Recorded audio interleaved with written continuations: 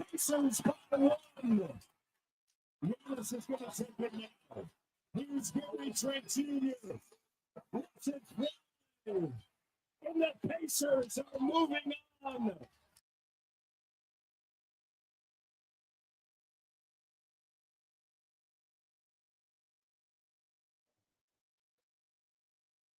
Welcome to a Wednesday edition of the Jason Gregor Show at Sports 1440, sports1440.ca, Orders Nation, YouTube, Facebook, X, and Instagram. Hope you are having a lovely Wednesday. It is the Gregor Show, presented by PlayAlberta.ca, where, hey, last night, if you had the Oilers, you'd be pretty happy. The Edmonton Oilers. Imagine if you had Zach Hyman hits over 10. Or at 10. How about Zach Hyman? 22 hits in 2 games, for goodness sakes. Killing it. But what will be killing it is if you win the Lotto 649 tonight. $56 million up for grabs. Good luck. Get your tickets at playalberta.ca. So I'll tell you, what would have been the odds when you think of Oilers fans a week ago? Even last Thursday, oh my goodness, the Oilers are done, man. This is brutal. They're going nowhere. They're down 2-0. It's awful. Well, since then, they've reeled off 3 consecutive wins. But the last 5 periods, because it was almost a full overtime before they scored the game winner from Leon Draisaitl in Game 4. The Edmonton Oilers have outshot the Kings 79 to 35. And last night, I've watched a lot of hockey. Many of you have watched a lot of hockey. Can you ever recall a game? Like when we hear the term play 60 minutes, okay, and I'm always kind of like, yeah, but the other team's there too. And it is really hard for one team to control a game from start to finish. I can tell you, I've never seen it. I'm trying to rack my brain to think. I know that the Edmonton Oilers, they had 17 inner slot shots last night. That's the most of any playoff game in sports logic history in the since 2017 when they tracked it. And now there's been lots of teams where a team has outshot a team 48-22. That's happened before. But if you look at how many real high danger chances did they have? Do you know what, according to ClearSight Analytics, Calvin Pickard's expected goals was last night? 1. That's what was expected. Other sites had him as high as 8 for Kemper to 5 to 8, depending. Like, it was utter domination by the Oilers. The LA Kings in that game, did you ever feel, wow, LA's got momentum? Oh, man, they keep coming. Like, even when they went up 1-0, they scored their first goal. Well, what happened after that? They didn't get another shot on goal until the Oilers tied the game. Now, it wasn't that long before Evander Kane tied the game. But if you just go through that game last night and you look at situations where you had even consecutive shots on goal in the game, the Kings had none. Like, I'm just talking where you get 2 shots before the other team gets a shot. In that entire game, the Kings, up until the last few minutes of the third, and Edmonton obviously scored an empty net goal in between, they never had more than 3 shots on goal in a row. Keep in mind, the Oilers started the game with 11 shots on goal. They had the first 11 shots of the game. Then the Kings had 1. Then the Oilers had 3.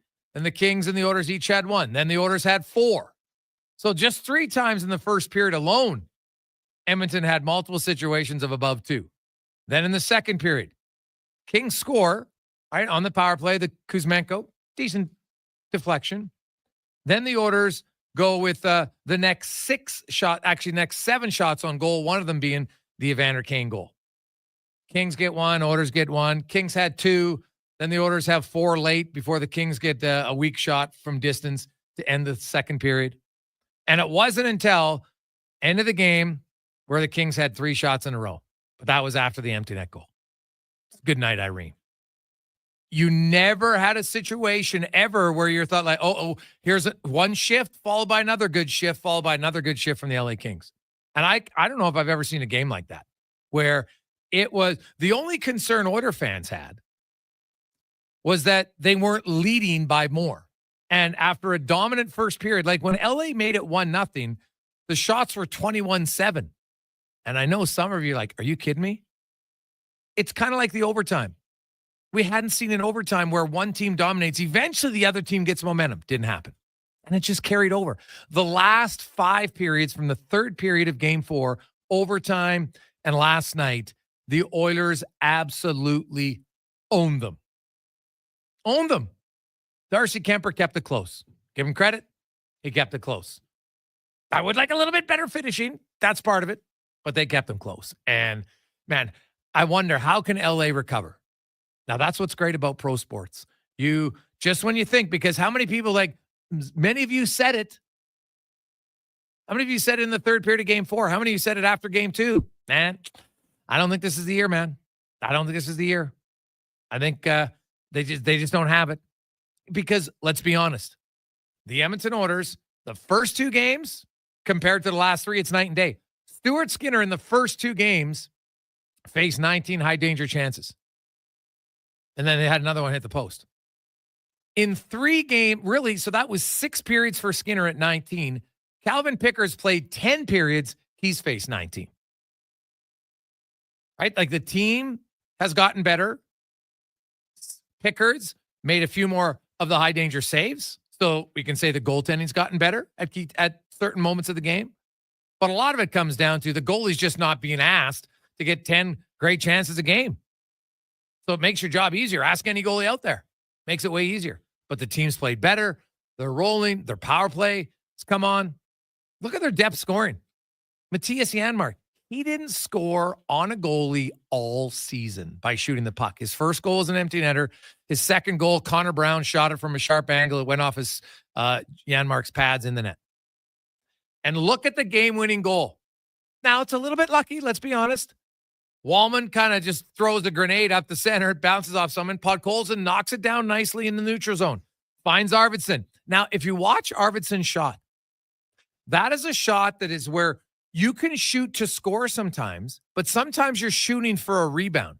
And usually when you shoot for a rebound, you take something off of it. I know it's counterproductive, but we'll have Stephen Valaquette join us at 4 o'clock today to explain that. And you take something off, it gets the rebound, Janmark buries it. Buries it. And after that, like, it's 2-1. Did you ever, the Kings got sustained pressure. Oh, they're getting a great chance. Not really. Edmonton locked it down. And that is one of the most impressive wins. Like, the Oilers went to the Stanley Cup final last year. They didn't have a game like that. Like they had a game where Stuart Skinner stole them a game against Dallas. They had some games where they played really well against Dallas. Game 6 against Florida, really good, but not like that. Like, last night was a master class in just being the Cobra, and you're just squeezing the life out of your opposition. Yeah, you know what? They keep getting breaths. They keep getting oxygen because their goalie's standing on his head. But that's it. So now the Kings, they'll travel to Edmonton today. And this Oiler team, hey, they know how they're playing. Anything can happen in sports, but man, LA is going to need a monster effort because this last night was almost like the exclamation point. And it's carried over really since the third period of game 4, where they've just said, we're the better team. And LA doesn't have an answer. Like, they have no answer. Oh, my wife's watching the game. And as I've said before, she's not a huge hockey fan. Obviously, she's become more of it with our son playing hockey, but she's watching. She's just like, do you normally dominate a team like this? I'm like, no, I haven't. I can't recall seeing it. Honestly, can you? It was impressive, man. And the great part was the Oilers are up 2-1 in the game, and you don't need your big dogs. Your big dogs won you a game in game 4. Draisaitl, McDavid, Bouchard. And that's why you have the big dogs. You pay them big money. They're your best guys. But they didn't win you the game last night. They were part of the team, but they didn't grossly stand out. Kane plays well, scores again. John Klingberg. What a play by John Klingberg on the Evander Kane goal. I like John Klingberg right now. Now, there's some limitations to his game. I think we know that. So I don't want to pump up a guy so everybody can just tear him down. But John Klingberg has, I think, exceeded everybody's expectations, myself included, after watching him in the regular season. He's got his mojo back, his lateral movement, but his confidence and poise with the puck. When he's at the blue line, you know who he reminds me of? Now, a little bit older fans, you might remember this. Close your eyes for a second, unless you're driving. And just think of a defenseman who at the blue line had that much poise all the time. Sergei Zubov. When I'm watching Klingberg right now, he reminds me, he's not as overly dominant, but his lateral movement and just somebody's close, you think they're going to get the puck off him. Now, I'll just, you know what? I'll create a little bit of space. He loves to use his eagle turns, and he creates space by moving laterally away from players. It's fantastic. I think I said cobra, I meant a python. So thank you for clearing that up. Buck, you're right. Obviously, I meant python. Did I say cobra? Obviously, I meant a python. Don't ruin the story. I'm like an Animal House, okay? Just let it go, okay? The minor details don't really matter at this moment. But, man, you lost John Klingberg, and his poise, especially in the offensive zone with the puck. But that play on Evander Kane's goal, oh, it's so quick to react. How he gets it, tape to tape, boom. Now, you get a little bit lucky? Of course. Shot goes off of Gavrikov, deflects up high. You could say the Oilers were due one. They were definitely due it. But that was full marks. Like, I don't know if you can find one area of complaint in that game. You'd have to be a real negative Nelly to find something that really bothered you in that game last night. It was a clinical effort by the Oilers. And this is 4 years in a row where the LA Kings, they don't forecheck. Now, coming up today at 4:00, Stephen Valiquette, former NHLer, did play one game for the Edmonton Oilers, but spent most of his time with the Rangers. He started ClearSight Analytics about 11 years ago. That was when he first kind of started. So we're going to talk about that. But I'm telling you, so now we just, for complete transparency, Rich and I, we pre-taped this earlier today just for timeline, so it works. Steve couldn't do the show live. So we pre-taped it. But I'm telling you, this is one of the most insightful conversations that I've had on my show in a long time. It's a full hour where if you want to understand goaltending, but more importantly, and funny enough, creating offense. I have argued for years. I hate the term, you know what? We can coach defense, but offense is just creativity. You got to let them play. No, sure, they can creative at certain times, but why can't you give them as much information to know in a certain place of the ice after a certain pass, you're going to have a better chance to score, right? Now, it's some analytics can be a negative drain if it becomes too passive. And I agree with that. I don't like it where you're just playing the odds all the time and you're taking every emotional creativity. Thankfully, hockey's not baseball in that regard. So you can talk to a player about, you know what? If you go to this situation and you do this or this before, your odds of scoring will increase. That doesn't mean you have to do it every time because the other team might not give you that, right? Because everything's going quick pass, one pass, two pass. All of a sudden you make the pass. If you miss it, now what happens on broken plays? Right? We all know broken plays. Look at the Kane goal, right? A little bit of a pass. Even you could argue like the Wallman play that gets knocked down by a King's shoulder, bounces to Podkolzin, and quick pass to Arvidsson, shoot the blocker for the rebound score. Now, that pass from Wallman wasn't a great tape-to-tape pass to create the 3-on-2, but it happened. And so, Stephen Valiquette, I'm encouraging you. And if you can't listen to it, I strongly recommend to download on the podcast because I think you're going to be thoroughly entertained. And you're going to learn some stuff. I learned a ton in that conversation with Steve, and we'll have other ones in the future. But it was fantastic. You know, goaltending tendencies for sure, what to look for. And here was something very unique. And anybody out there who's an amateur coach, when you think warm-up in hockey, what do you think about? Do you ever think, how do I warm up my goalie? What about how do I warm up my goalie in practice? Right? To me, that's it's something, honestly, hey, we want to get some passing, to get guys moving. Okay, but what about how do you warm up your goalie? Because the shots you take usually in warm-up, you're coming in and you're giving kids point blank right down the pipe. How often does that happen in a game? It's fascinating stuff. So we'll get to all that in the 4:00 hour with Stephen Valiquette. Also on the show today, we're going to talk about teams' records in elimination games because, mama, the pressure is rising in Toronto. Now they're still up 3-2. And they're going to give you all the answer. Well, if you would have told us at the start of the series, Connor Halley, that we would be up 3-2, we would take it, right? That's when you say, when things are going poorly, that's what you tell yourself. Because last night, the Toronto Maple Leafs, now they outshot the Senators. Allmark played well, but they didn't generate a ton of great chances in that game, and they're now down. They lost 4-0. They're down. They're up 3-2, but they're going into Ottawa. Right, the Golden Knights, they win. Brett Howden, good friend of the show, scores the overtime winner.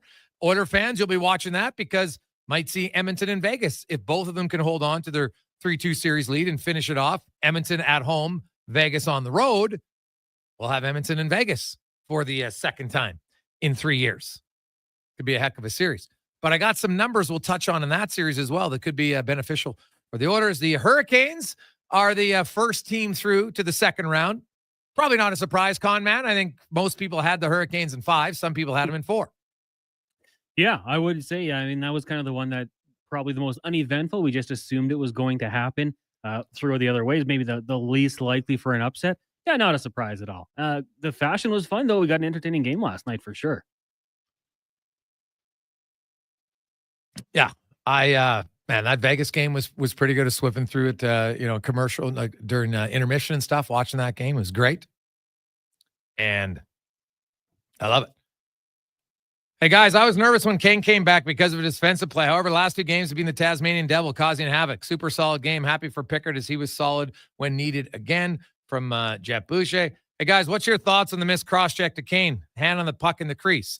Well, the hand on the puck in the crease was, we saw it, but because if you put your hand, because you saw how the puck came out directly to the left of the net, right? If you're behind the net, but if you're in front of the net, it's to the right.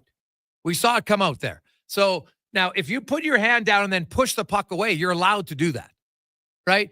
It's if you grab the puck and throw it, 2 different motions, but we couldn't see it. So we're all guessing. That's why you don't make that call. I understand it. The cross check, when you want to put on the top list of cheap, you know my thoughts on hits from behind, gross cheap. Gross cheap.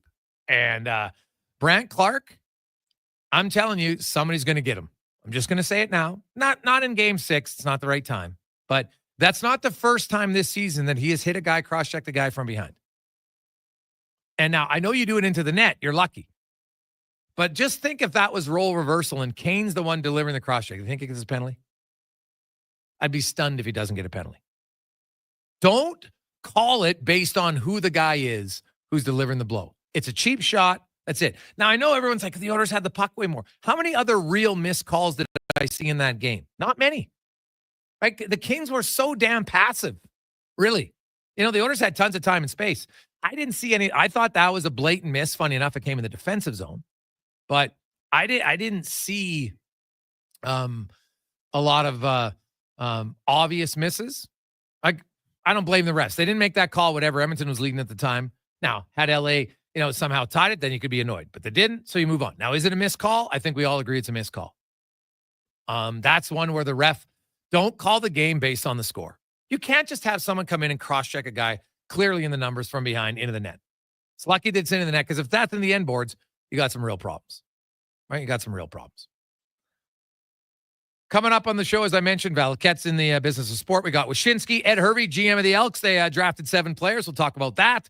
Yaremchuk will be by. Another Here Comes the Sun today. We got Speck, Lou Korak from St. Louis. Here Comes the Sun, because we pre-tape with Steve Valaket. That's going to happen in the 3 o'clock hour. So pay attention a little bit earlier. Your chance to win a $15,000 solar system, courtesy of Action Electrical. Quick break. We'll return to the Gregor Show, presented by PlayAlberta.ca. Summit Restaurant, located in the heart of the Silent Ice Center and just minutes from South Edmonton Common. Summit is your destination for exceptional house-made pizza, delicious entrees, and expertly crafted cocktails. Experience the perfect blend of flavor and ambiance in a modern setting. Join us for a straightforward yet elevated dining experience where our commitment to quality speaks to every bite and sip. Make Summit Restaurant your next night on the town.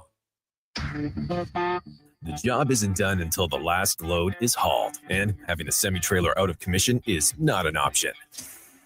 Whether replacing or adding to your convoy, Edmonton Trailer has a huge inventory of new and used semi-trailers, trusted by the gravel, logging, oil field, fluids, and freight industries. Find a trailer right for you online or at one of their 3 locations.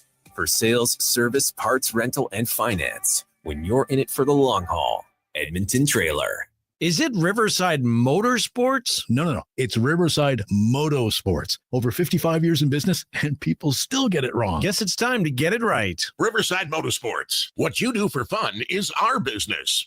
Now until April 30th, The Brick is saving you more. Save up to 60% off Canadian-made sofas when you buy the matching Love Seater chair. Save up to 40% off select mattresses. And when you use your Flexity card, get equal monthly payments and 0% interest for 60 months on furniture and mattress purchases. Plus, you're automatically entered to win a $5,000 Brick shopping spree. And the more you buy, the more you save. Up to an additional $1,200 off select major kitchen appliances. Some exclusions apply. See thebrick.com for details. The Brick, saving you more.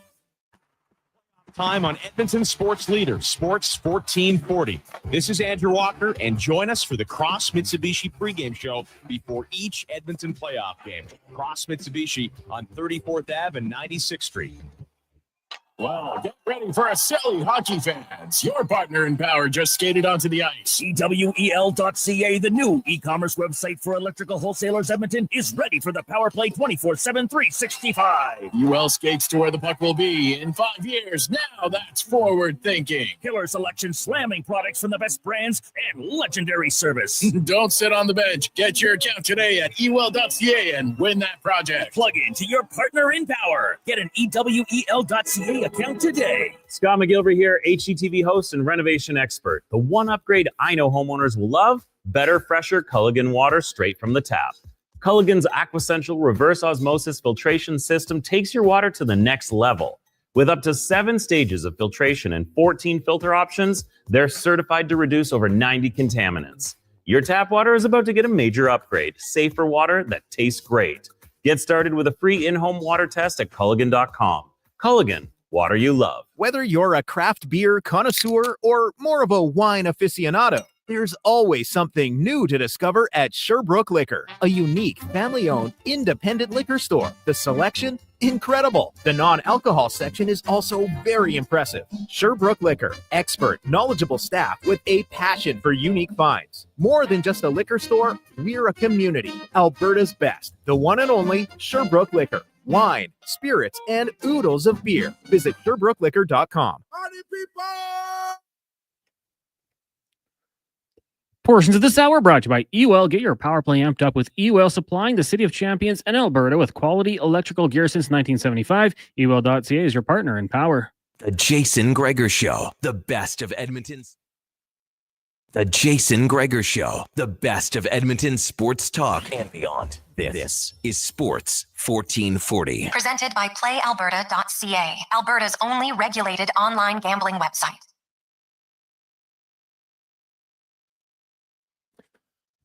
.224. Welcome back, Jason Gregor.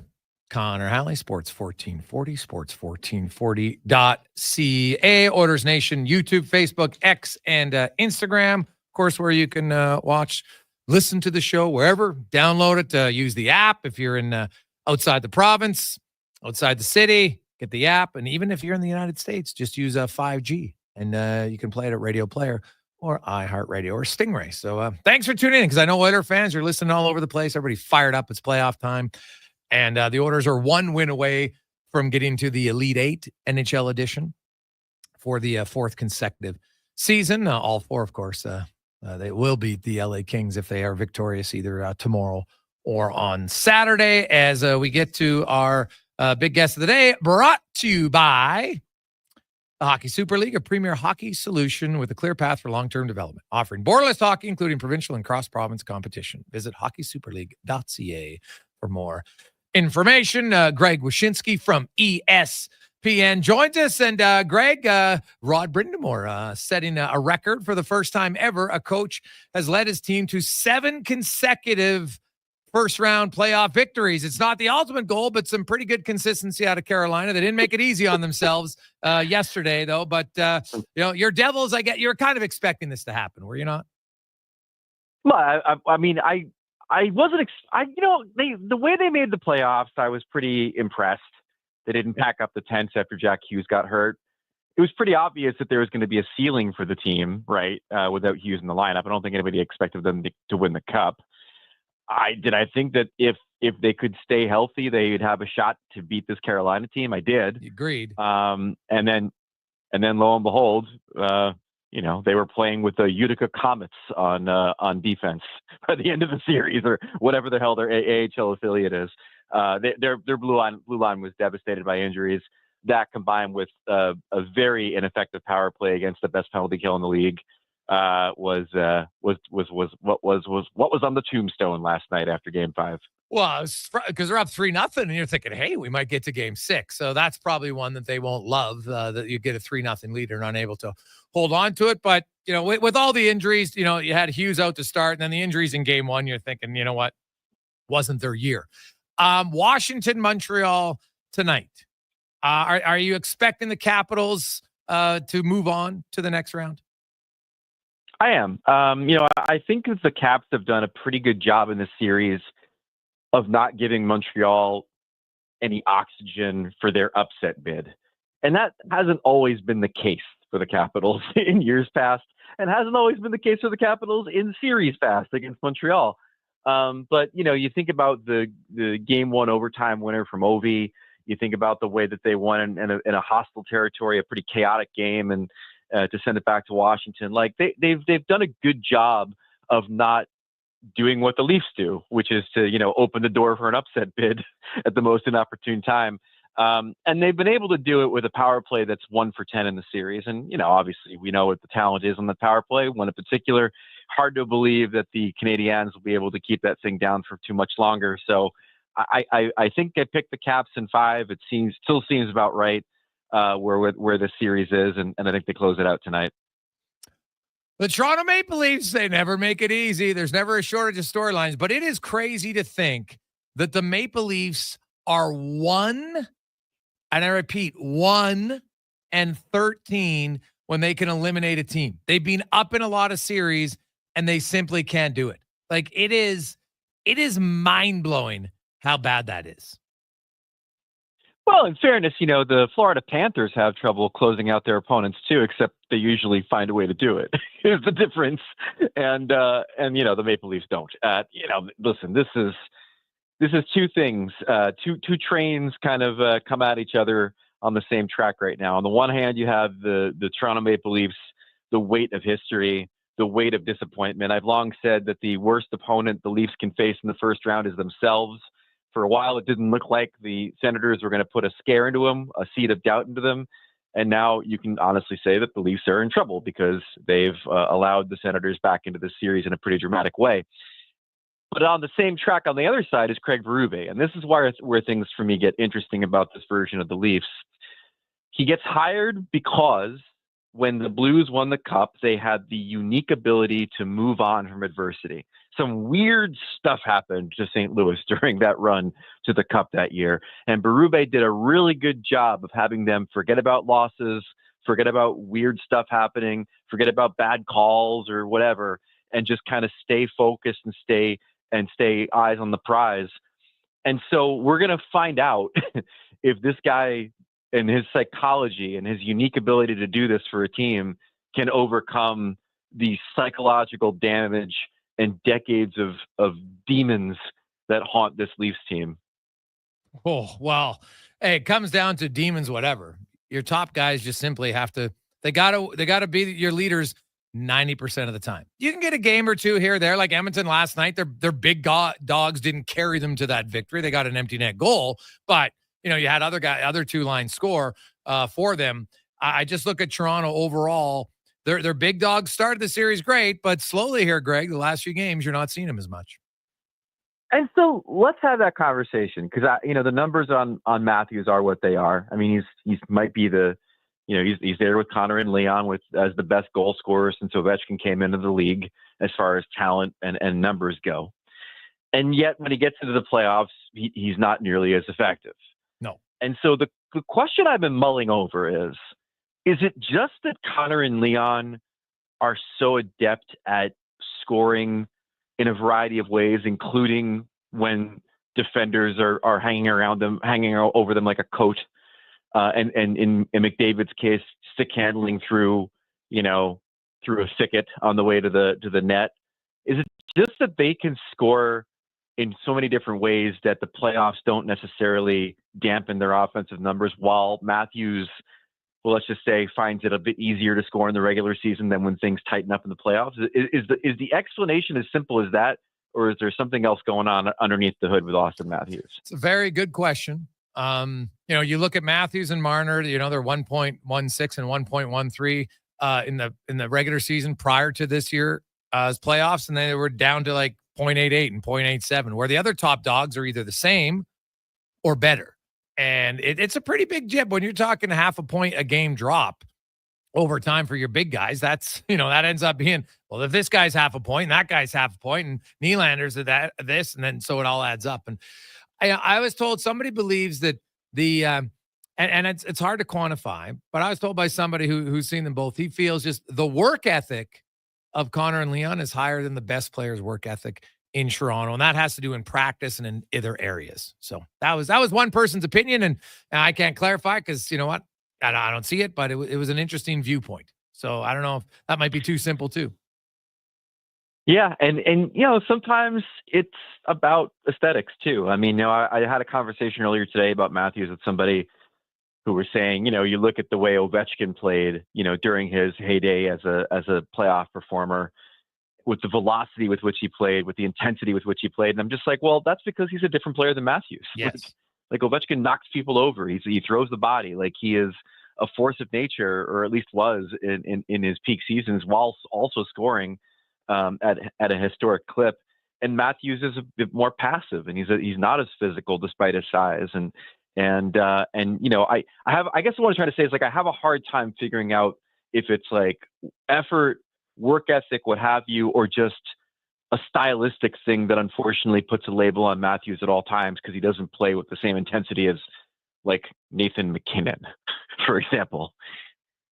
Yeah, no, it's totally true. Like everybody's going to play different, but so that's why it just comes down to, I don't care how you play, what's your production? And when your production drops, correct, I think it's fair to question that.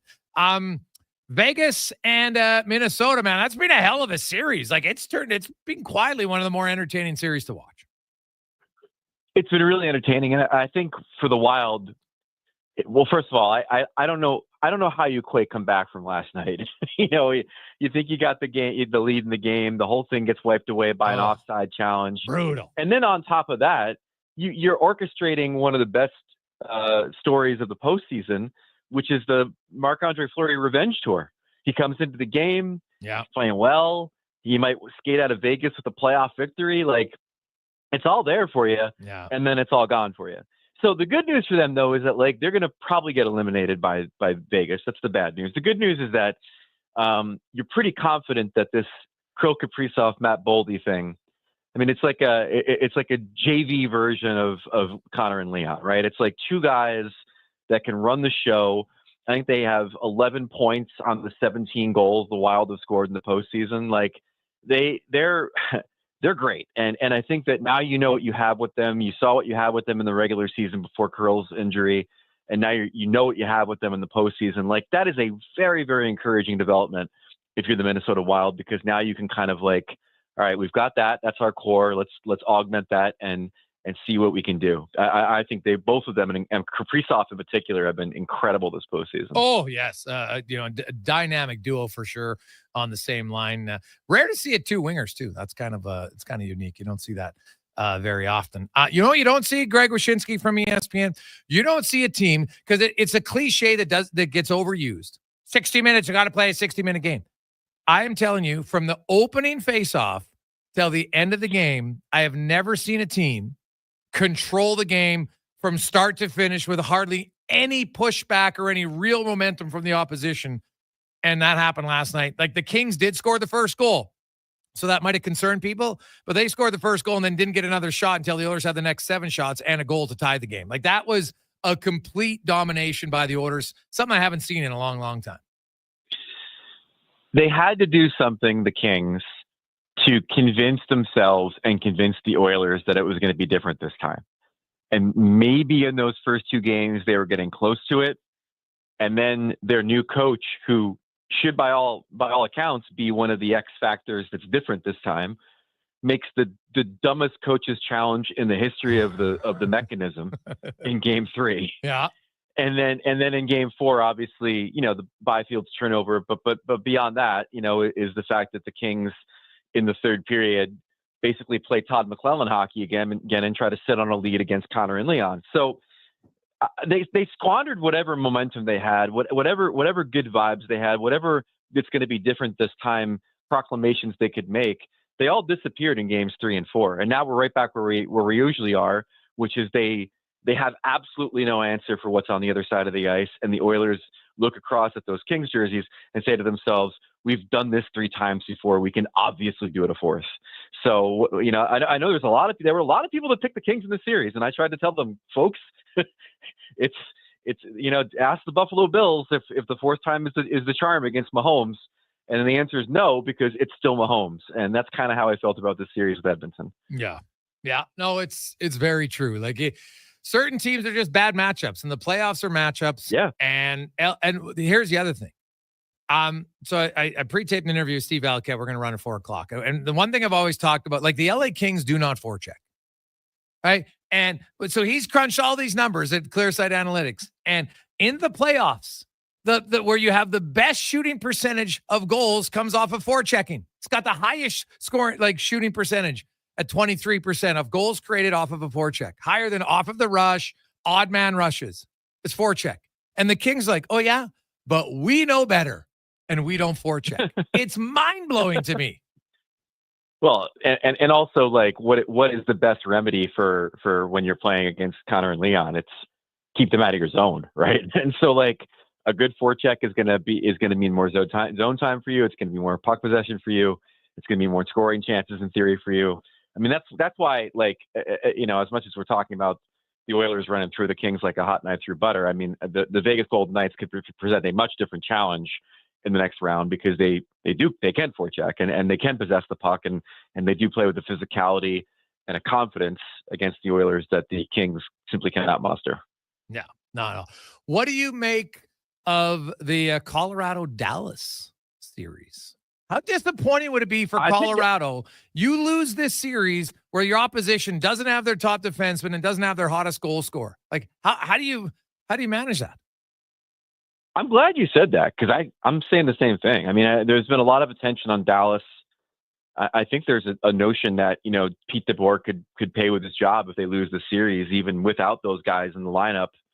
But you look at the other side, and you're right. I mean, no Heiskanen to this point, probably no Robertson for the series. Yeah.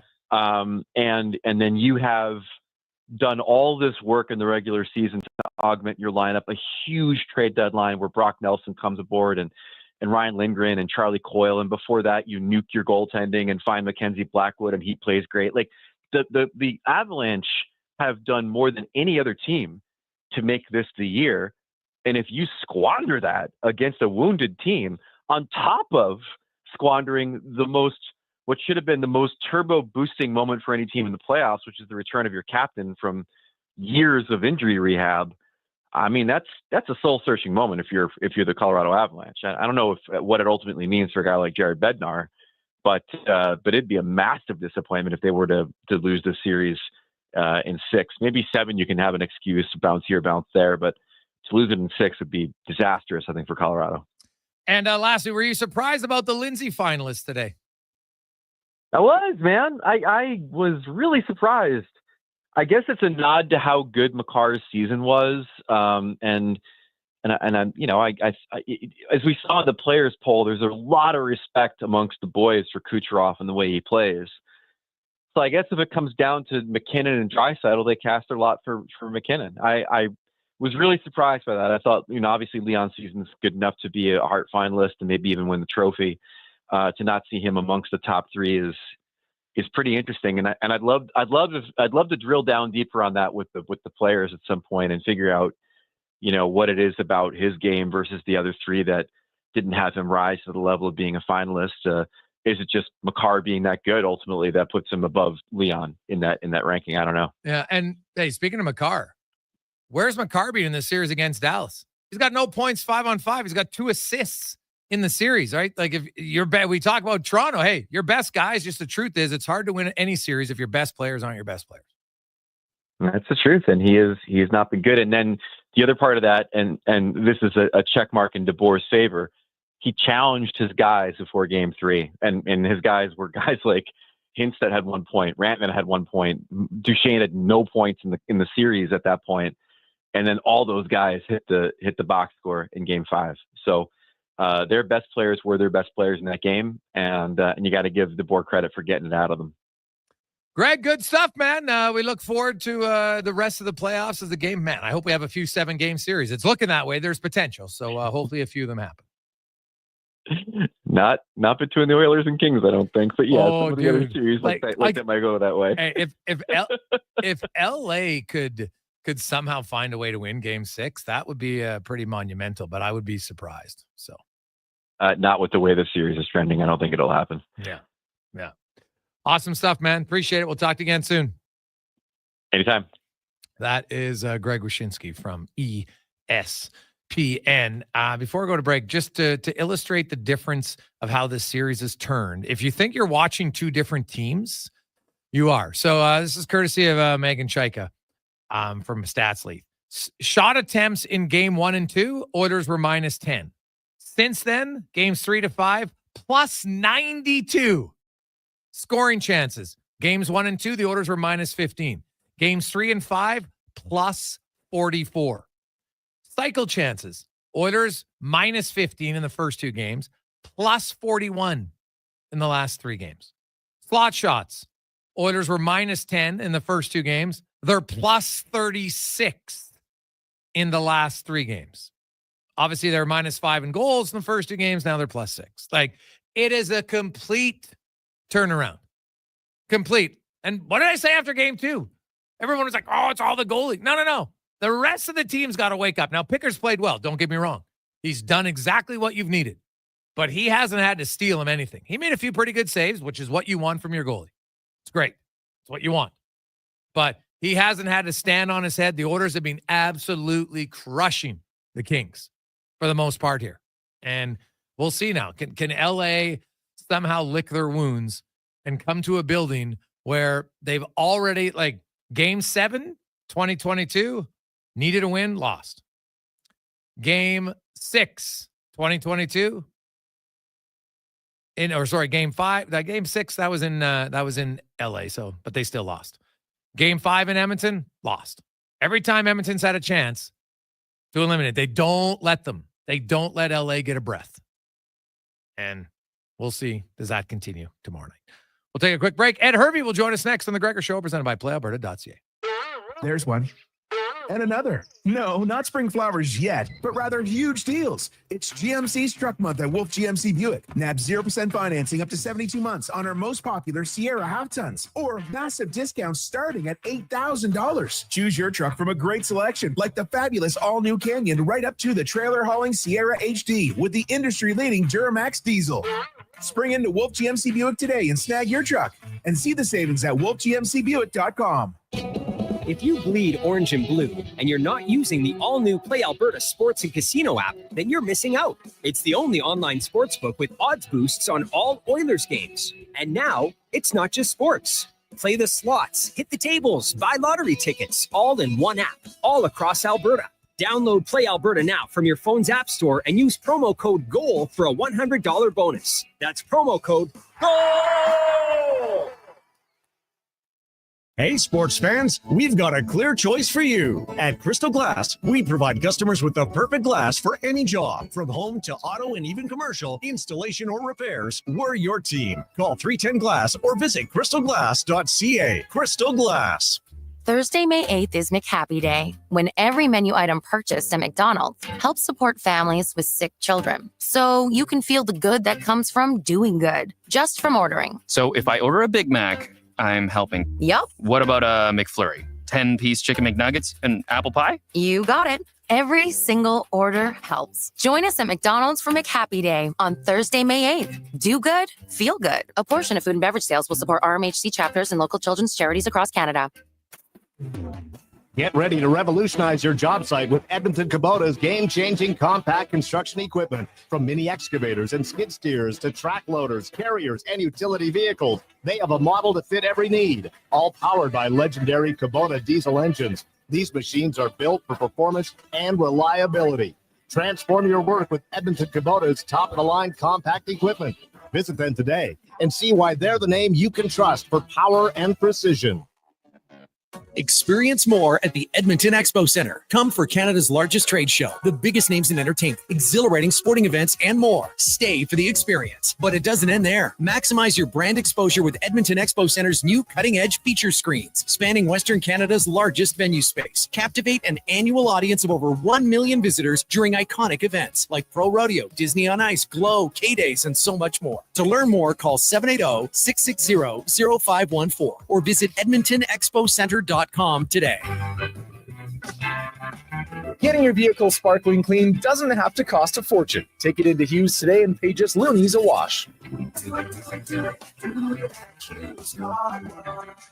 Find us at HughesCarWash.com. If you or someone you care for are injured in a motor vehicle accident, please listen up. I'm Grant Fedoruk from Leading Edge Physiotherapy, and let me proudly say that we won't be the place your insurer tells you to go. We won't be the place because we don't sign agreements with the insurance company. We don't work for them, we work for you. We do want to be the place that your friends, family, and other medically trained professionals send you. So if your insurance company says that you have to see their therapist, you should know that's not true. You have the right to choose where you go, and we hope you choose us. LeadingEdgePhysio.com. Drought Fighter and Disease Control are both included with every Green Drop program at no extra cost. Since 1979, Green Drop has been making beautiful weed-free lawns guaranteed. Book today. Canada's lawn expert since 1979. Visit greendrop.com. I won't shave till we bring home the cup. And I like to do a shot for every playoff goal. My jersey's not coming off until we're the city of champs again. Want a playoff superstition that always wins? Pick up a bag of Wilhauk beef jerky for every game. Because when it comes to the playoffs, where there's a Wilhauk, there's a way. Make every playoff game a Will Hockey game day with Wilhauk beef jerky. Only available in Leduc. Get yours today because you don't bring home the cup with salad. Truck Month is on at Chevrolet. Get 0% financing for up to 72 months on a 2025 Silverado 1500 Custom Blackout or Custom Trail Boss. With Custom Trail Boss's available class exclusive Duramax 3-liter diesel engine and Z71 off-road package with a 2-inch factory suspension lift, you get both on-road confidence and off-road capability. Dirt road ahead. Let's go! Truck Month is awesome! Ask your Chevrolet dealer for details.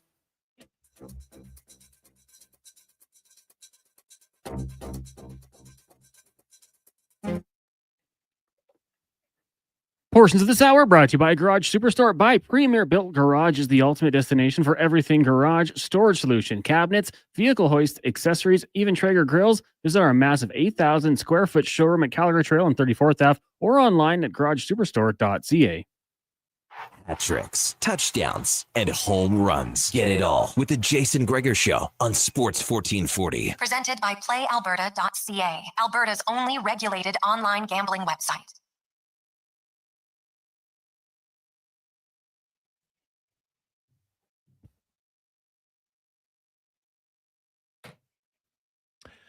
Oh, it's a great song, buddy. Ooh, I don't care, man. That one comes on the club you're at. You're dancing. It is a good, good tune. Welcome back, Jason Gregor, Connor Halley, Sports 1440, Oilers Nation, YouTube, Facebook, X, and Instagram, sports1440.ca.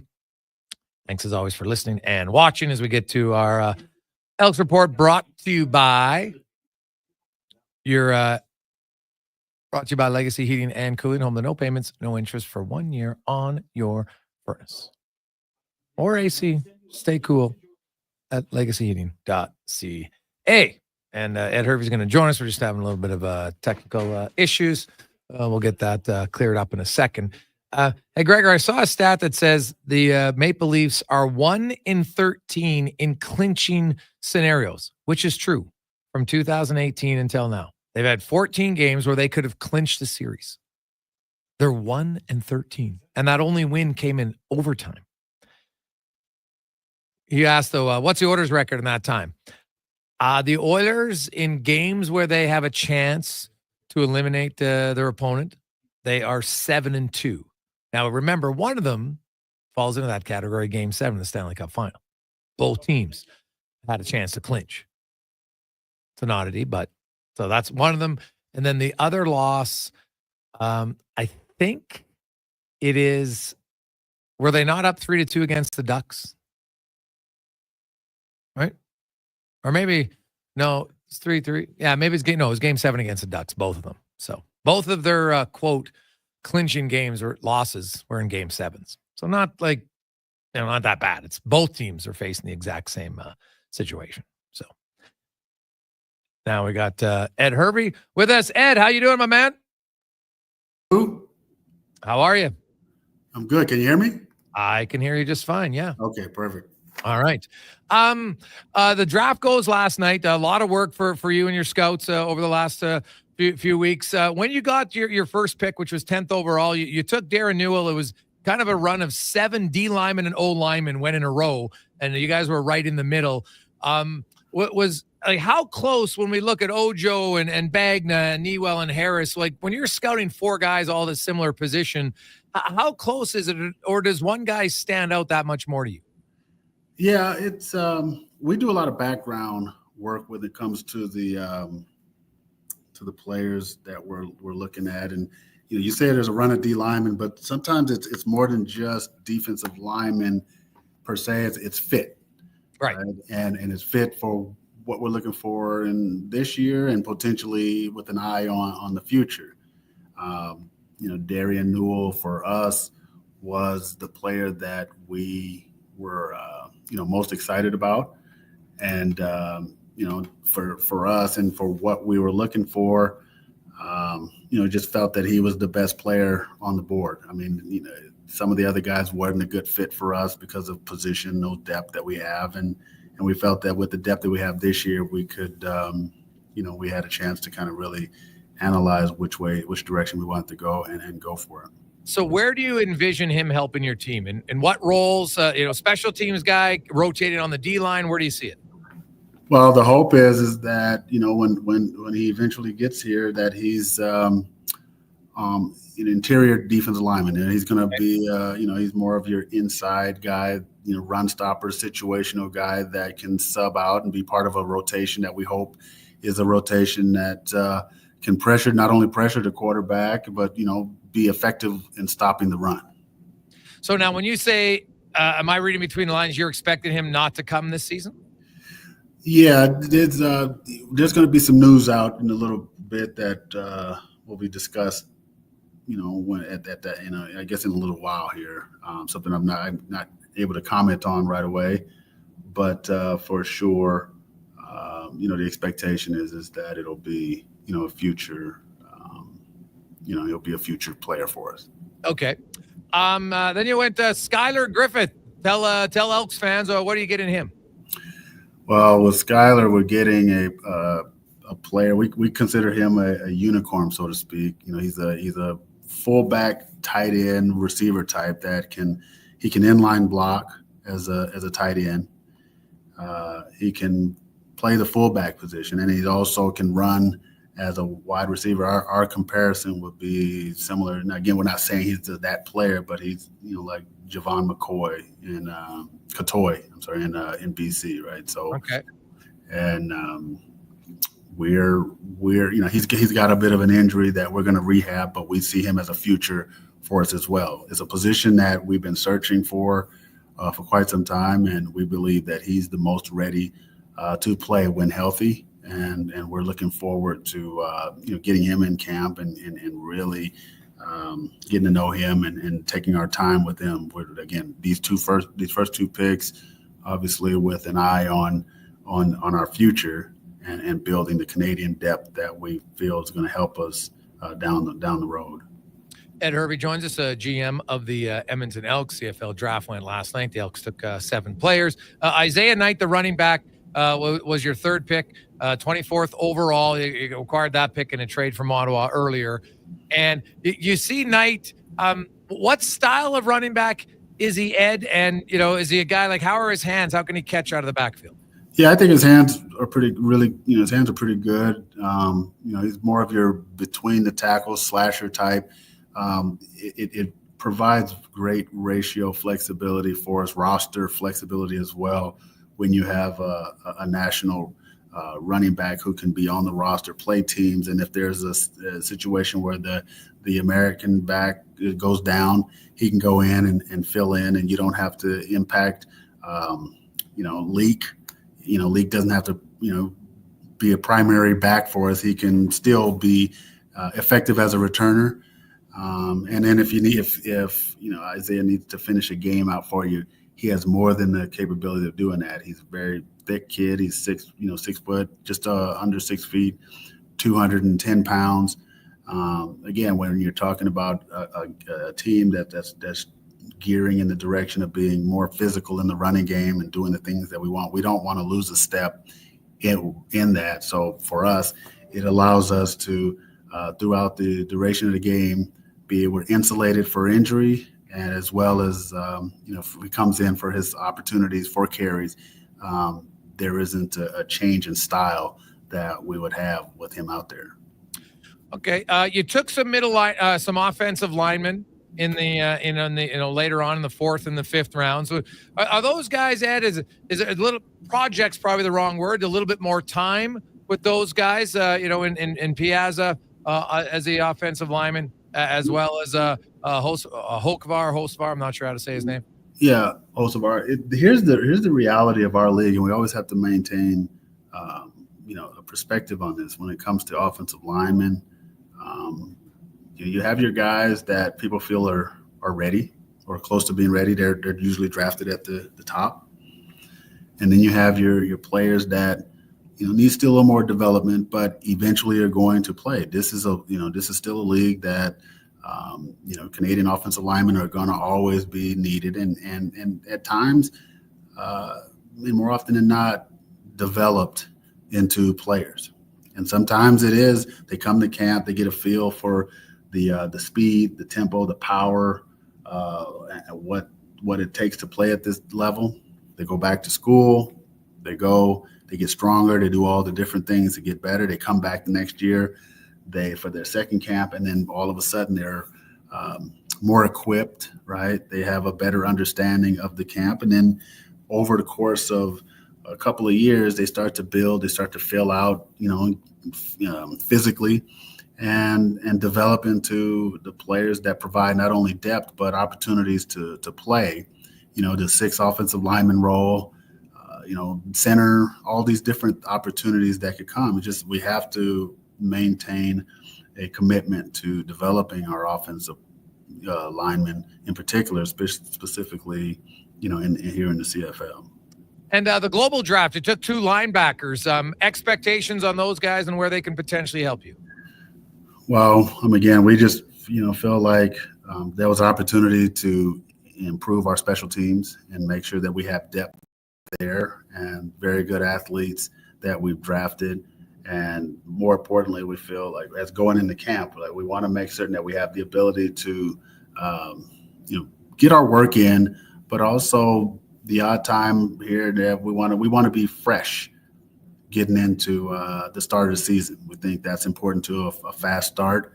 Okay. And we believe that, with these young players, having the opportunity not only to play and get the reps, they're going to get a lot of reps and a lot of opportunity during the preseason. We're in the, we want to balance between how much game reps our guys get during the preseason with respect to also managing their availability for the start of the regular season. So, as the special teams happens to be that area where there's a lot of running involved and you want to have the bodies to do it. So we feel that this gives us an opportunity to have some guys that come in that not only can compete and do that, but give us the flexibility with respect to the roster as it pertains to our nationals and our global roster depth. And you did also select Colby Herford right from the University of Alberta Golden Bears. The Bears actually had 5 players drafted. That's the most they've had since 1985. So good. Chris Morris, of course, who's now with your organization, done a pretty good job of building up that program, and hopefully it continues. I got some questions on that, but we'll leave that for another day. But yeah, give me your thoughts on Herford and where you see him. What's his strength potentially making it to the pro level? Well, Hereford, as you mentioned, right? We have inside knowledge on Hereford. So, with Coach Morris and obviously having the opportunity to speak to Rick Walters as well, who was formerly the OC there. And when I brought his name up, they just talked about his character. They talked about his willingness to work. He's a hard worker. He's also a player. He hasn't played special teams, but is very qualified to come in and be one of those rare breed of receivers that can show an ability to compete on special teams. There is a place on our football team for those type of receivers, right? Because the guys who play and who are out there getting all the reps, they don't necessarily play special teams, but the backup, right? Like in the case of our team, like middlemost, he's coming in. He's that receiver that has to be a jack of all trades, know all 5 positions, but also contribute on special teams. And we feel Kobe has that ability to develop into that. Again, we have to develop players to play at this level, but there also has to be a plan for them. And this is part of what we're doing, is building a plan out to have those specific skill sets to help our roster moving forward. Ed, as always, great stuff. We appreciate it, man. Training camp's getting right around the corner here. You got rookie camp in a few weeks and then right into main camp. So lots of fun. Should be good. Appreciate your time as always. I appreciate it. Thanks for having me on. There you go. That's Ed Hervey, GM of the Elks. So busy day. You got 7 Canadian players drafted, as well as 2 global players, 2 offensive linemen, multiple receivers, a running back, a D lineman, 2 linebackers. So they covered a lot of positions in both. Let's get to the con man and a Sports 1440 update brought to you by Booster Juice. Stop in, try it. The new Booster mixers, the Zesty Berry Booster Mixer and the Bango Mango Booster Mixer. Download the Boosters Reward app and try them today, only at Booster Juice. This is the Sports 1440 update. 3 games tonight on the ice in the Stanley Cup playoffs. 2 teams facing elimination at 5. The Capitals looking to wrap up their series against the Canadians. Patrick Laine will not play for Montreal. Then at 5:30, the Lightning trying to stay alive as they host the Panthers. 7:30 tonight, Blues taking on the Jets. That series tied at 2 games apiece. In the association, Golden State Warriors in Houston taking on the Rockets at 5:30. Warriors lead that series 3-1. And then at 8 o'clock, it is the Lakers trying to stay alive as they trail the Timberwolves 3-1. Major League Baseball, busy afternoon. You got the Tigers on top of the Astros 7-4. Braves behind the Rockies 2-1. Dodgers have an 8-3 lead over the Marlins in the bottom of the 6th, and the Angels and Mariners tied at 2 apiece in the 3rd. Toronto Blue Jays in action tonight. They'll host the Red Sox just after 5 o'clock. You also got the Royals, Rays, Phillies, Nationals, the Brewers in Chicago taking on the White Sox, and the Rangers hosting the Athletics. In the WHL, 2 games tonight at 7 o'clock. Medicine Hat can complete the sweep over Lethbridge. Then at 8 o'clock, it's the Winterhawks hosting the Chiefs. Spokane leads that series 2-0. PWHL action tonight. Ottawa hosting Montreal. That gets going just after 5. Coming up in hour 2 of the Jason Gregor Show, we will be joined by Tyler Yaremchuk from Oilers Nation and Daily Faceoff and ask 5 questions, plus your next chance to qualify for Here Comes the Sun. I'm Connor Halley. This has been a Sports 1440 update. This is Sports 1440, a Stingray radio station broadcasting on Treaty 6 territory. Download the free iHeartRadio app and listen to CKJR wherever you go. I'm Colin Livingston, president of Cantork. Since 2016, we've been at the forefront of hydraulic torque wrenches in Canada. I'm delighted to share our latest venture, in-house production for quicker turnaround, superior quality, and heightened versatility. Experience excellence at Cantork.com. It's playoff time. Let's go. From pre and post School Wednesday edition of the Jason Gregor Show. It's Sports 14. This is going to be a fun School Wednesday. For all things Wednesday edition of the Jason Gregor Show. It's Sports Leader, Sports 1440. You know how you look forward to all your favorite sports coming back in the spring? Soccer, baseball, Sports 1440, golf. Sports 1440. Well, GF Construction looks forward to getting back to work with the warmer weather. We're all excited and geared up for this very busy time of year. The groundbreaking season is upon us, and GF It's a great Construction song, buddy. is ready to Oof, roll. I don't care, man. That one comes on the club you're at. Projects that help the community and make the place Welcome back, we live in better. For more on what we do, visit gsconstruction.ca. At Fountain Tire, we're all about one thing: taking care of your vehicle. Oh, and your wallet. I guess that's 2 things. Save up to 20% off select tires until June 14th. Fountain Tire. We're on this road together. Mr. Rooter hits the link. So I tell the guy, it's leaking because you have a hole in one. Hey, Mr. Rooter, you have a better chance of hitting the green with a crescent wrench, you bum. Oh, boy. It's my rival, Mr. Plunger. You swing a club like you plumb. Lousy. Lousy, eh? Hey, Mr. Plunger, there's a clog down there that even you could fix. For a plumber you can trust, call Mr. Rooter. At Sherwood Honda, you'll find the true north traits Canadians are known for. Friendly? Check. Reliable? Check. Canadian made? Here's how you check. If the first digit on the VIN number is a 2, that Honda was made here in Canada, like the Honda Civic, CRV, and CRV Hybrid. Sherwood Honda has a whole lot of 2s for you to choose, a whole lot of spirit, and a whole lot of reasons your heart sure would be glowing when you pay them a visit. Explore Internet just got 10 times faster. 5G Ultra brings incredible speeds to homes in rural and small town Canada. Upgrade today at xplore.ca. Are you an HVAC or refrigeration company stressed about meeting your customers' temporary refrigeration needs? No need to worry. The solution is easy. Think Easy Chill Rentals. For repair, maintenance, or even special events, Easy Chill Rentals guarantees you a no-hassle, short or long-term solution for your refrigeration needs. Easy Chill provides mobile walk-in coolers and freezers to customers all over Western Canada. For sales and rentals, don't sweat it, just chill. With Easy Chill Rentals, visit easychillrentals.com today.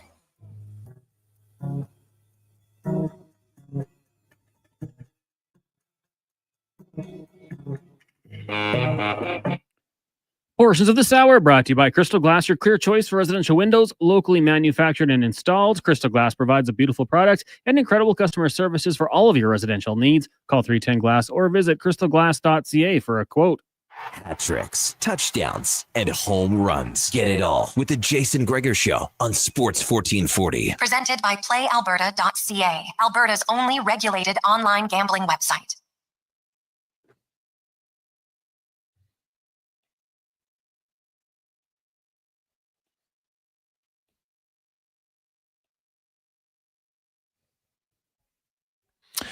Just after 3 o'clock, Sports 1440. Oilers Nation, YouTube, Facebook, X, and Instagram. Hope you're having an awesome day. We will do Here Comes the Sun coming up in about 10 minutes' time. Your chance to qualify and win a $15,000 turnkey solar system for your home. Awesome. Or you can gift it to someone who's a homeowner. Remember, you have to be a homeowner. I'm going to put on a rental, and then because you don't get the benefit, because it's not only the installation for today, it's going to help you for many years really reduce your bill, which is fantastic. So you get the 15 grand you save, and then all the money moving forward. It is Wednesday afternoon. The Gregor Show is always presented by PlayAlberta.ca, Alberta's only regulated online gambling website where 100% of the revenue stays right here in the province at PlayAlberta.ca. Casino, sports, live dealer, lottery, instance, it's all there. PlayAlberta.ca, and $56 million tonight in your gold ball jackpot. Lotto 649. The Edmonton Oilers flying home today. The Kings are coming into Edmonton today. Geez, I don't know. Are there like their wounds got to be pretty open, don't they? Like that was domination, man. In every think about it as an Oilers fan, because I know many people like you can be critical. That's fine. Try to find something to be really critical about that game last night. You can't do it. That's how good of a game it was played by the Edmonton Oilers. It was solid. Now, that's as close as I could see to a perfect game. I guess you'd say, well, they scored a goal. Okay, sure. Pickard would have had to make a pretty remarkable save on that deflection, right? Kuzmenko deflects it. The puck is 3 feet from him, and then changes direction a significant amount. Like you can't react. So I guess it's not the perfect game because it's not a shutout, but my goodness, from limiting the chances to really just limiting any stretch of momentum for the LA Kings. Like they scored that power play goal and they'd had nothing going. That was their 7th shot on net, the deflection really. Edmonton had 21 at the time. And then Edmonton reeled off the next 6 straight shots, which included a goal by Evander Kane. Like there was no, here we got it. Edmonton's going to be frustrated. It was like the Oilers just skated back to the bench. Hey guys, don't worry. We've been dominating this game. We're going to continue to dominate it. And that's exactly what they did. It was a very, very impressive effort. You don't see those a lot. So I think, hey, we talk a lot about when the Oilers play brutal. And I think we break it down a lot.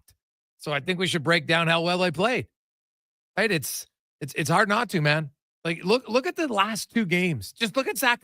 Zach Hyman has 22 hits in 2 games. Alex Laferriere leads the Kings forwards. He has 17 hits in the series with Fogle, Moore, and Fiala each with 15. Hyman leads the Oilers with 36. Podkolzin has 27. Henrique has 22. Kane and Frederick have 17. So there's 5 guys, and Kane hasn't even played every game. So Edmonton's being the more physical team.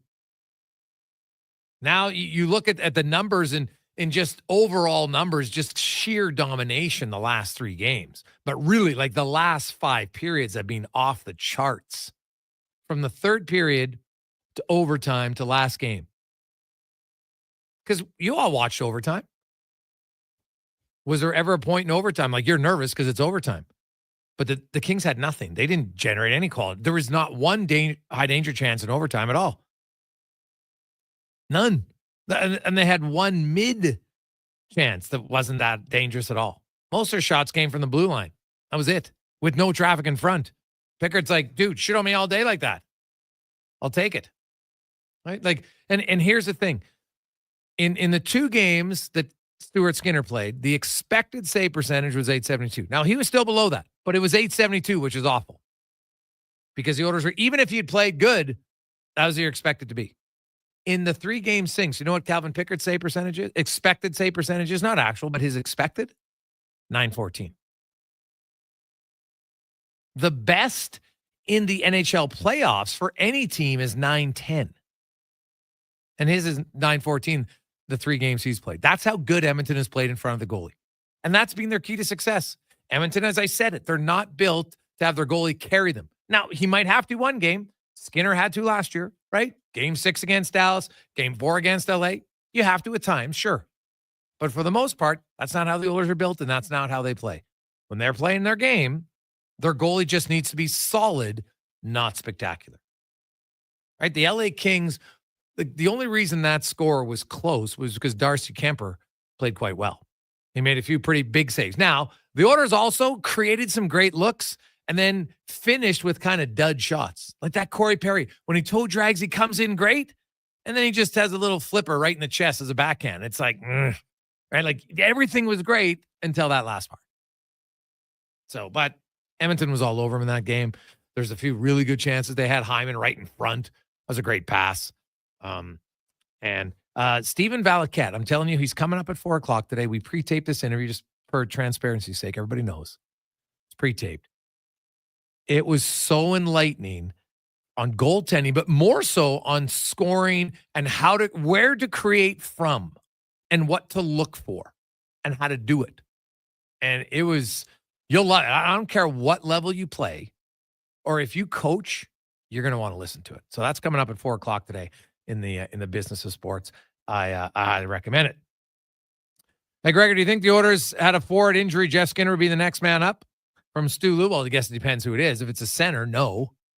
Right? They're already playing Janmark at center, so no. If it's a right winger, I guess it's possible. Right? You can always move someone to that other side. But a lot of it's going to depend on who it is and where they fit in. Right? And honestly, like, I don't want to be rude here and sound callous, but who cares who's coming in a what-if situation? Right? Like, if Jeff Skinner comes in, then he better play well. But until that happens, I wouldn't worry about it. I don't care. So, hey guys, what about when the Kings had that 2-on-1 chance? Kuzmenko tried to do a backflip or something from Mitchell. Hey, yeah, you know what? That was, well, he spun around and then he tried to make it fancy and it turned out to be nothing. That was it. So, but that's not a high danger chance because like a 2-on-1 can be a good chance, but yeah, it turned into nothing. But he wasn't in 1-on-1 right in front of the goalie. That was a bad finish for them for sure. So, hey guys, last time I saw one clinic team like that was the Babcock's 14 Olympic squad from Doug. That's a good memory, Doug. Yeah, I would agree with that. Now, the difference was in those games, it wasn't even like Canada generated a ton either, though. Like they played a real sound defensive game, but they weren't like edge of your seat. Oh my God, the other goalie's standing on his head. Kemper had to stand on his head last night to keep that game close. But you're right. Like Canada gave up nothing that whole tournament. Right? There was that 6-man decor in the system they played was very, very impressive. Hey guys, any announcement yet on the start time? Well, I'm going to assume it's 8:00. Right? I haven't seen an official announcement yet from the NHL, but it makes no reason for me to think that it won't be, because you just look at when the other games are starting. And actually, no, they did. They didn't announce it, but yeah, it's 8:00. Like the Leafs had won, then maybe different. But you have the Leafs and Ottawa. That's your early game. It'll go at 5 our time, and then Edmonton and LA will be the 8:00 start. In between, you've got Vegas and Minnesota, and also the Stars and Colorado. So 3 games in the Western Conference. Don't see that very often. So that'll go tomorrow night. Hey, guys, what do you think Skinner, if or ever, gets another start? Well, not this series. Why would you? Like, there's no reason to now. None. Zilch. Zero. Hey, now, the playoffs are a long time. And I know people right now are going to say, you never play them again. It's terrible. The same people who are saying the Oilers were done after game 2, the same people who are saying the Oilers were done in game 4. Things change quickly. When you want to make a calibrate to say 100% this doesn't happen, you look foolish in the playoffs. So no, but he's definitely like, why would you start him? You're not starting him tomorrow. Obviously not. And if they lose, like, unless Picker gets absolutely lit up like a Christmas tree, and there's no sign to think he would, then he's starting the next 2 games for me in this series. I don't even think it's not even a question. And then after that, it'll depend on play. But keep in mind, Calvin Pickard, like, do I think Calvin Pickard is going to start every game the rest of the way? When I just look at fatigue and lots of other things, I'd be surprised. That's all. Right? Like, you're not mentally or physically trained. You haven't started all those games. Now you're going to start every second night for 2 months. Like, I don't see it happening. I could be wrong, but I could see them now. I'll say this, though. If Pickard gets a few more games like last night, where it's not physically or it's not that taxing, that can help. But yeah, I think if the Oilers go deep enough, at some point you'll probably see Stuart Skinner again. I don't think it's going to be in this series, but I think it's down the road. And that's probably expected and it's normal. I don't think it's a big deal. Colorado won the cup when they had 2 guys play games. Pittsburgh won multiple cups when they had guys play 2 guys play games. Some would argue that you should do it more often. If you think your goalies are both capable, you should consider it. So we'll see. But I think this is Pickard's net for the foreseeable future until some other things change. And just in case you're wondering now, because you think the Oilers win, they do face the winner of Vegas and Minnesota. They will be playing Game 6 tomorrow night as well in Vegas. I know now, and we've talked about this once.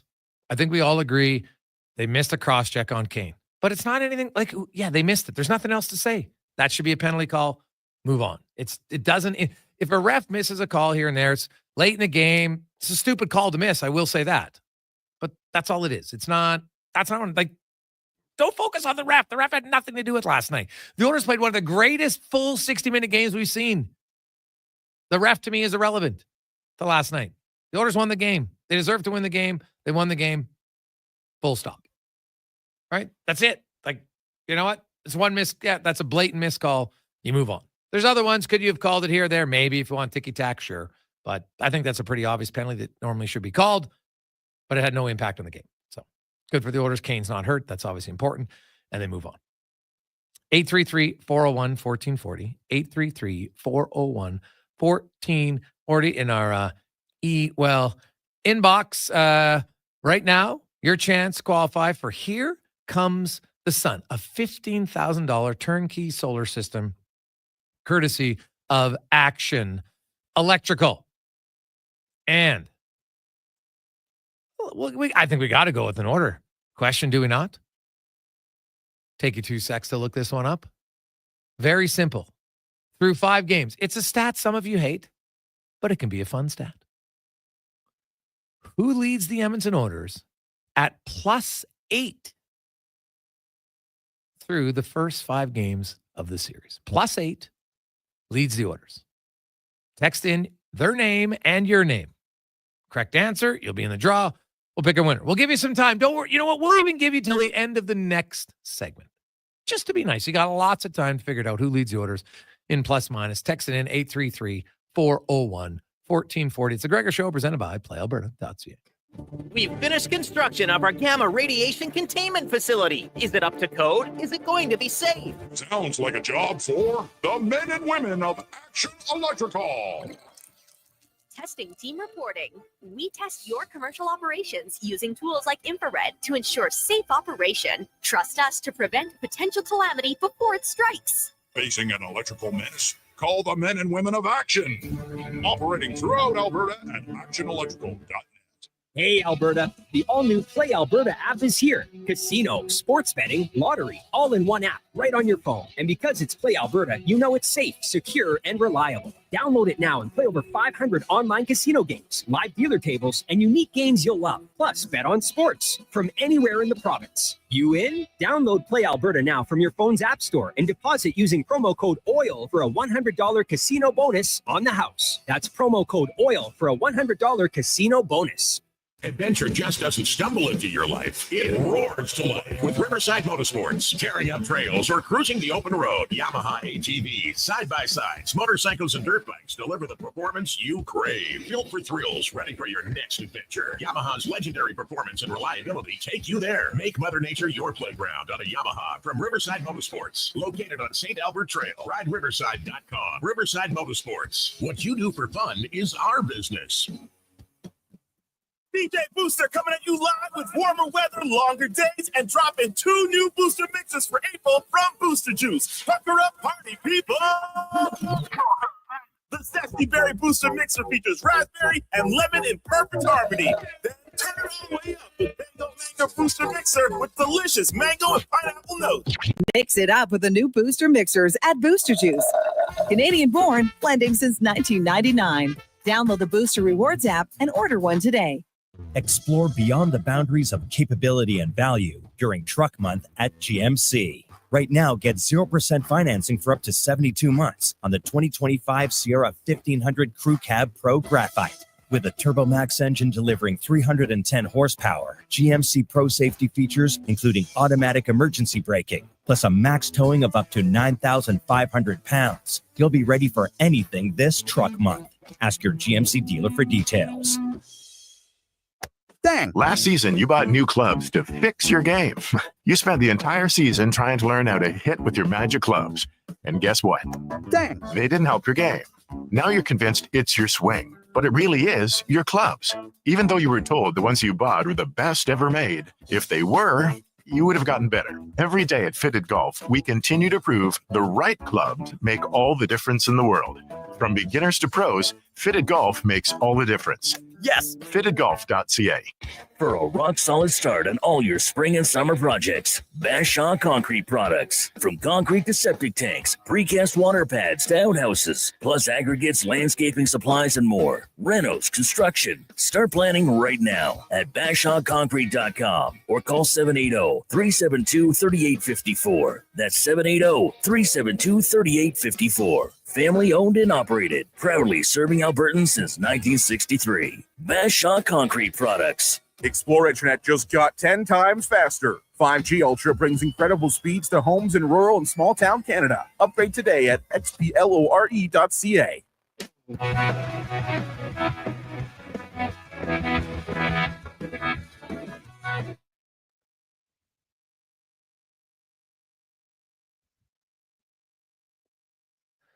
Portions of this hour brought to you by Papa John's. Use promo code Gregor and get 20% off your order all day, every day. That's promo code Gregor before entering your order at papajohns.ca. The Jason Gregor Show, the best of Edmonton sports talk and beyond. This is Sports 1440. Presented by PlayAlberta.ca, Alberta's only regulated online gambling website.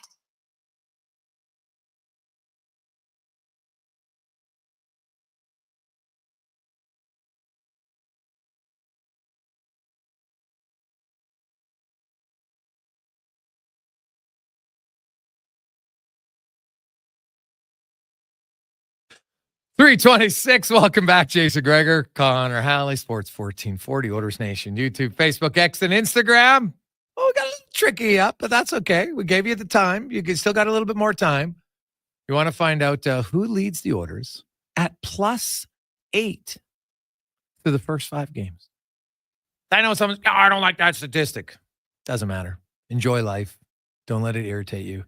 It's for a trivia question for your chance to qualify to win a $15,000 solar system courtesy of Action Electrical. So we'll give you till the end of this one in case you want to look it up.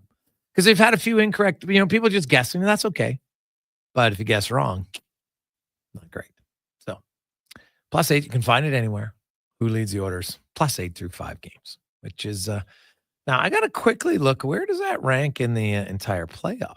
Oh, it leads the entire playoffs as well. So there you go. Now, let's get to the Oil Report brought to you by Volvo Cars Edmonton. Cars 13-time winner Excellence Award in sales and service. Man, they got unbelievable vehicles. I highly recommend the Volvo XC60 or XC90. I love it. But the service is what separates Volvo from lots of other places. They care about their clients.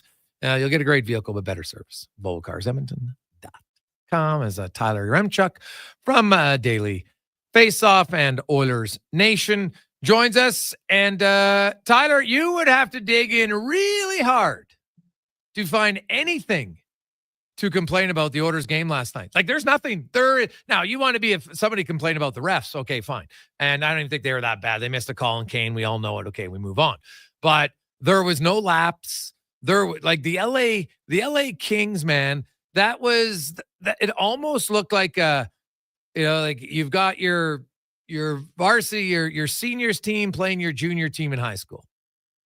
Yeah, I loved the tweet, and I saw you shared it too from Megan Chaika about the Oilers differentials from games 1 to 2, then 3 to 5. Like the shot attempts, they were -10 combined in games 1 and 2. They're +92 in the last 3 games of the series. It's crazy, and it was from the jump too, right? Which is what really impressed me about that Oilers effort. Is like you're going into a building that you've struggled in this year, and that LA's been really, really good in. And you had 12 shots on net before the Kings got one, and even when the Kings got their first power play, I think the Oilers outshot them in that 2-minute stretch. So it was all Oilers. The only thing that kind of had me and all the others that were at the Oilers Nation watch party last night a little nervous is like, oh, is this like really weird hockey karma for game 4 where the Kings were the better team for 40 minutes and then boom, boom, the Oilers scored a couple, and it's like, oh, they were the better team for one of the 3 periods, and yet the Oilers found a way to win. But no, it really felt like that was an Edmonton team that was just in control from puck drop. Yeah. Well, the first 11 shots of the game, the Kings had consecutive shots on goal where the Oilers didn't have one twice in the entire game, and it was only 2. Once early in the second period, in the first, I think 10 seconds, and then a minute in, and then later. Now, they did have 3 after the Oilers made it 3-1, and it was game over, and 2 of those were from long distance. But like the Oilers had stretches where they had 11 straight shots, and they'd have 5 straight shots. And after the Kings goal, where you thought, oh man, the shots are 21-7. Now LA is going to get momentum. The Oilers took the next 7 shots, and Evander Kane scored a goal. Like it was very clinical in how they were physical. They were quicker to pucks. They didn't make any, glaring 5-star errors, and they didn't have to rely on their top dogs to get them the lead. Yeah, which again, if you would have told me, at the start of this series, hey, there's going to be a game where Darcy Kemper makes 40+ saves and McDavid and Draisaitl don't get a point at 5-on-5 or on the power play because their only point game at 6-on-5. If you would have said like big guns have an off night for Edmonton and Kemper makes 40+ saves, I would have been like, well, that's the one game that, the Kings get a win in. Kemper's going to steal him one. The fact that LA didn't find a way to get their offense going, and again, full marks to Edmonton for how structured they were, especially preventing rush chances last night. But like, that felt like a game where the Kings should have found a way to win. You're on home ice. Your elite goalie is finally having an elite game, and the Oilers' big guns were off. And yet it's Edmonton who gets a couple of big goals from guys outside of their top line, and they have a 3-2 lead now. It was quite something. I think it was the most impressive game that I've seen the Oilers play since Game 6 of the Cup final last year. Yeah, well, yeah, that was, you're right. Well, and even that game, I don't know, was as dominant as this one start to finish. And like you look at it and momentum, I guess it's a thing a little bit because the Oilers carried it over. I'm not sure it is. I just think they executed from the get-go. But man, if you're the LA Kings, once the game starts, it's a new game. But if the Oilers can score first in Game 6 early, I just think it's going to deflate an LA team because they have to be questioning things a little bit. Absolutely. And again, if you can get off to a good start, if you can send the Kings into that locker room in the first intermission down a goal or two, all of a sudden they're sitting in the same locker room in the same spots that they've been eliminated in 2 of the last 3 years, right? Like, you're telling me those ghosts aren't haunting you at least a little bit. And you kind of see how Jim Hiller was a little snippy with the media. And even after the OT winner from Draisaitl, like the look on Drew Doughty's face, I think said a lot to it. It's like, that feeling of how are we losing this again, especially after game 4 when they'd played so well. And now if you're the Kings and the Oilers come out and punch you in the mouth a little bit in the first period, you have to be sitting there going, man, we didn't put them away when they were giving us their C and B games. And now they've found their A game. Like they're hopeless. So I agree. First period is probably going to decide this thing tomorrow night. Yeah, and you know what? Shaika, and we've seen it. Kevin Woodley talked about, Pickard in 10 periods has faced 19 high-danger chances. Skinner faced 19 in 6 periods. So obviously the Oilers have improved there. But the goaltending still has been better. You know what? Yes, Edmonton's team defense has been better, but so is the goaltending. And the Pickard save on Kempe on the breakaway wasn't the best shot from Kempe, but he almost slid it 5-hole, and Pickard got enough of it to keep it out. That was really his one big moment of the game. And when he came up, he made a big save. Made a massive save. The other one that I thought was really good, and I'm totally blanking on who had the chance for LA, but there was a wraparound attempt when that game was still a 1-goal game late in the third period, and Pickard just slid his pad over and got a piece of it. So impressive movement there from him. And listen, he's and I talked with Carter Hutton, former NHL goaltender, today about this, but Pickard is a low ceiling, high floor goalie. I think that's a pretty fair way to describe him. And there's a chance that is just exactly what the Oilers need. Someone who is going to stop the ones he's supposed to. And I mean, again, if they play good structure in front of him, he'll give you a chance to win. So he should have that group feeling really confident. And even today, someone asked me, hey, if they were to advance, not that you want to get too far ahead of yourselves, do you consider it a reset and give Skinner a chance to gain hold of the net since he is your number one? And I kind of laughed and said, I don't know when the last time was that Stuart Skinner was truly their number one. Like, he was hurt for a couple of weeks. And if you go back to March 1st, Pickard's numbers, they both played, I think, 16 games from March 1st till the end of the season, or maybe it was February 1st, whatever it was. In their last 16 starts each, Pickard's numbers were miles better than Skinner's. And I just sit there and go, I think this is Calvin Pickard's crease, regardless of what happens in game 6. I think he's done enough to earn a second life, even if he doesn't play well. And going into the next series, if the Oilers make it there, it's absolutely his crease from the jump. Yeah, but here's the truth.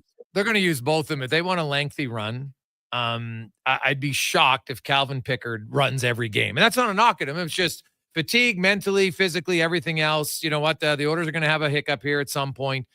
So I think eventually, we'll see different guys. We saw it with Colorado. They won the cup with 2 goaltenders where their goalies weren't the reason they won the cup. You know what I mean? Like, Kemper was one of them back then. And then he had the vision problems.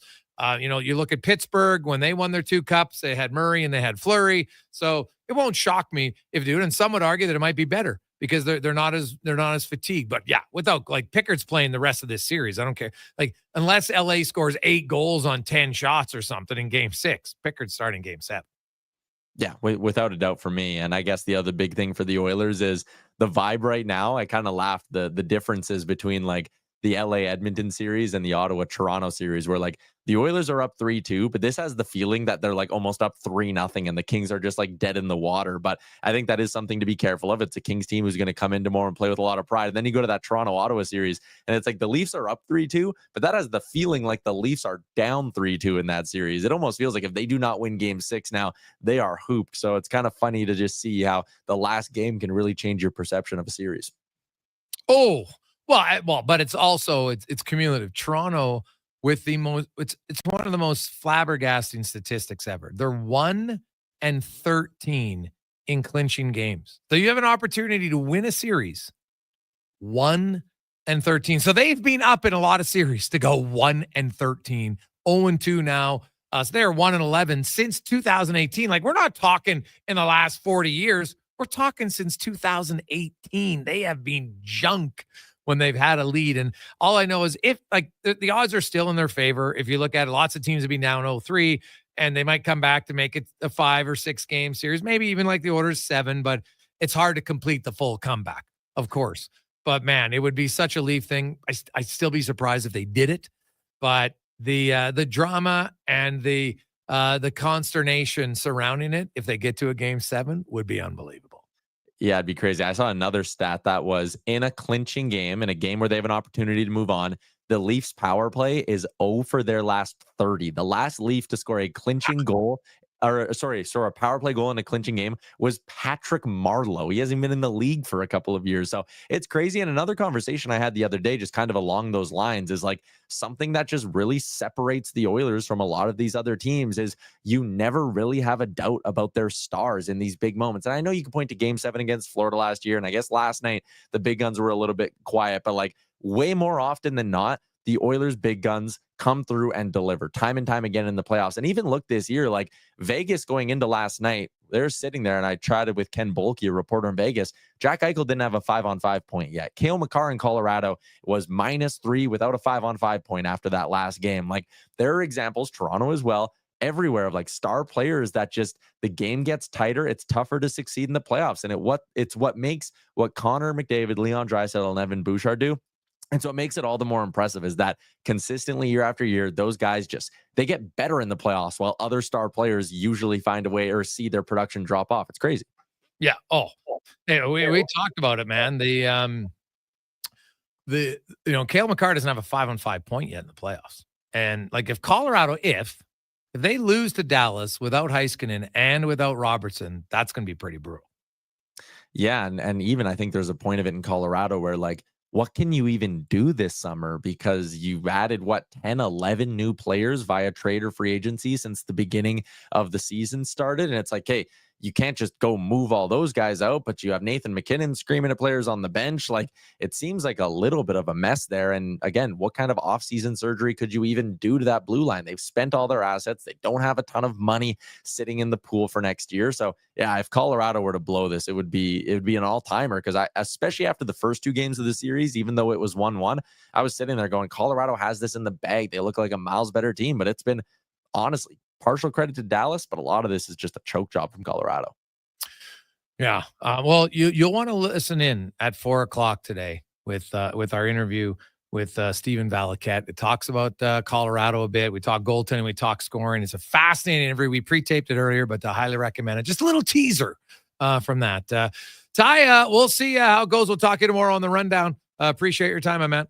Sounds good. Thanks, Regs. There you go. That's Tyler Yaremchuk from Oilers Nation and at Daily Face-Off. Cons, did you pick a qualifier? Just finalizing that right now. Okay. All right. Well, he sent it over to me. Just waiting for them. We'll call him back. Okay. We'll do it in the commercial break. Many of you got the right answer. This player leads the Oilers in plus-minus and also leads the entire NHL in plus-minus this far in the playoffs at +8.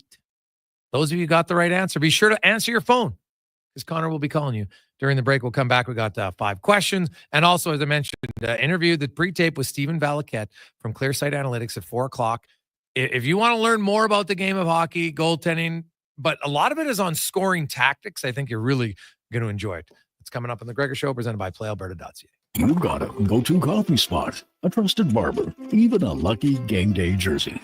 But when it's about looking your absolute best, there's only one name you need. Mr. Dirk. Family run since 1939. We're experts in crafting impeccable tailor-made suits and offering a wide variety of everyday styles. Pair that with personalized one-on-one fittings and the convenience of on-site tailoring. Mr. Dirk elevates your style game. Visit our Edmonton store or explore MrDirk.com. Score big on style with Mr. Dirk. They are nice, tasting just so right. You can order oodle noodle at oodlenoodle.ca, delivering you the news almost right away. Remember, you can order oodle noodle at oodlenoodle.ca. So stay on your couch all day and order oodlenoodle.ca. Oodle noodle. Japa Machinery Group knows that XCMG may not roll off the tongue, but Japa's team will help keep your construction jobs rolling on time and on budget with heavy equipment sales and rentals. Visit japamachinery.com to find out more. At Hughes, it's all about getting in and out quick and clean. No cash, no problem. With Hughes' new tap and wash system, all you need is your debit or credit card to get your vehicle sparkling clean. Find us at HughesCarWash.com. Hold on to your hockey helmet, Edmonton. On the Rocks is serving up 60-cent wings that fly off the plate faster than a slap shot. And Molson Canadians for $5.25. OTR's TVs, hey, they're so clear you'll see the puck better than the ref. That ain't hard, is it? And every game night during Edmonton's playoff run, specials start 30 minutes before puck drop and last for the whole game. Be a part of the legend. See the menu at ontherocksyeg.com. At Sherwood Honda, you'll find the true north traits Canadians are known for. Friendly? Check. Reliable? Check. Canadian made? Here's how you check.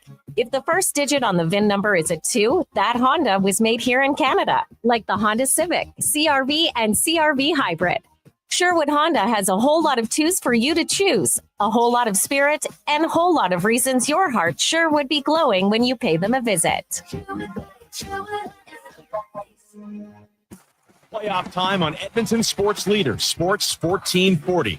This is Andrew Walker, and join us for the Cross Mitsubishi pregame show before each Edmonton playoff game. Cross Mitsubishi on 34th Ave and 96th Street.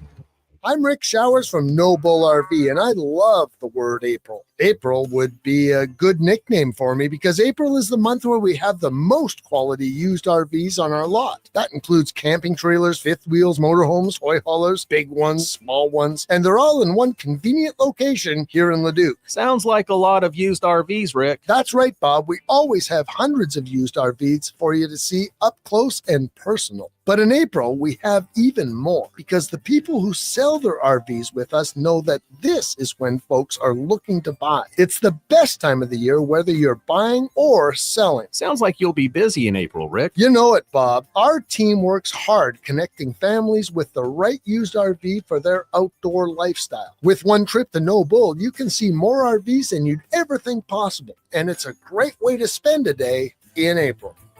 And that's No Bull. NoBullRV.ca. At Fountain Tire, we're all about one thing: taking care of your vehicle. Oh, and your wallet. I guess that's two things. Save up to 20% off select tires until June 14th. Fountain Tire. We're on this road together, Canada. Drought Fighter and Disease Control are both included with every Green Drop program at no extra cost. Since 1979, Green Drop has been making beautiful weed-free lawns guaranteed. Book today. Canada's lawn expert since 1979. Visit greendrop.com. Diablo Boots sells only Canadian-made work and biker boots made by Canada West. No American or boots made in China, so no tariffs. All of Diablo's boots have replaceable soles and heels for longer life. Sizes 6 to 14 Triple E. Buy quality, buy Canadian. And support Canada West and Diablo, the two best names in the boot business. So save on boots by Save On Foods. That's Diablo Boots, 3340 Gateway Boulevard on the east side of Save On Foods. Buy Canadian. They're terrific.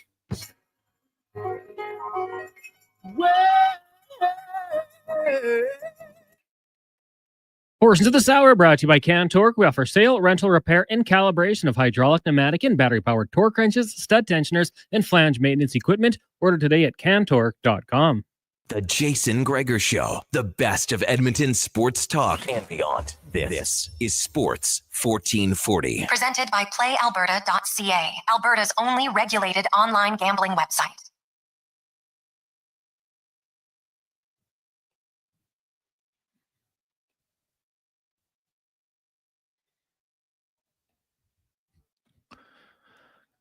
Come on now. It's getting closer, Order fans. One more win, and you'll be going to the Elite Eight NHL edition. 4 straight trips to the Elite Eight. Carolina, of course, has already punched their ticket, the first team to do it. The Washington Capitals could do it tonight. The Florida Panthers also have an opportunity to do it. We shall see. Blues and Jets, they're tied at 2, so a pivotal game 5 for them as well. Now, let's get to our qualifier today for Here Comes the Sun, where you're going to get in the draw for yourself, or you can actually gift this to someone, courtesy of Action Electrical. It's a $15,000 turnkey solar system for your home. Now, there are a few stipulations. You need to be a homeowner. Don't want to put it on a rental because then you don't get the benefit forever.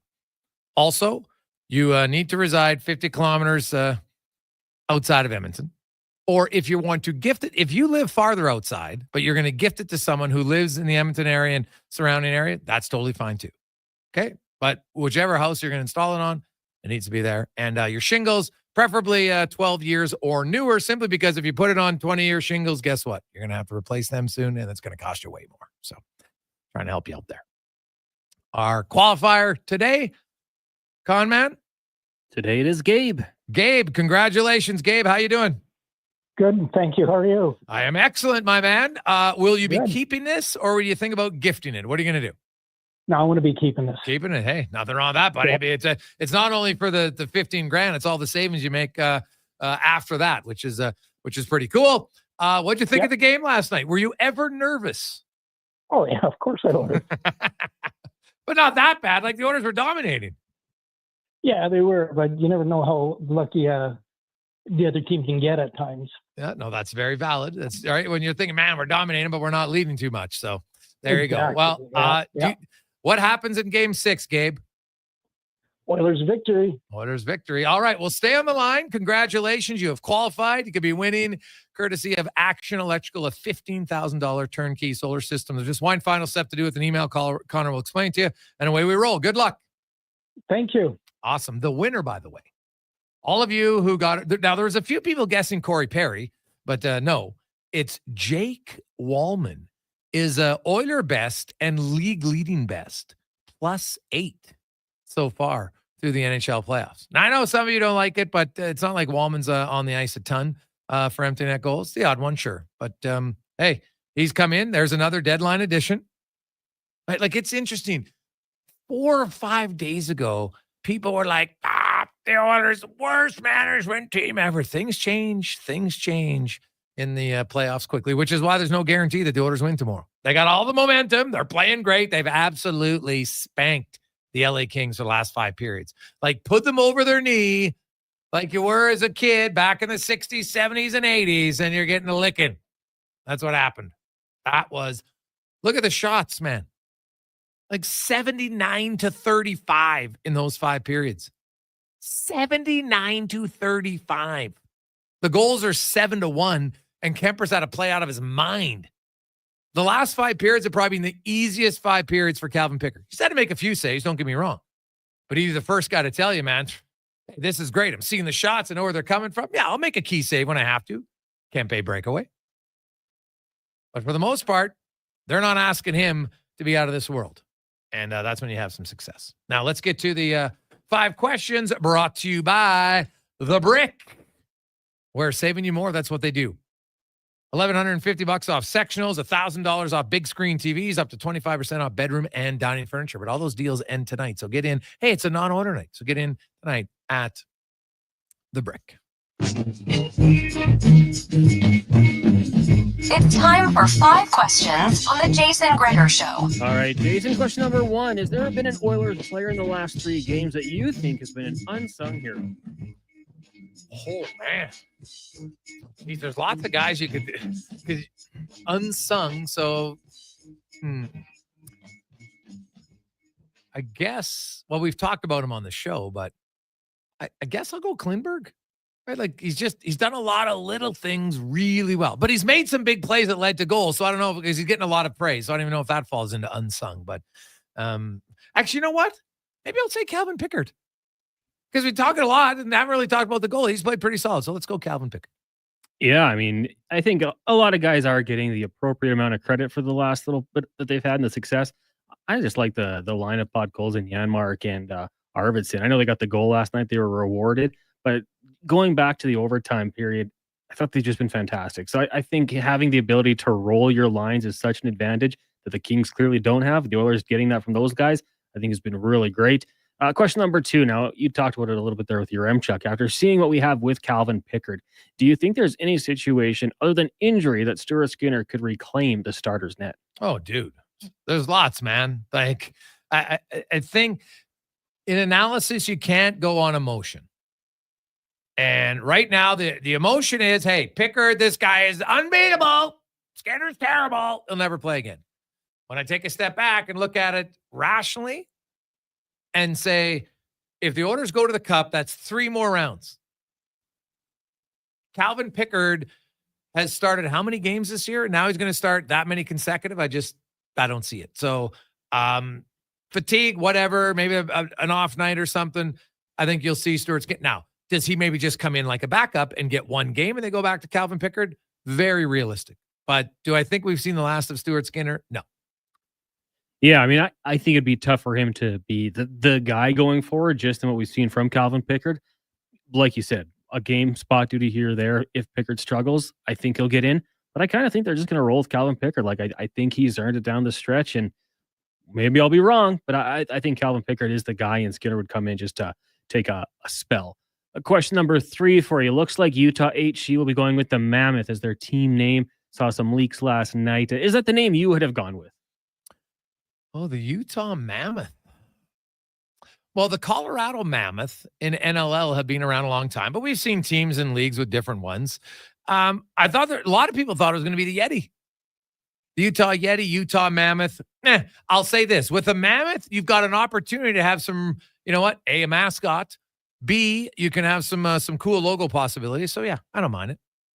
Yeah, I mean, it's okay. I would have gone Yeti personally. I think that would have been cool. You could have had a creepy-looking mascot go down the lines of Gritty, but whatever. It's good enough. It's better than HC, in my opinion.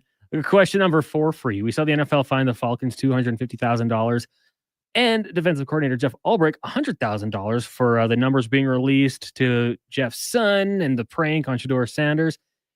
I guess, do you think that's a good punishment? Did you think that would happen? Well, honestly, I didn't. What is it? Would they find him how much? Well, the Falcons were fined $250,000 and Ulbrich was fined $100,000. So the kid who did it, nothing happens to him? He's not a team employee or an NFL employee. Well, I guess they're saying, hey, when you don't share your stuff with family members, that's very realistic, right? Sure. But my goodness, if I'm the dad, is my kid paying back the fine? Right? Like, and it's just, I'm really like, I have so like, I'm sorry. Everybody's, well, if you say sorry, then that's okay. BS. That was one of the most idiotic, but you know what though? That's today. There's so much fake stuff put online, right? And I don't even think like the younger generation even knows anymore. Like I've explained to my young son, he sees something like, son, that's not real. That's fake. And he's like, what? Now he's 11. He doesn't know. So I'm like, son, don't even believe 80% of the crap videos. They're all staged. Bunch of groups. Like, who has time to stage something? Like, God, I would love to ban that crap. So people think, there's no consequences today, Connor. That's the problem. There's very little consequences for your action. So what happens to this kid? Now, maybe his parents get mad at him. What real consequence is that? Right? So he had to call and apologize. Okay, good for Sanders to take it. But give him some damn community service. Do something. Like finding the team chump change for them. It really doesn't matter. Like $100,000, I'm sure, for the DC. I don't know what his salary is. It's probably a lot. It's embarrassing for the dad, and I guess there's something there, but come on, man. I'd be doing more than just have the kid call Sanders and apologize. Give me a break. Yeah, his salary is $1.6 million. So which is still a pretty big fine for that. Yeah. Don't get me wrong, but he'll still survive on 1.5. Yeah, he'll find a way to get by. I honestly, I didn't know if this was going to happen. I guess it is a good message that you got to keep these things secure. You can't let it happen. Yeah, you have to. But geez, Louise, I mean, if you're Jack Ulbrich, if you're his father, Jeff, like, I would just be so disappointed. Like, how could you do that? Man, you made me look really bad here. And yes, maybe I should have had it more protected, but come on. No, even if you don't have it protected, like some just point you got to it. trust some people. Yeah. Like, you tell me why you thought this would be funny. Yeah. Right? Like, have some damn common decency. Final question. Johnny Galecki from Big Bang Theory and Roseanne celebrating his 50th birthday today. He was a physicist in the Big Bang Theory. When you think of geniuses in movies and TV shows, who would be your favorite? Who comes to mind? Go ahead. For me, I mean, Lisa Simpson comes to mind, but she wouldn't be my favorite because she's kind of a know-it-all. You know, if we're doing power rankings of Simpsons characters, she'd be pretty low down. But from the TV show Rick and Morty, I would probably go with Rick. He's transferring universes, and he's so condescending and he's hilarious. So Rick from Rick and Morty would be mine. And Morty is who you're going with? Yeah, absolutely. Oh, my God. That is... I don't even know if that show is still going. I probably... You know who I'm going to go with? Just because I watched the show for a long time, I'm going to go with Spencer Reed from Criminal Minds. Okay. Really bright guy. Was kind of innocent as a bright guy. Wasn't too he knew a lot of stuff and he let you know a lot of the stuff, but he never did it in like an annoying or arrogant way, I found. And eventually he found love on the show. So that was a nice bonus. So I'll go with Spencer Reed. Oh, good. Yeah. Happy for him. Yeah, exactly. Yeah. So there you have it. Coming up, we'll get the Sports 1440 update with Connor Halley. And then a business of sport. Now, I just want to let everybody know we pre-taped this, but trust me, that actually makes it better because you have more. I can tell you this was an unbelievable conversation with Stephen Valiquette from Clearsight Analytics. And if you want to learn a lot about hockey, tune in for that. And the business of it and breaking down analytics, scoring chances, goaltending, lots of different things, where you should be shooting, all of it for the next hour after a Connor Halley Sports 1440 update brought to you by Fountain Tire. Road trips, job sites, daily commutes. No matter where you drive, you need a team that keeps you rolling. Fountain Tire does more than just tires. Their expert technicians handle everything from alignments to brakes, shocks, and full mechanical services. Find out your nearest store at fountaintire.com. This is the Sports 1440 update. 3 games on the ice tonight in the Stanley Cup playoffs at 5 o'clock. The Caps are looking to wrap up their series with the Canadiens. Patrick Laine will not play for Montreal. At 5:30, got the Panthers and Lightning meeting down in Tampa. Panthers lead that series 3-1. And at 7:30, Jets hosting the Blues. That series tied at 2 games apiece. In the association, the Warriors can wrap up their series with the Houston Rockets at 5:30, leading 3-1. Timberwolves will try to do the same against the Lakers when they meet just after 8 o'clock down in Los Angeles. In the majors, Jays are in action. They'll host the Red Sox in about an hour and 10 minutes time. Going on right now, Dodgers have a 12-4 lead over the Marlins in the 9th. In the 7th, Angels, Mariners tied at 3 apiece. And in the bottom of the 6th, the Padres on top of the Giants 4-1. WHL action tonight at 7. The Medicine-Hat Tigers can complete the sweep over Lethbridge. And at 8 o'clock, it's the Winterhawks hosting the Chiefs. Spokane leading 2-0 in that series. PWHL, Ottawa hosts Montreal just after 5. The CFL announced today that Elks' second-round draft pick, Darian Newell, has received a 1-year suspension for violating the CFL substance policy. Darian has dropped his appeal and will begin serving his suspension immediately. The club also announcing the signing of American offensive lineman Will Marotta while releasing national wide receiver Frederick Antoine and offensive lineman Patrick Lebois. Coming up in hour 3 of the Jason Gregor Show, it's another edition of the Business of Sport with longtime NHL player agent Rich Winter and Stephen Valiquette. I'm Connor Halley. This has been a Sports 1440 update. Sports 1440, Stingray Radio Station. CKJR broadcasts from West Edmonton Mall and Wetaskiwin. Download the free Stingray music app and listen wherever you go. If you bleed orange and blue and you're not using the all-new Play Alberta Sports and Casino app, then you're missing out. It's the only online sportsbook with odds boosts on all Oilers games. And now, it's not just sports. Play the slots, hit the tables, buy lottery tickets, all in one app, all across Alberta. Download Play Alberta now from your phone's app store and use promo code GOAL for a $100 bonus. That's promo code GOAL! You got a go-to coffee spot, a trusted barber, even a lucky game day jersey. But when it's about looking your absolute best, there's only one name you need. Mr. Dirk. Family run since 1939, we're experts in crafting impeccable tailor-made suits and offering a wide variety of everyday styles. Pair that with personalized one-on-one fittings and the convenience of on-site tailoring. Mr. Dirk elevates your style game. Visit our Edmonton store or explore MrDirk.com. Score big on style with Mr. Dirk. Oodle Noodle Origins. In 1864, Francis Oodle took over his dying father's business as a leatherman. He was quite proficient, but his heart was never truly in the trade. After his father's death, Oodle met a cocksure young man named Vladimir Nudel, who was a trailblazer in the popular new art of food boxes. They formed a partnership and aimed to ply their trade in the New World. At Ellis Island, Nudel was renamed David Noodle, and henceforth, the franchise has been known as Oodle Noodle. It's playoff time, and we've got a lot to talk about. This is Andrew Walker on Edmonton Sports Leader, Sports 1440. Tune in after every playoff game for the Ridge Social Eatery postgame show. The Ridge is the new hotspot in St. Albert, and it's so good. Spring, where everything is coming up roses, except for GS Construction. We're heading underground, and we couldn't be happier. Spring is always a busy time of year for everyone trying to get out there and do some work. Well, GS Construction agrees. And we also agree that we just might need some help. So if you're looking to work and join a group where safety, teamwork, and continuous improvement have been at our core since 1974, send us a resume. Come work with us this spring. Visit gsconstruction.ca today. At Fountain Tire, we're all about one thing, taking care of your vehicle. Oh, and your wallet. I guess that's two things. Save up to 20% off select tires until June 14th. Fountain Tire. We're on this road together. Excavators, loaders, lifts, compaction equipment, and more. Find the XCMG construction equipment you need. Available for rental or sale at Japa Machinery Group. Japa, helping build Alberta from the ground up for 50 years. Visit japamachinery.com.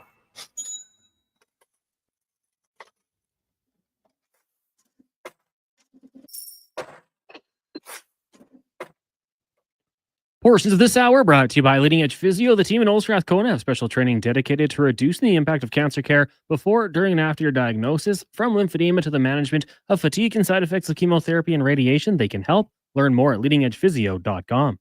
The Jason Gregor Show, the best of Edmonton sports talk and beyond. This is Sports 1440. Presented by PlayAlberta.ca, Alberta's only regulated online gambling website.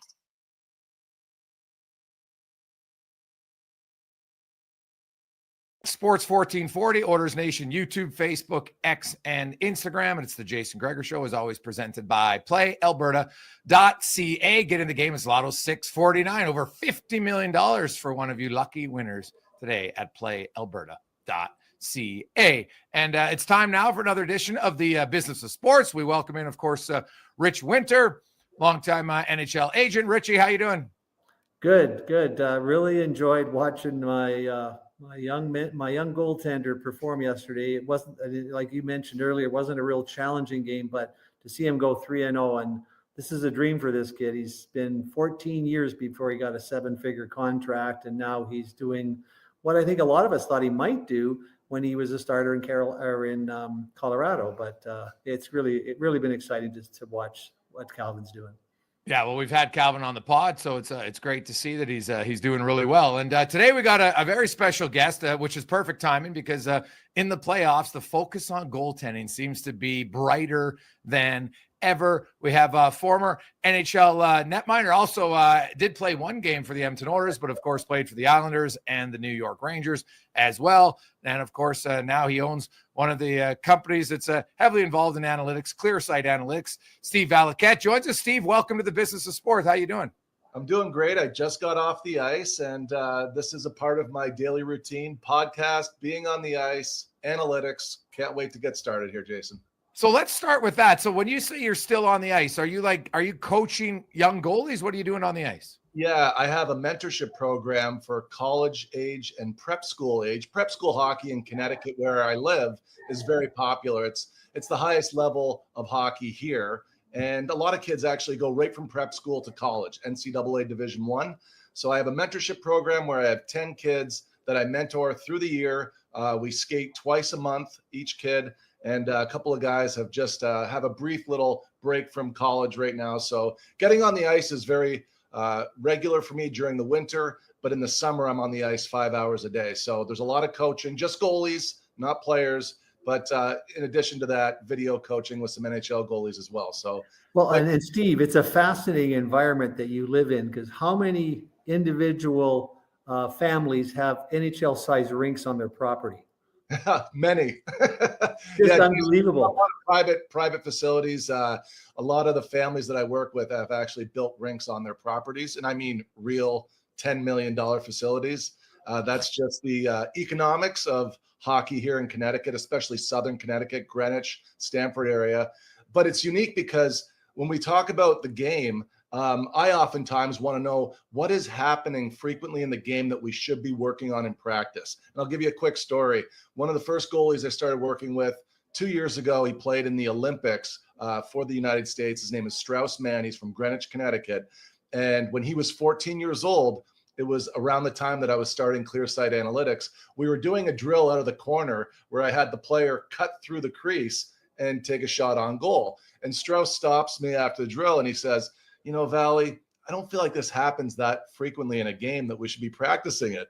At that time, I didn't know. But at the end of the season, after we brought in 78,000 shots from that season, and we have 34 points of data for every shot on goal, I was able to look at that exact sequence and confirm what Strauss thought. It didn't happen frequently enough during the season for us to be practicing it. So I look at it that way all the time, guys. I'm looking at 2-on-1s. How frequently do they happen? 3-on-2s, coming out of the corner in the offensive zone, point shots, and it's built into player development.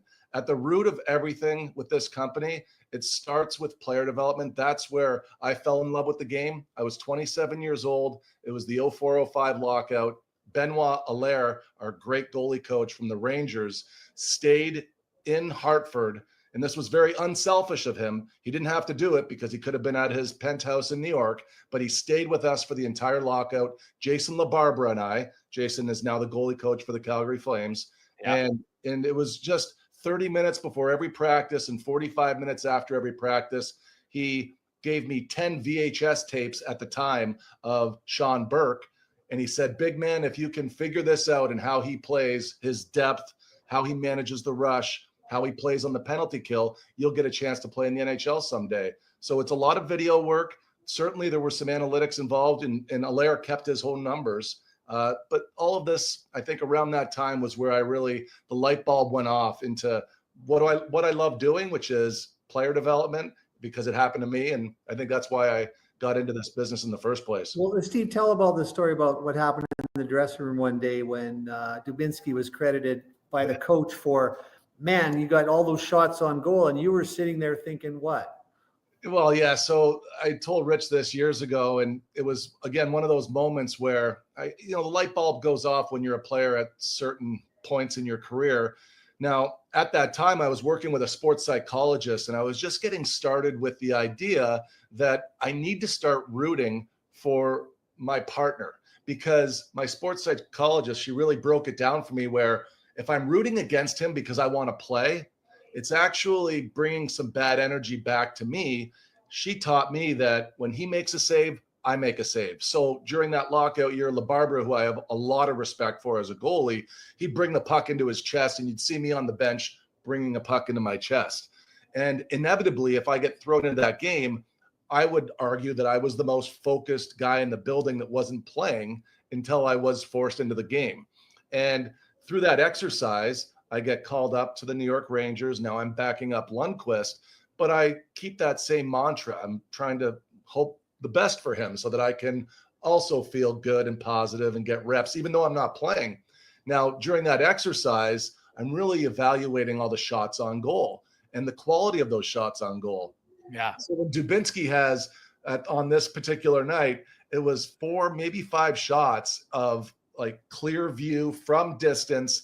Yeah. And Tom Rennie at the time comes in the locker room, and at those, if you remember, it was right after lockout, we started getting stat sheets delivered to us in the locker room, and the stat sheet comes across, and Tom's holding, and he's like, "Doobie, great game. You had 5 shots," and I'm thinking to myself like, geez, those were giveaways, because he should almost be reprimanded here for these weak shots, the clear shots, the ones the goalies are expected to save. So, which I think leads me to the title of the company, and the brand is Clear Sight Analytics. If you allow the goalie to have half of a second or more of clear view on the puck, the goaltender stops it 97% of the time. 97%. Okay. Well, hey, you got a 970 save percentage. You're going to be doing pretty good in the NHL for sure. Steve Valiquette joins us. And so, Steve, I want to go back initially to, you talk about how situational practice for young goalies. And, coach, we don't really see this in the game. So what are the situations, and obviously the NHL are high level, but, at the lower level, it's still the same. What are some of the situations that minor coaches should be focusing on with their goalies because they happen the most? Okay, so I'll just break the ice down for you. It's a lot easier, obviously, when we're on the ice or with a dry erase board, but I think we can get there still. So the area of the ice that you should stay away from, specifically in the first 30 minutes of practice, is in the slot, right between the dots. Goalies aren't seeing enough shots from there with time and space to spend the first 15 minutes of your practice when you're supposed to be warming them up to shoot from there. Those are areas of the ice that get exposed on 2-on-1s when the puck carrier shoots it, breakaways, of course, and there are breakdowns, but there's not enough clear sight, time and space from the slot to be practicing it in the first 30 minutes of your practice. Stick to the funnels, because my expectations for the goalies are that if he sees it, he stops everything off the flanks. I call them the funnels. The funnel is, imagine you take a magic marker and you draw a line from the right goalie post all the way to the boards under the hash marks. And then you take a spot from the middle of the net, all the way up to the red line where it meets the boards. You get a big slice of ice there, which I call the funnel. I call it the funnel because if players knew this and they got into that area, specifically over the dot, and shot for the goalie's far pad, the puck will funnel in and it'll funnel out the other side. Right. And that's how rebounds are created. So during practices, we're shooting for areas to create offense and not all the time shooting to score. The only time rebounds are developed is if you're shooting for rebounds. Now, if you shoot from the dead angle, which is from the bottom of the hash marks on the wall down to the corner, and you aim for the far pad from the dead angle, that rebound will be produced into the slot area. Right. So we're positioning our players in practice strategically, knowing where those rebounds will end up. It reminded me of, if you remember The Last Dance, when Dennis Rodman is talking about rebounds. The rebound comes off the rim, it's over here. If I see a spin, it's over here. The way in the future I see teams operating, if they were, enhancing their own education, they should know where rebounds are flowing most consistently. Then you're going to get more rebounds. Some goalies in this playoff are giving up a lot of rebounds. At the top of my list right now is Blackwood, Markstrom, Ottinger. They've all given up the most rebounds because they are setting twice in their stance. Ottinger is getting wide right before the shot. Markstrom is getting low and spread out. And Blackwood is missing his middle of net. So he's reaching and he's punching rebounds. So scouting and pre-scouting and knowing in certain areas specific to where the analytics would help us, and with video, of course, I think that NHL teams could be much more successful at creating offense off rebounds and being able to succeed and finish those rebounds. Steve, I've already had a bone of contention always with the way teams warm up their goalie for a game. Like 95% of the shots are clear shots. Now, I know there has to be a balance between just warming the guys up and getting them loose as well, but it's mind-boggling that every team, virtually every team, I don't know if there's a team out there that does it well, warms up their goalie completely wrong. Like showing him shots he's never going to see ever again, except until the next pregame skate or a warm-up, right?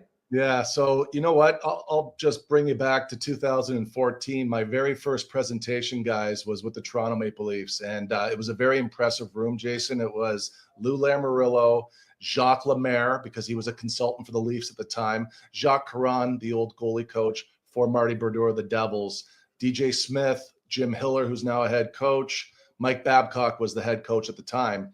And part of my presentation that I thought was going to be about 30 minutes, 40 minutes, it went on for 3.5 hours. And part of the presentation at the end, when Babcock asked me, is there anything else to add? I said, yeah, I don't like the way you guys warm up. And I showed him I had video prepared, and I showed him what a typical NHL warm up looks like.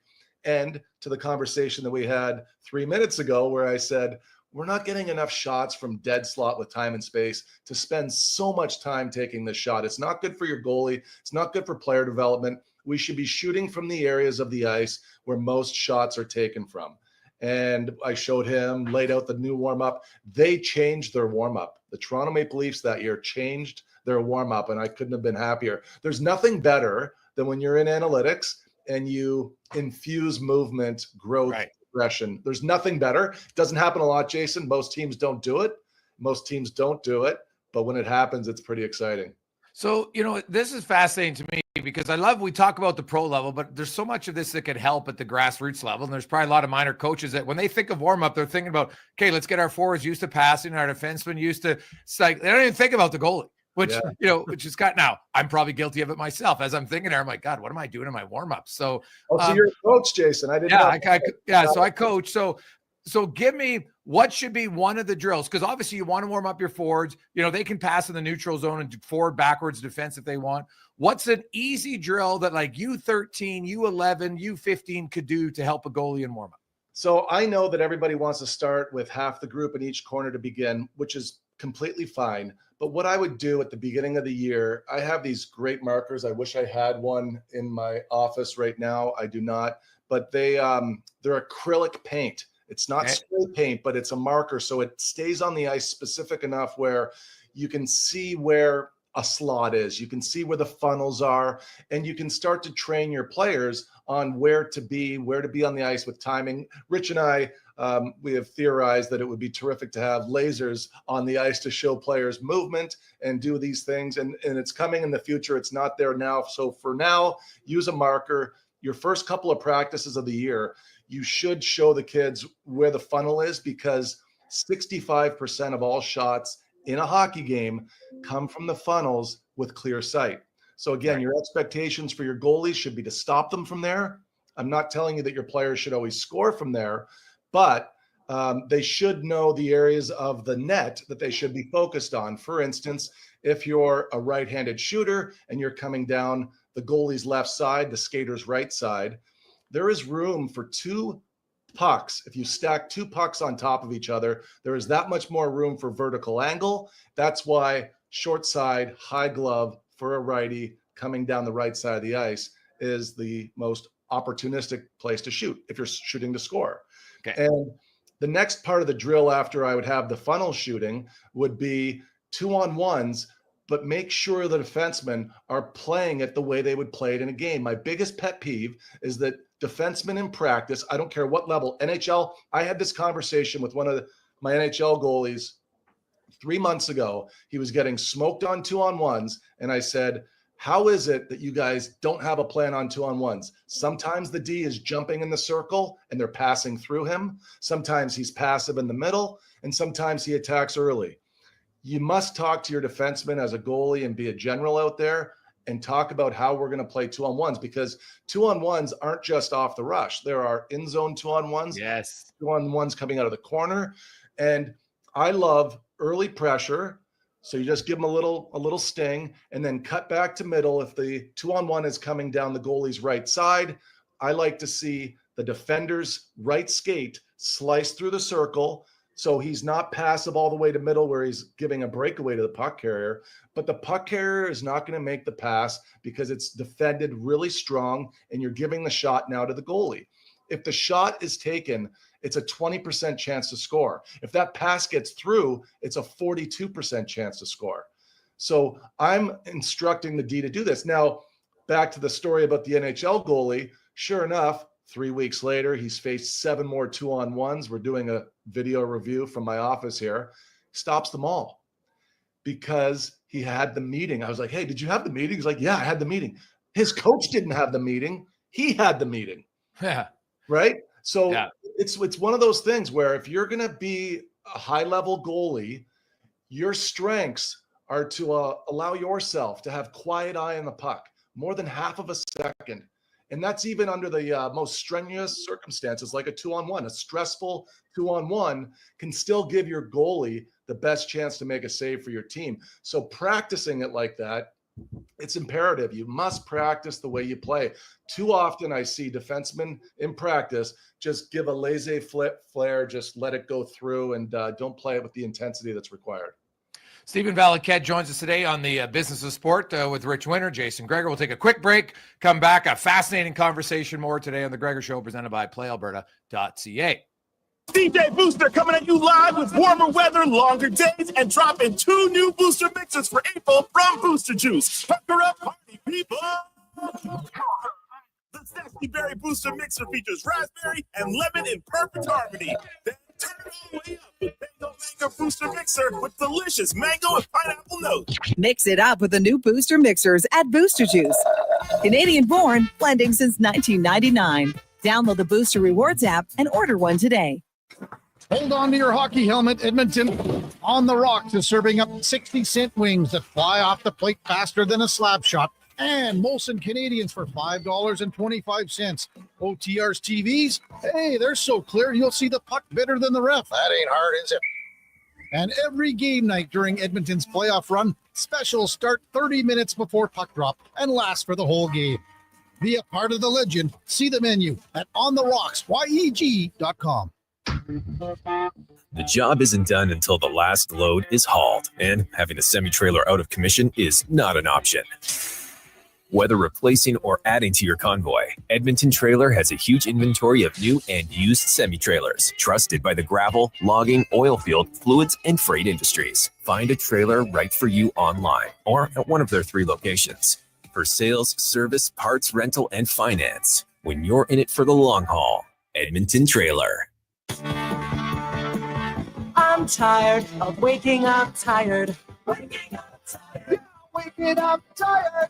Are you tired of waking up tired? Come visit our sleep experts at the Brick Mattress Store. Get Canada's guaranteed lowest prices on all things sleep. Plus, try your new mattress for 6 months. If you don't love it, we'll find one you do. Some conditions apply. Stop waking up tired. Get the right mattress guaranteed. Only at the Brick Mattress Store. When you see big discounts on a vehicle, you think last year's model, right? Not at St. Albert Dodge. They are continuing to knock 10% off the sticker price of every single 2025 Ram 1500 truck on the lot. We're talking this year's model. Motor Trend's Truck of the Year with a hot new interior and drivetrain options with increased horsepower and better fuel economy. The 2025 Ram 1500, 10% off and over 100 to choose from. That's how easy it is to do business at St. Albert Dodge. Explore Internet just got 10 times faster. 5G Ultra brings incredible speeds to homes in rural and small town Canada. Upgrade today at xplore.ca. For a rock-solid start on all your spring and summer projects, Bashaw Concrete Products. From concrete to septic tanks, precast water pads to outhouses, plus aggregates, landscaping supplies, and more. Renos, construction. Start planning right now at BashawConcrete.com or call 780-372-3854. That's 780-372-3854. Family owned and operated, proudly serving Albertans since 1963. Bashaw Concrete Products. At Fountain Tire, we're all about one thing, taking care of your vehicle. Oh, and your wallet. I guess that's 2 things. Save up to 20% off select tires until June 14th. Fountain Tire. We're on this road together, Canada. Portions of this hour brought to you by On the Rocks. Watch every Oilers game at OTR with $5.25 Molson Canadian, $5 Pink Whitney shots, and 60-cent wings. Plus, play Oilers score and win for your chance to win On the Rocks gift cards. Oilers hockey at OTR. Book your table today. Jasper Ave in 118th. From puck drop to kickoff, it's the Jason Gregor Show on Sports 1440. Presented by PlayAlberta.ca, Alberta's only regulated online gambling website.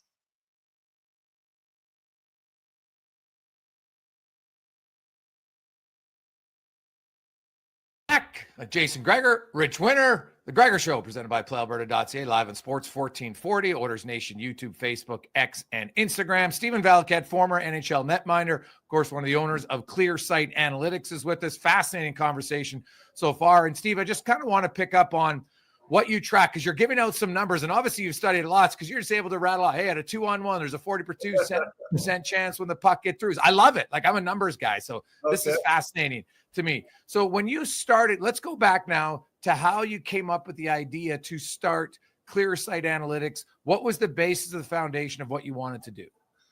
I guess after my experience being a player and not really having enough information that I you know what I wanted, Jason? I wanted to know, what am I working on this summer? How am I going to get better? I knew from the time I was 14 years old and I went to the Gym Park goalie school, 5 hours of ice time a day for 8 weeks. That was the summer I became a goalie, because I just spent a lot of time doing it. Was it the most efficient? I wouldn't say so.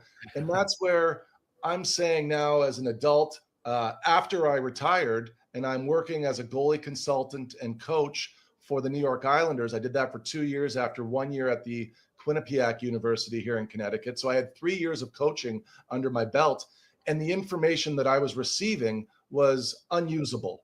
It was unusable. And I still believe that everything out there is unusable because I know that it's not being used for player development. I know that. But what we do and what we focus on is putting together strategically a plan for the athlete to work on where they're deficient during the regular season in that next summer so they can prepare themselves for the next season. And I think that the way we've kind of put this recipe together, it started from and is the genesis of that 04-05 lockout season when I was coached by Nick Fatiu. And I imagine that your listeners would remember him from playing for the Calgary Flames. Yeah. He was my defensive coach in Hartford.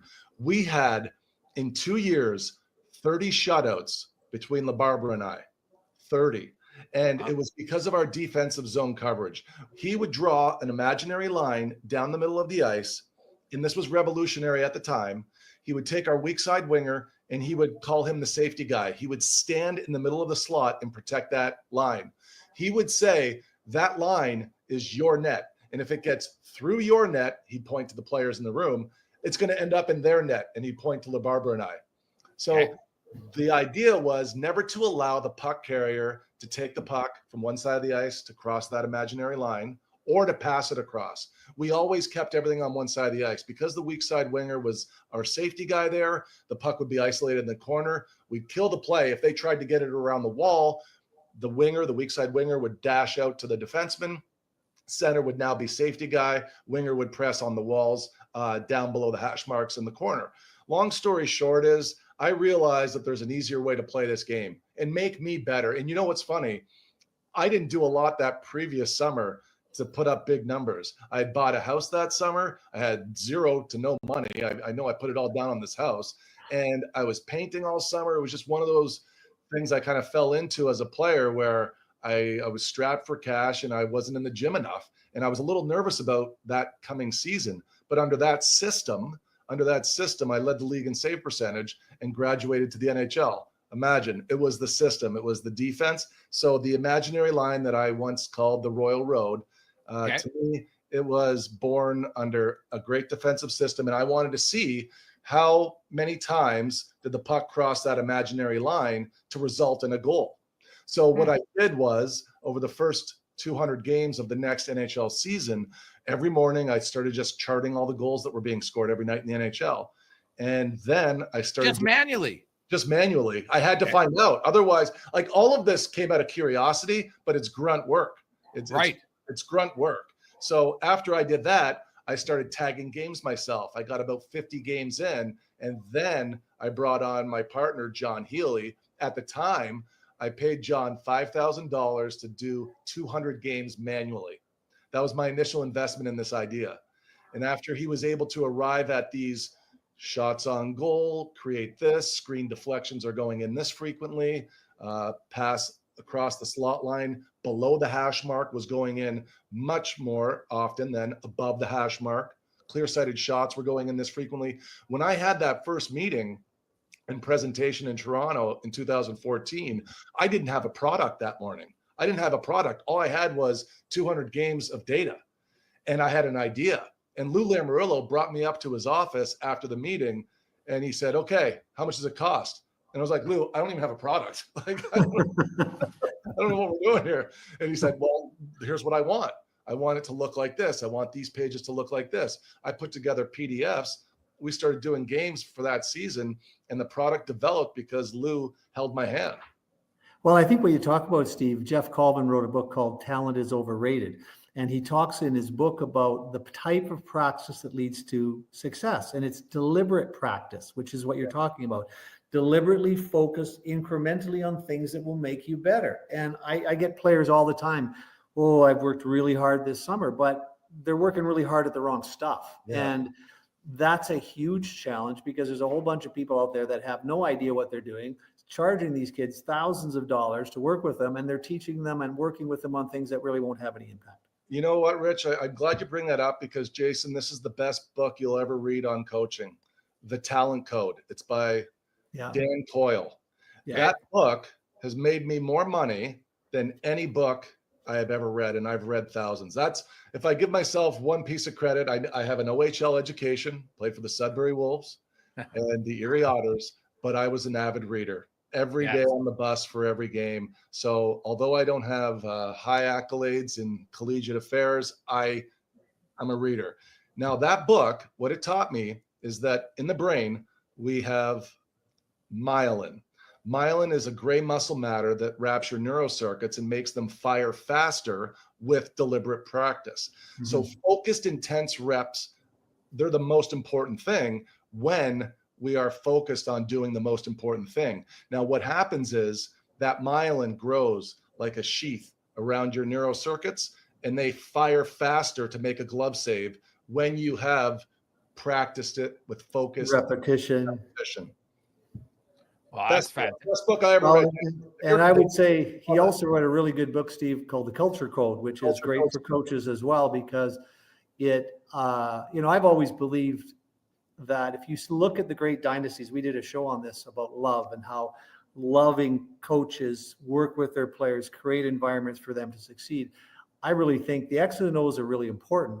And the stuff you're doing is way beyond X's and O's in the hockey environment, but culture is really important. So those two books alone can give a coach a pretty good grounding on what it takes to be successful. Yep, I agree. Stephen Valiquette joins us today on the Business of Sports. And so, Steve, Lou Lamoriello helped you get it started. And then now it's obviously growing. And, because you guys track high danger chances, mid danger chances, low danger chances. And now you had said earlier, hey, I want my goalie, if he can see it, he can stop it. Yep. And now there are some shooters, though, like if I can see Alex Ovechkin 30 feet out, it's a lot different than if I can see a shot from, no offense, Matthias Janmark. Scored a big goal last night, but he's not Alex Ovechkin. So do you track it as intimate when you start looking Austin Matthews, Leon Draisaitl, like those guys in certain areas? Do they does it increase the percentage chance and who's shooting the puck at a certain position of the ice? Yeah, it's a very fascinating conversation because you really have to look at it two ways. The first way is the easier way, and I'll start there, which is all things are created equal. We just want to bring all the numbers in and have an expected goals model that meets the mark. Now, the very neat thing is that over the last 10 years, the actual goals that are being scored in the NHL, we have always been in that 2 percentile between 98 and 99.8 percent equal with what's actually happening in the NHL. That's when you know your expected goal model is proper because the actual amount of goals lines up with how many you have in expectations. Expectations are grown over years. We brought in 1,300 breakaways this year. Breakaways go in 1 every 3 times. Screen deflections go in 1 every 3 times. At a rate of 20% or more qualifies as a high danger chance. But some chances can go in as great as 57%, like a situation where a rebound comes out to the slot.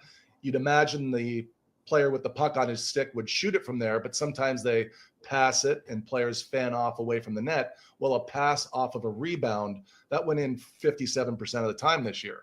I mean, that's a grade A plus chance, but that goes into the model that after the game, the Edmonton Oilers can look at their scoring chances and say, all right, there were 7 high dangers, but 3 of them were A++. So there are different values to that. Now, to your other part of the question, which is, does it matter who the players are? It certainly does.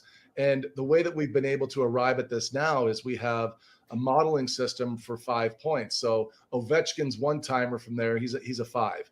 And he can skate with other players in the power play that may be bringing his production down because of injuries, and they are 2s when you really need 4s and 5s on your power play.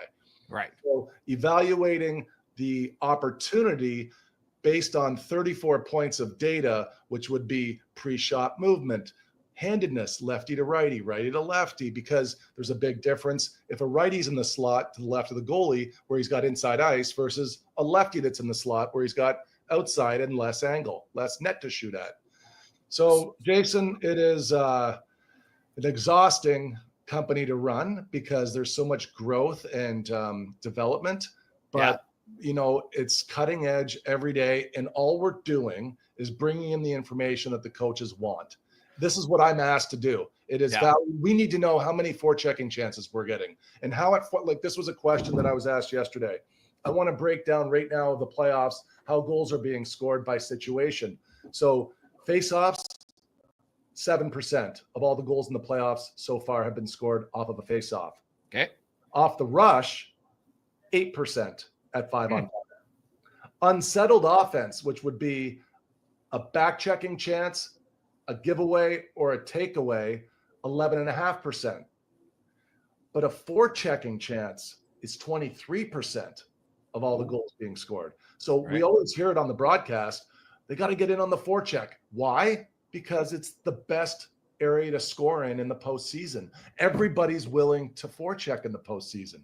That's the difference. You got more guys in your lineup that are willing to pay the price to get in there and rush the defenseman that's trying to collect the puck cleanly. Which is really, that's the John Wooden approach to basketball, because he said he never believed that games were won. They were always lost when you pressured players to play at a faster speed than they're capable of. I love that. I love that. That's where may I interrupt for 1 second, Jason? When we talk about passing the puck across the slot line, that imaginary line, players need to know that the best opportunity to do that is what Rich just said. When you are rushing your opponent, you're getting in on the forecheck, you've taken a shot, and you recover that 50-50 puck first, because now they've lost their structure. They start to move out of position. The seam opens for a split second, then you hit it. And it has to be predictable for the offensive players, where if somebody goes into the corner to collect a 50-50, the other guy rushes to the far face-up dot. Just put your blade on the dot. You wouldn't believe the success you'll have with your youth hockey team. If that guy goes to the corner, he can just quickly scan over his shoulder and zip it to the dot, because the defensive team has lost structure. That's when you pass it across the seam. It's not when you see the whites of their eyes.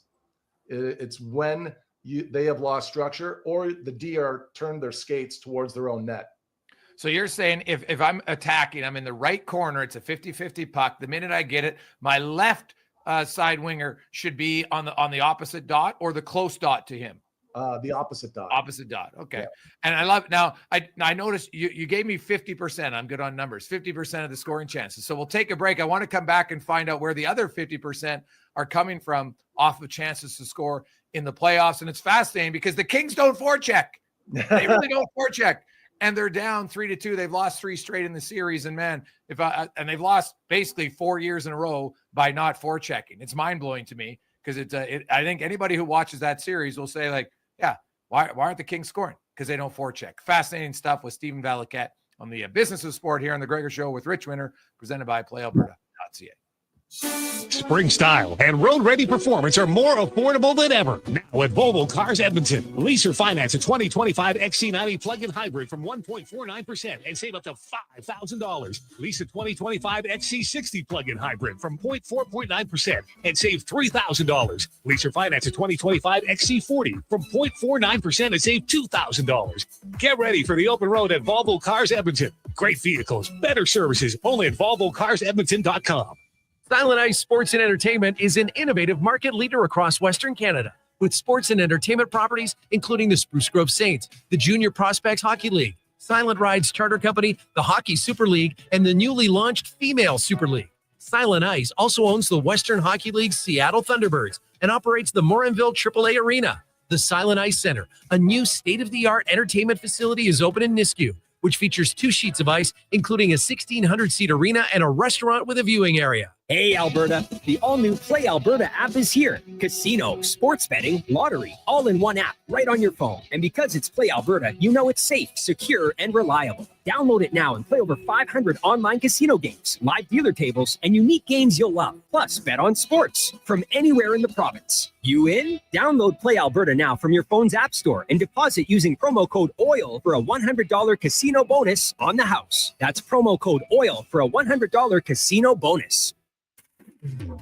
Find the perfect tractor for any job at Edmonton Kubota. Their massive selection of compact tractors has something for everyone, whether you're tackling small tasks or big projects.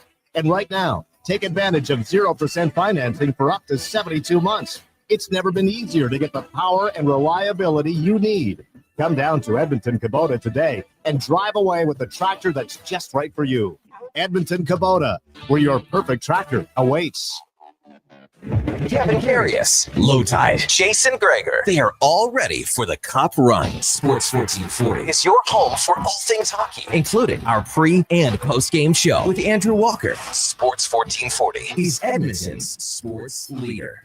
Thursday, May 8th is McHappy Day, when every menu item purchased at McDonald's helps support families with sick children. So you can feel the good that comes from doing good, just from ordering. So if I order a Big Mac, I'm helping. Yup. What about a McFlurry? 10-piece chicken McNuggets and apple pie? You got it. Every single order helps. Join us at McDonald's for McHappy Day on Thursday, May 8th. Do good, feel good. A portion of food and beverage sales will support RMHC chapters and local children's charities across Canada. Portions of this hour brought to you by Culligan for all your residential water needs. Your local water treatment company, more than just big bottles, Culligan.com. Tricks, touchdowns, and home runs. Get it all with the Jason Gregor Show on Sports 1440. Presented by PlayAlberta.ca, Alberta's only regulated online gambling website. Return a very educational edition of the Business of Sport. Jason Gregor, Rich Winter with Steve Valiquette, one of the owners of a Clear Sight Analytics, and which is much more than just goalie numbers. I want to make that clear. Obviously, anybody listening to this interview knows that we talk a lot. And Steve, you gave me 7% off of face-off, 8% off the rush, 23 off of forechecks, 11.5 off of unsettled, which comes around 50%, give or take. Are the rest just all small increments, or is there another big number that stands out? The other big number that stands out is offensive zone with possession. It's 9%. And it's interesting because when we talk to the conversation around why St. Louis has really come back in this series against the Winnipeg Jets, it's because the Jets are so good at shutting down the rush that St. Louis is playing possession hockey in zone. And when we talk about small increments around offensive zone possession, we are talking about winning 50-50s, back-checking scoring chances, forechecking scoring chances, forcing giveaways, takeaways. You're looking at all of these unsettled events, and you're really trying to put an umbrella around them and say, is this something that we can accomplish? Well, a lot of the offense for St. Louis in the series, they've scored 15 times on Hellebuck. 9 of the goals have come from at the offensive blue line, just delivering pucks in. Sifters is what coaches refer to them now. Yeah. And speaking of data, I thought this was really neat. If I could find this quickly, I brought this up yesterday. The amount of shots that are coming off of sifters, here it is, 266 of them in the postseason this year from the blue line versus just 55 slap shots. Because the goals that Hellebuck has allowed, 9 of them from up there, 4 of them have been through screens, but 5 of them have been off of broken plays. You remember the one that goes off of Pionk, and there's shots that are pinballing. It's almost like playing Plinko out there. So talk about the practice that I had a couple of hours ago this morning with my college goalie. We were working on a lot of these point shots. And what we do for one of our exercises is we have a drill where we play a best 2 out of 3. We have 2 players net front. We have 1 D, 1 puck. And that D is sliding the blue line. He delivers it. If the puck gets away from the goaltender into the corner, he's required to follow it quickly. The closest player to it collects it, sends it back to the point. It's 30 seconds continuous. If the players score, they win that game. If the goalie shuts them out for 30 seconds, he wins that game. But it's just a net front battle, because going back to Francois Allaire and Benoit Allaire, they had their own analytics back then. Benny would meet with Lundqvist and I and say, guys, 65% of all playoff offense comes off of screens, deflections, and broken plays from the blue line. So the game's changing here, and we got to prepare for it. So we'd have practices aligned with what we were about to see in the postseason. Now, fast forward to 2025, and those numbers still hold. We're still seeing a lot of that offense come from up top. And I thought before the series, because I know St. Louis well, they're an operating group there, and they know how to play the game based on who their goalie is. They got a very intelligent guy there in David Alexander, and he knows how to pre-scout as good as anybody. And I'd imagine they have a very good feeling on what makes life miserable for Connor Halley. This is fascinating. They've shot 9 times, high glove on him, in the series, they've scored 8. Wow. The 15 8 on 9 over his glove. On the blocker side, 11 shots have been taken. They've scored 3. So where's my page here? I was just going from memory there because I talked about this yesterday. Give me a second. Here it is. So Hellebuck, upper third of the net, 11 goals of the 15. Middle third 2, lower third 2. So if we look at the net in thirds, 11 have been in the upper part. That's why St. Louis got themselves back in the series, because they're executing. Earlier in the conversation, Jason, you said, what about the shots that kind of come from the slot, but they just backhand into the goalie's chest? You know, how do you account for all of that? Well, when you're looking at scoring chances, you guys would laugh if you saw the data that I look at every season. I have a page that Rich is familiar with. It's a silhouette of a goalie in the butterfly. Goals are never scored if you shoot to the left of the 5-hole or to the right of the 5-hole. No goalie in the NHL is allowing a shot if it's a one-timer from the slot, if you shoot it at the pad. You'll score 5-hole, but you're never going to score if you miss 5-hole and shoot left of 5-hole or right of 5-hole. Meaning, we've kind of worked on this behind the scenes this year, where we're looking at data where players miss their shots. Like, it's not a score chance for me, Jason. If the guy I agree. Thank you. Sounds the pad. I'm like, and then I hear the broadcast. This is one part of why I don't think I'm going to do well, or even should attempt doing color, because, you know, I hear the guys saying, great save. Hell about, like, great save. He pumped it right in his pad. What are we talking about? Thank you.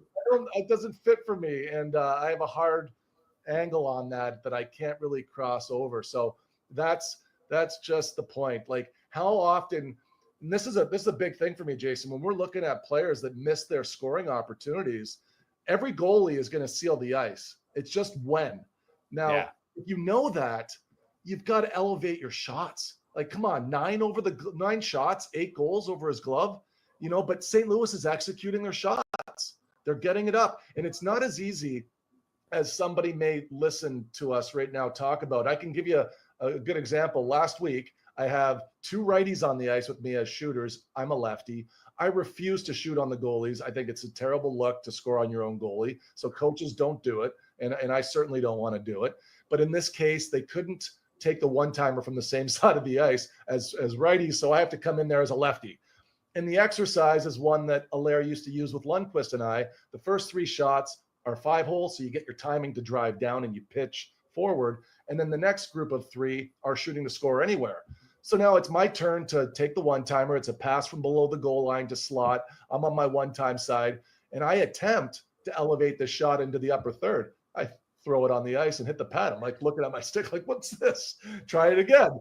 Same thing. I can't elevate it. And now I'm saying to myself, all right, I understand under the duress and pressure of the NHL, I guess in a lot of cases they're trying to elevate it, but they just can't. And that's what happened to me. And I'm like, oh, geez, I got to stop being so hard on these guys. I can't even do it. Well, you know what's funny, Steve, because you bring up when you started and there was goalie coaches, it's only in the last 7-8 years where the skills guys now have a coach. Like Adam Oates is one of the best skills coaches out there. Other teams have their own now, because scoring's a skill, stopping it and playing the odds. And I think, you know, we talked earlier about, you know, drills to help the goalie. Well, drills to help the shooters should be similar, like practice drills over and over where they can pick a spot, elevate it, and get used to it, right? You guys, you know, you and Rich talked about, you know, practice with focus. Every shot I want you to try to get upstairs. Now in practice, you're not going to hit everyone. Obviously they're kids. NHL guys can't do it, but it is fascinating how you take. So when you break down scoring chances now, do you have like a line that's going to say like wasted scoring chance really? Because it's where like, it's a high danger. The guy's, you know, he's a left shot on the right side, which is what you want. And then he pumps it, you know, 3 feet or 3 inches to the right of the 5-hole. And we're like, oh, great save. But really it's like, no, bad execution of a shot. You got it. Yep. So there's the standard shot, which you can pretty much evaluate as, okay, that was a good shot. But when you're requiring the goalie to make an extraordinary save, that has a different elevation in our standard. And it also represents a great save, but also a well-executed shot where sometimes you can get robbed. You're not going to score on every perfect shot, but if you're getting it to the upper third on a low seam pass across the slot line, then that would be one where I'm like, okay, Sidney Crosby, he had this in this category. Malkin did not. Letang is here. Let's talk about Pittsburgh. And the reason why Pittsburgh comes to mind is because evaluating their east to west chances this year, they were in the upper third of creating them, but they were in the bottom third of execution.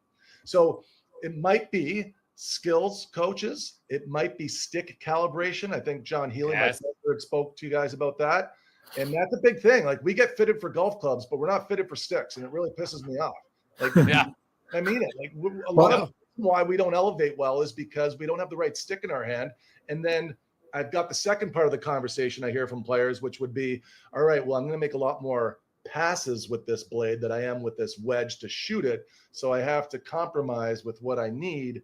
And I mean, if I'm a player, I'm figuring that piece out, because too many guys can't elevate the puck. And that's what's really neat in the data, where we can look at all of the goalies moving east to west this year in the NHL. And then on the net location, see where the goals went in. Guess what? They're all going in the upper third. They're all going in the upper third. The bottom is sealed. Guys are getting stretched out and their equipment is coming towards the release and closing angle. So yeah, there's certainly a lot to work on with players in the off season. Back in the day, and I'm talking about 06, 7, 8, 9, 10, when I played with Lundqvist, we were the only guys on the ice.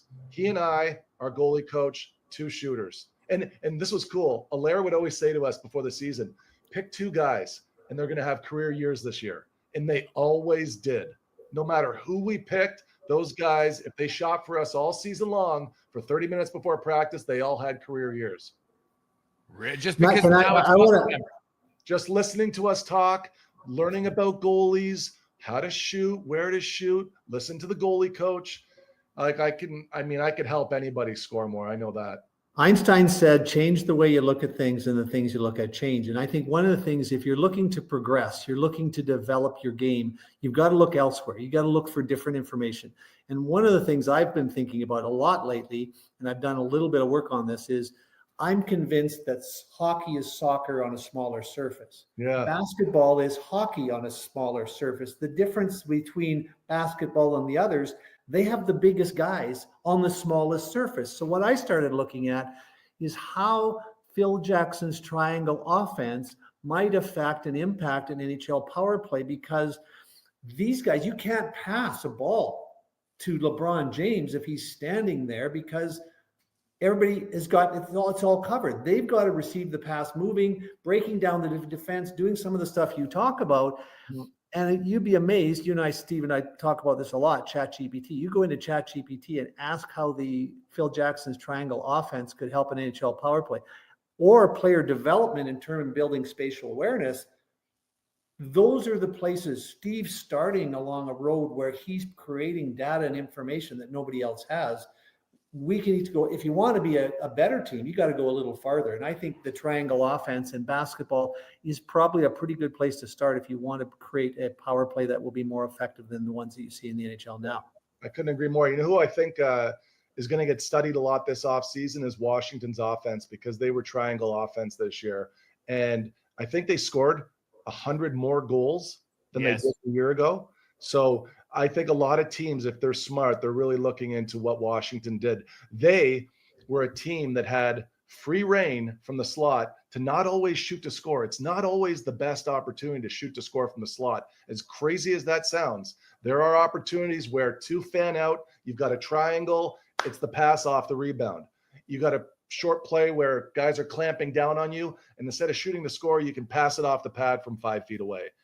More creative ways to look to pass from the slot. It's not always shot as best opportunity if players are clamping down on you in the slot area. If it's a you watch like Phil Jackson's offense, and then you watch an NHL power play, and you see these guys passing the puck around the perimeter. No one's moving across the Royal Road. Nothing's happening.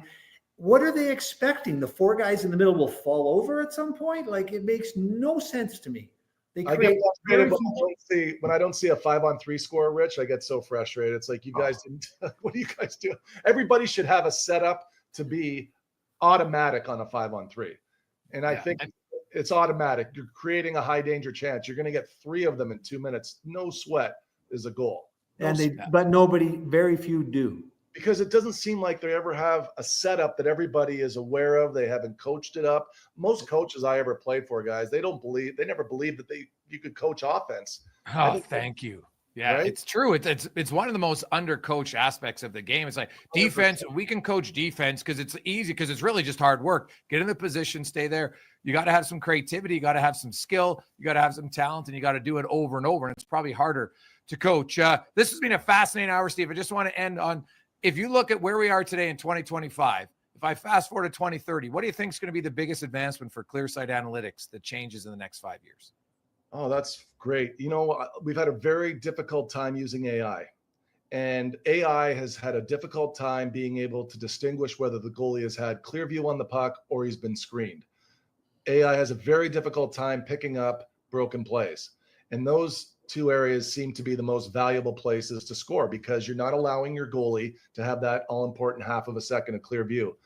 If AI, and I've worked with 3 different companies right now, if AI can get there, Jason, I would be able to do your youth hockey games. And until we're able to get AI to be efficient enough that I can, with good credit, be able to show an NHL coach a string of 100 different plays, and the video is always adding up to what we have claimed, then and only then would I be confident enough with that AI to do youth hockey, junior hockey, collegiate hockey, AHL, East Coast Hockey League. Now we have a development model that would have the players that when they reach the NHL would not just play there a little sooner, but stay there longer. That's my ultimate goal. It's to keep the players in the league longer. That's what Rich is doing. He's keeping his guys in the league longer. And I think that's where I want this to be in 5 years. I want AI to finally help me help hockey. That's what I need help with. The one piece that I want to go back to that we were speaking on with the rush and the settled offense and the percentage of the offense, I just want to clarify that was shooting percentage. It wasn't the chances themselves that are created, but it's the shooting percentage. So I just thought that it was fascinating that forechecking and shooting percentage off forechecking is so important in the postseason. Stephen, let's just hope that the Kings aren't watching this before game 5 or 6. Well, I don't think you can snap your finger and suddenly learn to forecheck. So we'll see. Steve, that was fantastic, man. We'll have to get you on again. That was one of the most insightful, and I'm not just saying that, honestly. Very educational, insightful, learned a lot about the game and attacking, and I really appreciate and continued success with ClearSight Analytics. Hey, thank you so much. Jason. Really appreciate the opportunity. Anytime I get to spend some time with Rich is a good time too. I love it. Rich, as always, man, thank you. We will chat with another Business of Sport next Wednesday. Let's get to a Sports 1440 update with Connor Halley, brought to you by your Alberta GMC dealers. It's Truck Month at Alberta GMC right now. You can get a $5,000 cash purchase credit on a 2025 Sierra HD model, gmccanada.ca. The Sports 1440 update. 3 games on the ice tonight in the Stanley Cup playoffs getting going shortly. Got the Caps and Canadians meeting in Washington. Caps lead that series 3-1. At 5:30, Panthers taking on the Lightning. Panthers lead 3-1. And at 7:30, Jets Blues meeting in Winnipeg. That series side at 2 games apiece. In the association, we're about 35 minutes away from tip-off in Houston with the Rockets and Warriors going at it. Golden State can wrap this one up, leading 3-1. Timberwolves do the same when they take on the Lakers just after 8 o'clock. Major League Baseball, Blue Jays in action, hosting the Red Sox. It gets going in about 10 minutes out in Toronto. A few games going on right now.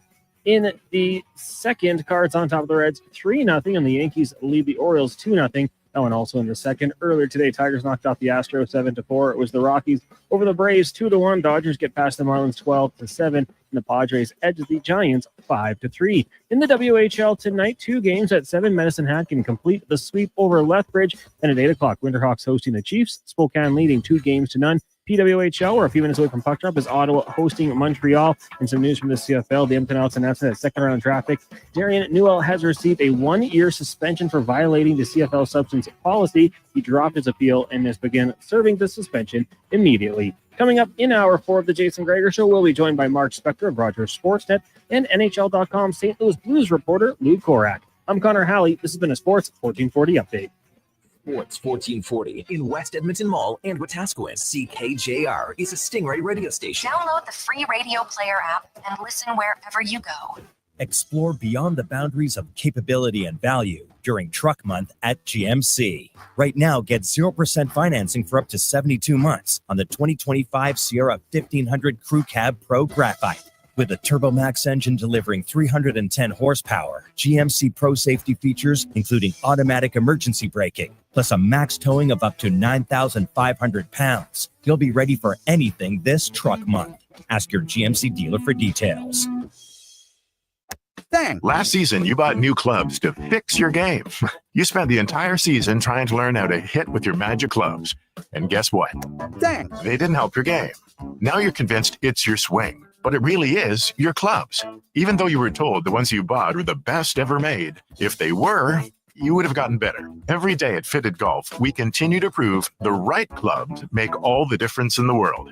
From beginners to pros, Fitted Golf makes all the difference. Yes, fittedgolf.ca. It's the spring Big Red Sale at Canadian Tire. Save up to 50%. What are you doing? These are the biggest deals of the season. I'm shouting it from the rooftop. You have a radio ad. You don't need to be up there. The Spring Big Red Sale is on from April 24th to May 1st. Conditions apply. Details online. Drought Fighter and Disease Control are both included with every Green Drop program at no extra cost. Since 1979, Green Drop has been making beautiful weed-free lawns guaranteed. Book today. Canada's lawn expert since 1979. Visit greendrop.com. Tim's Smile Cookie is here, and every bite makes your community every bite better. Because 100% of proceeds are donated to local charities and community groups. Head to Tim's for Smile Cookies from April 28th to May 4th. Portions of this hour brought to you by Japa Machinery. Did you know that Japa offers in-house and on-site service? Rain or shine, Japa's service department is here for you. Get a quote now at japamachinery.com. Tricks, touchdowns, and home runs. Get it all with the Jason Gregor Show on Sports 1440. Presented by PlayAlberta.ca, Alberta's only regulated online gambling website.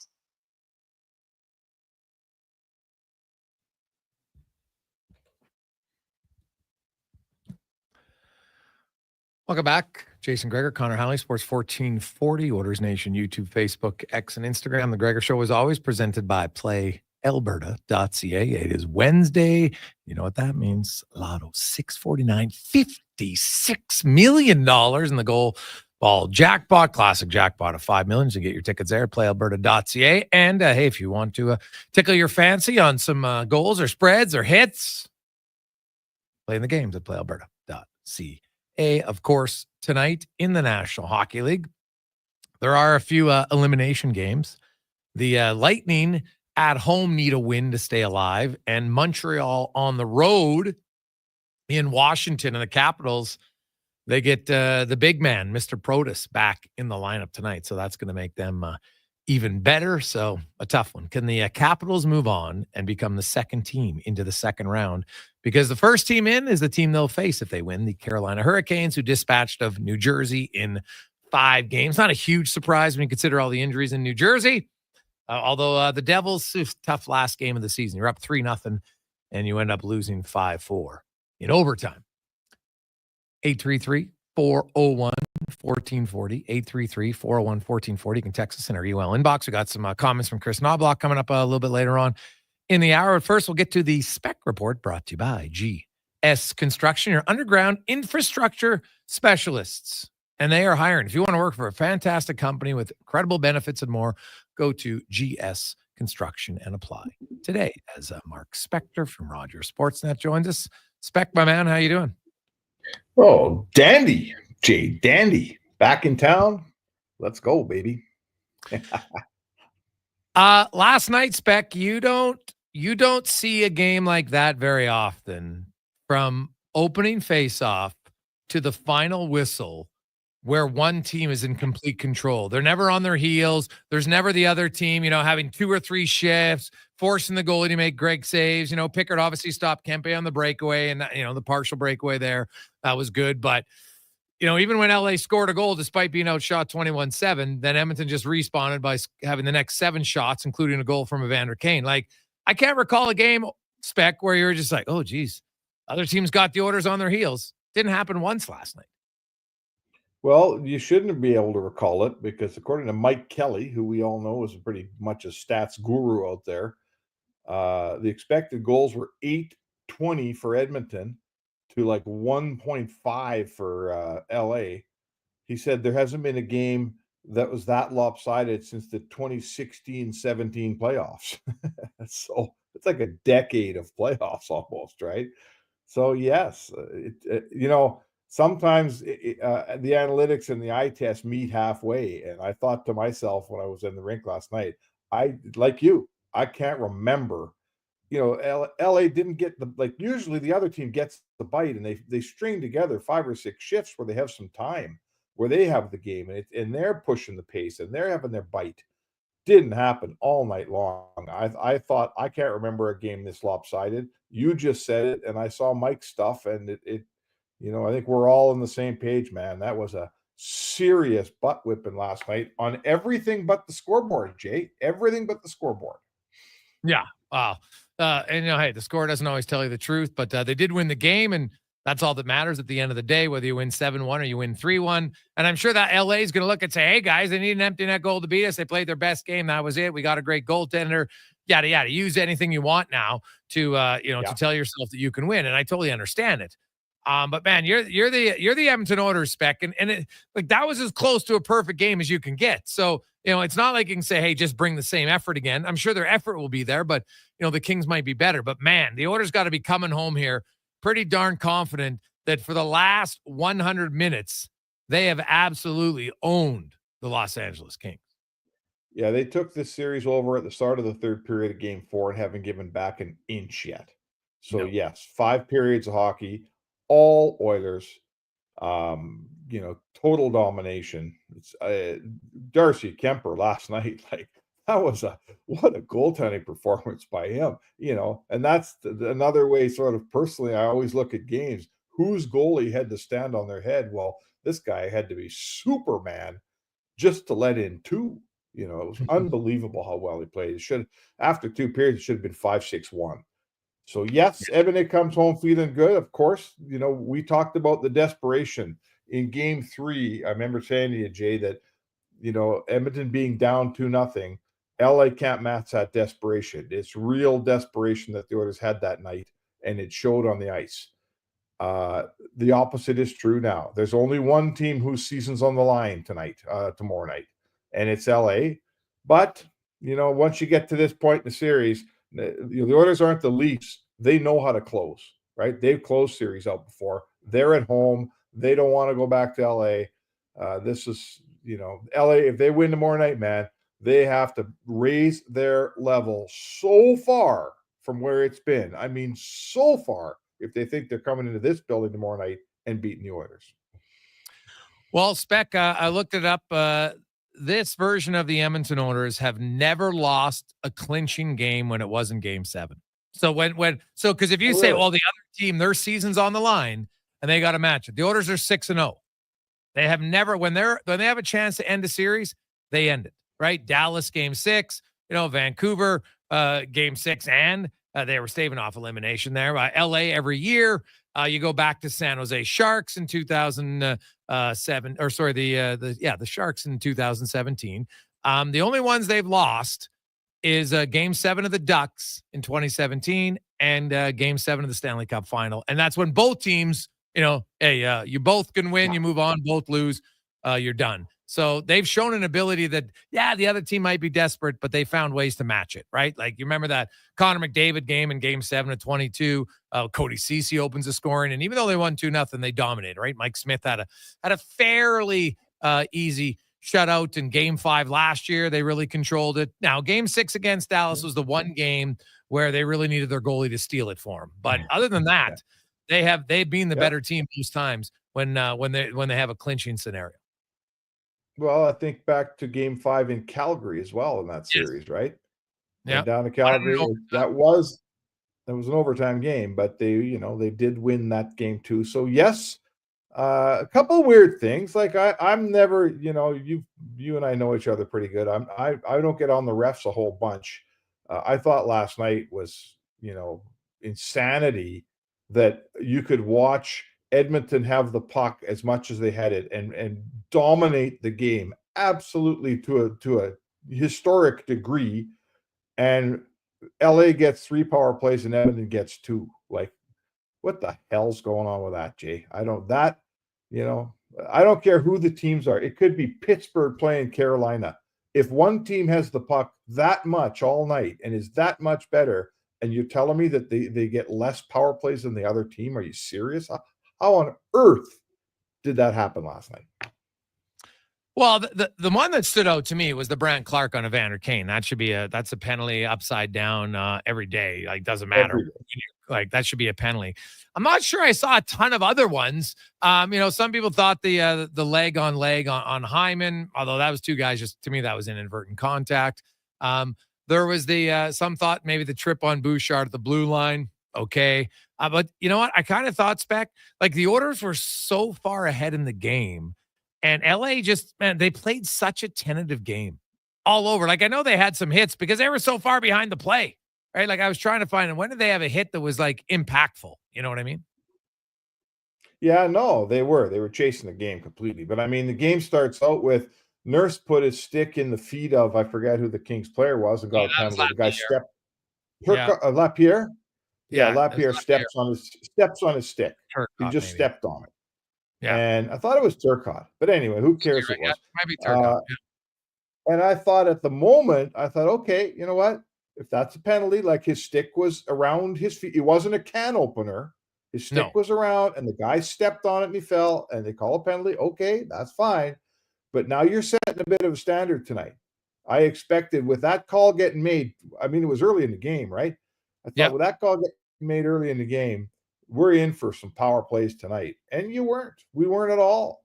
Like that level of trip occurred 7 more times, and we never got another penalty. So, I'm a little disappointed. I don't like the refereeing going on around the league. The fact that they're watching Quentin Byfield put both hands on a puck in the crease. Since I've been 5 years old, you don't put your hands on the puck in the crease or you get a penalty shot. That's just the rule. And like, you never do it. You find a way to get the puck out of the crease without putting your hands on it, or you expect the penalty shot. And the referee's standing right there looking at it all day long, and there's no penalty shot. Like, if they're not calling that, what the hell are they doing? What are they doing out there? That's the most obvious call in hockey, man. Yeah. Well, you know what? Now, I did to a non-NHL official, but actually I have Dave Jackson come in my show tomorrow at 3:00 Spec. So you want to tune in for that little teaser for tomorrow. And that'll be one of the questions. I had an official tell me, he says, so by the rule, because Byfield, his hand goes over the puck, but if you go over and swat it, we've seen guys on their knees push the puck away, they won't call it. And he said, once his hand went over, he also shielded the puck. So you don't know. We all assume it. And so the only thing I thought of was Kerry Fraser said, the number one rule you don't make as a ref is guess. And so we thought he would. I'm like, well, his hand sure looked like he was going to fully cover it. And I'm not saying it's right or not, but that's the only explanation I got from one of my buddies who is a WHL referee. So I am going to ask Dave Jackson, who's obviously reffed and talks about it. So we got quite a few of the other ones. Well, then by that standard, the rule of closing your hand on the puck shouldn't exist, because when you close your hand on the puck, I can't see the puck anymore, so I can't call it. Right? Fair. Covering the puck in the crease can't exist because I don't see the puck under your hand, so I guess I can't call it. Like, when did the refs get so chicken? Right? All they want to do is not, and again, I will say this is out of character for me. I don't rant on refs almost ever. I'm usually defending them. But when did we get to the point where they're trying this hard to stay out of, affecting the game, right? Which of course means, what do? They affect the game. When did we get here? How did we get here with these guys?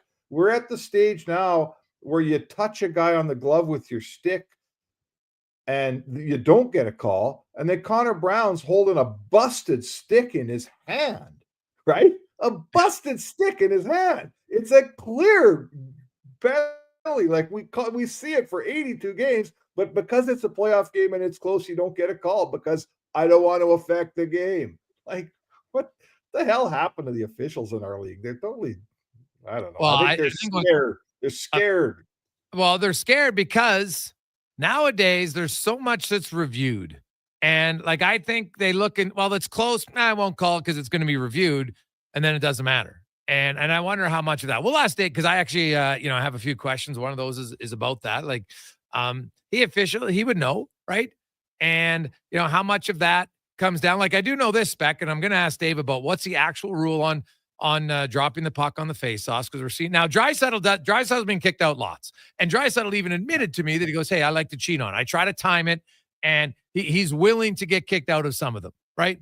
And we've seen that. But what's the actual rule? Because I've seen Kopitar move his stick and not get kicked out. So there's got to be some other intricacies to the rule that I don't know. I tried reading the rule book, and it's like I'm reading Swahili. I don't really understand it. It doesn't make a lot of sense. So I got Dave one of my Jackson. columns. Yeah, that's true. Should have said that. It's like I'm reading a Sportsnet article from Spec. John Klingberg, Spec, his play last night on the Evander Kane goal, and just like his overall patience with the puck right now, right? Like, I think LA is the perfect opponent for him because they don't forecheck a ton, and you give him time and space. But honestly, in the offensive zone on the blue line, he made 3 or 4 plays where I'm just like, I can't believe he's still holding on to the puck. And he's just like calm as anything, holds on, turns around, eagle turns away from a guy and creates space. But man, I thought Klingberg last night had another really solid game. Yeah, like it wasn't long ago we were wondering what the Oilers could have done with that 1.7 million rather than get him because he was hurt again. And now, to me, a huge factor here for the Oilers is obviously the loss of Ekholm's minutes. And when you disperse that 25 minutes a game, who's going to be able to handle them? Like, you're not giving Bouchard more minutes or very many more. You're not giving Nurse very many more. Those minutes get dispersed really among everybody below your top pair, to be honest. Yes. You're not giving 20 more minutes to Nurse. You can't. So to me, a huge thing in this series is how would the Oilers handle those, the second and third pairing guys who are going to get more minutes? How will they handle it? What's going to happen with those minutes? Are they going to be good minutes? Are they going to be bad minutes? Are those minutes going to cost Edmonton? And here comes Klingberg walking in the door, taking a bunch of those minutes and making them good minutes. Like, oh, you're right. I watched him last night too. I loved this game and the 2 games before that. So this is a bit of a turn for the good for Edmonton. They, Stan Bowman took a total gamble on John Klingberg, man. Like, we all say, you need lots of defensemen in the playoffs. That's the old cliche. Maybe, we'll get this guy and maybe someone will get hurt and Guess what? A huge guy gets hurt. Klingberg's comes into the thing. He's playing awesome and helping you get by. Like, this was a big gamble by Stan Bowman that is panning out right now, big time. Like, God, yeah. Good for the oil. Good for the oil. It's really worked out. Really? You know what? Matthias Janmark, Spec, I don't know what it is about maybe there's different water in Sweden for the playoffs, but man, this guy 2 years in a row, and you can actually go back and look in Vegas and other times. This guy elevates his game in the postseason, and scored another huge goal for the Oilers last night. Yep. He's the guy. Like, that's who he is. There's some guys that you say, well, you got to have some guys don't perform in the playoffs, but you say, yeah, but you got to get to the playoffs. There's certain guys that help you get to the playoffs, right? We talk about those guys sometimes. This guy's the opposite. Like, he does the dirty work all year. He kills your penalties and he plays on wherever you need him. Puck doesn't go in much for Matthias Janmark during the year, no doubt. But yeah, like, and I always say, I wish I knew the stat. I wish I knew even how to look it up, but I always want to know what's the winning percentage of the team that gets a 4th line goal in a playoff game, right? A 4th line goal in a playoff game is like walking down the beach and finding $100 bill. Like, it's going to make your day better every time. And Matthias Janmark, he's that guy, right? He, or a shorty, right? Or a shorty. He's a guy that gets you a shorty once in a while. So, I don't know what the magic is. I don't know why he doesn't do it all year and he does it in the springtime. But man, how, that goal last night, I mean, it was just an absolutely massive goal, game-winning goal. And he's got that thing. I know the fans beat him up all year long when he's on a breakaway and he shoots it in the corner. Right? I mean, they beat him up in this town. No one's beating him up this morning, man. Yeah, no, it's totally valid. And like, there's lots of people scrambling. Because the one thing I say about Janmark all the time is the amount of actual mistakes he makes with giving up a puck. Like, it's one of the lowest on the team. He doesn't make mistakes. Right now, you know what? Hey, sure, he'll make, I guess if he calls shooting wide on a breakaway a mistake, okay, fine. But he doesn't make a lot of giveaways very often. And the other thing, Matthias Janmark is quietly dirty, right? Like you saw that penalty he took and people are freaking out about it, but he comes in there and he just, he kind of got caught, right? Because usually sometimes you can come in a scrum spec and give that little juice shot and you won't get caught. But Janmark, he's big and strong. And we saw it last year in the regular season when he fought twice and had an unbelievable tilt in one of them that he, push comes to shove, he'll drop the gloves if he has to, but he's sneaky cheap. And I say that as a compliment. Like the Oilers now, when you throw Frederick and you throw Kane and like they've got way more guys now, Colson, Perry, but even Janmark, when you go like Janmark's be like, you know what? I'll come in there and give a guy a cheap shot, no problem. Like he's what you kind of classify him as a gamer when the games matter more. He seems better suited to the playoffs when it's a little bit more intense and there's a little bit more on the line. Yeah, it makes it hard to play against, right? Just another guy that makes you hard to play against. You got to keep your head up. He's when he you're right. He doesn't make mistakes in the defensive zone. He doesn't make mistakes where you're watching the replay of the goal and you say, "Uh-oh, that goal's 13's fault." Right? Almost like never do you see that. The mistake he makes is something around the other team's net where you thought he could have scored and he didn't. But so what are we defining? We're defining a guy that the coach totally trusts. We're defining a guy that if he gets caught out there against the other team's top line, you're not freaking out. You're not saying, "Oh man, we're dead." That's if he gets a bad matchup, he can handle it. He's a veteran guy, played around the league for a long time. He's one of the guys that makes Edmonton, like, I don't know how many you can have, Jay. Edmonton's old, and Edmonton could be quicker, and that's something that's got to get fixed up a little bit this summer. You can't have a whole bunch of Matthias Janmarks, but I'll tell you what, I'll take one or two of them, and he's an excellent version of that player we're talking about, that fourth line guy. Well, Janmark can skate, though. I have no problem with his foot speed. He can really skate. He can really skate. Like, no problem with him. And, you throw Kane and Frederick in their line. The Oilers don't look nearly as slow anymore. Like, who is behind the play? That have they looked slow at all really in this series? Not that the Kings are a burner team, but I'll tell you, the Vegas Golden Knights aren't a burner team at all. Like, outside of Colorado, I still think people be surprised when you look at the teams with the most bursts of 20 miles an hour, the Oilers are right up there. Now, obviously, McDavid takes a lot of that, but they got a lot of other guys. I went through it. Brett Kulak, Darnell Nurse can really skate. Jake Wallman's an excellent skater on the back end. The Oilers, Podkolzin's decent skater. They lost Ryan McLeod, but if you look at Podkolzin and Fogle, it's basically the same. Like their speed's exactly the same. They haven't changed much there. Kane's obviously quicker than he was. So I don't think the Oilers I don't classify him as slow anymore, to be honest. Well, do you take, I don't know what you were thinking about this Oilers team 10 days ago, but after watching them play that game last night, going in LA and laying that game down, do you have a bit of a different outlook for them here? Do you feel like maybe their prospects of going further are better than you thought 10 days ago? No, because I had the Oilers going deep from the start. I thought Edmonton was a good team who has shown stretch. They had a 30-game stretch of the best team in the NHL. And I said, when the Oilers, once they eliminate Santa Claus spec, and we saw Chaika's her numbers online, like when this team doesn't beat themselves, they're a real hard team to beat. And obviously they would be better with that Combe. There's no doubt in my mind, right? And Pickard's come in and just give them solid goaltending. It hasn't had to be great. That's all they need. They don't need world-class goaltending. They just need solid goaltending when they play to their strengths. And now we've seen them play to their strengths. And I don't know if you're watching Vegas spec, but you know which team's goalie has the worst goalie environment in the NHL so far this year? The Vegas Golden Knights. Hill has an expected save percentage of .864. He's standing on his head. Now, the difference is Minnesota's got Kaprizov and Boldy. And after that, they don't have nearly the talent that the Oilers do to finish. And Boldy and Kaprizov, as good as they are McDavid and Draisaitl. Mm-hmm. No, right, that's so that's fair. right. No, I still think Edmonton's right up there.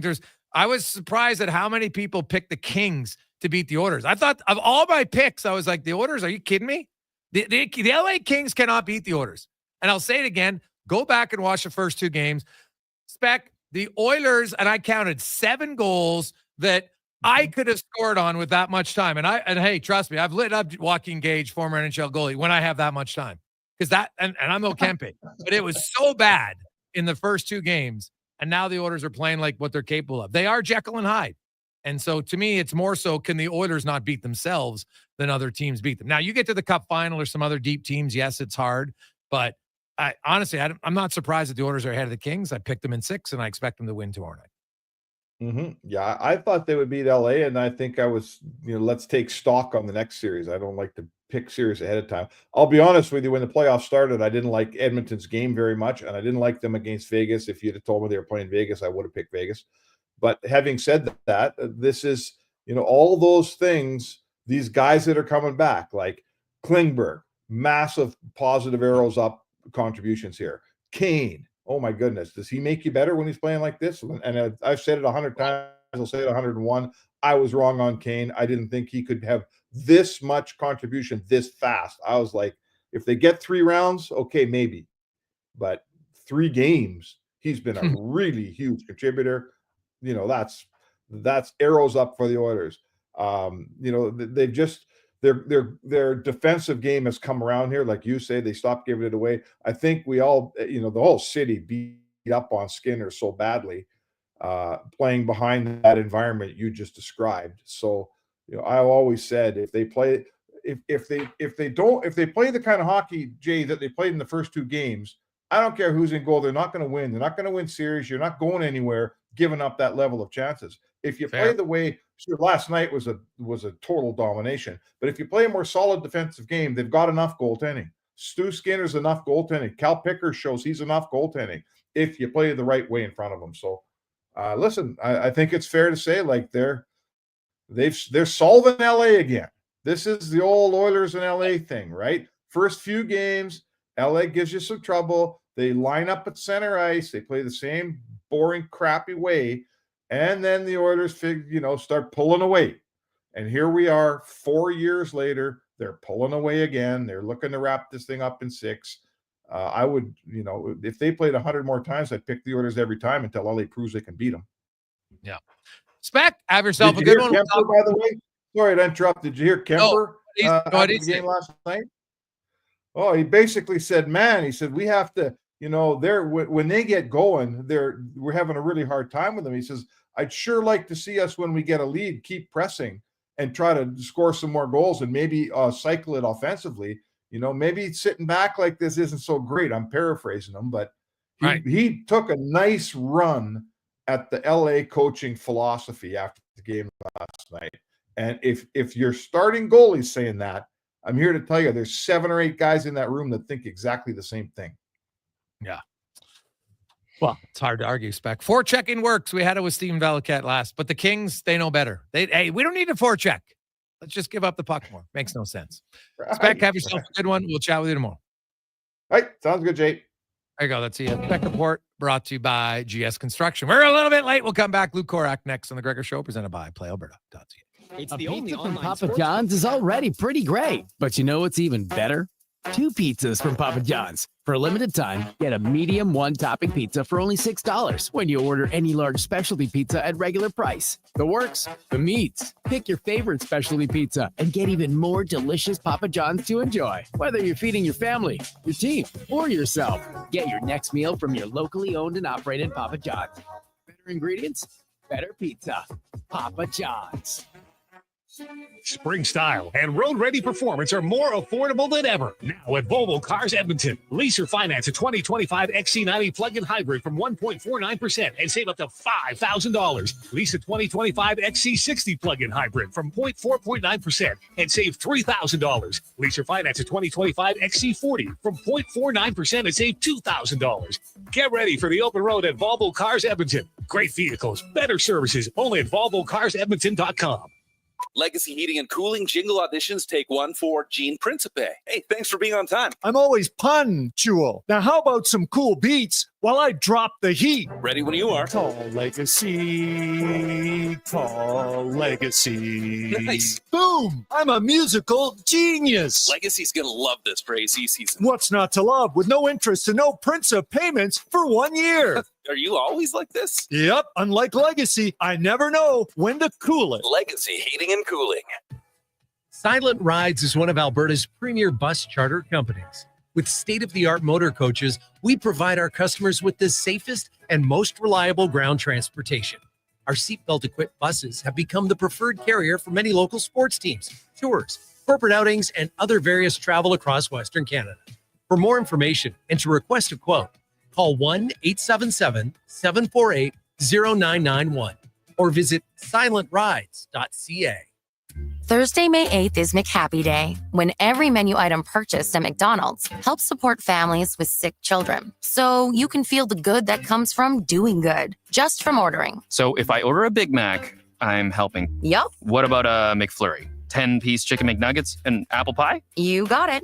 Every single order helps. Join us at McDonald's for McHappy Day on Thursday, May 8th. Do good, feel good. A portion of food and beverage sales will support RMHC chapters and local children's charities across Canada. Now until April 30th, The Brick is saving you more. Save up to 60% off Canadian-made sofas when you buy the matching love cedar chair. Save up to 40% off select mattresses. And when you use your Flexity card, get equal monthly payments and 0% interest for 60 months on furniture and mattress purchases. Plus, you're automatically entered to win a $5,000 Brick shopping spree. And the more you buy, the more you save, up to an additional $1,200 off select major kitchen appliances. Some exclusions apply. See thebrick.com for details. The Brick, saving you more. It's Canadian Tire's Big Spring Tire Sale. Save up to 30% on quality brands like Michelin, Continental, and Motomaster until May 7th. Conditions apply. Details online. Explore Internet just got 10 times faster. 5G Ultra brings incredible speeds to homes in rural and small town Canada. Upgrade today at xplore.ca. Portions of this hour brought to you by Cantork. We offer sale, rental, repair, and calibration of hydraulic, pneumatic, and battery-powered torque wrenches, stud tensioners, and flange maintenance equipment. Order today at cantork.com. The Jason Gregor Show, the best of Edmonton sports talk and beyond. This is Sports 1440. Presented by PlayAlberta.ca, Alberta's only regulated online gambling website.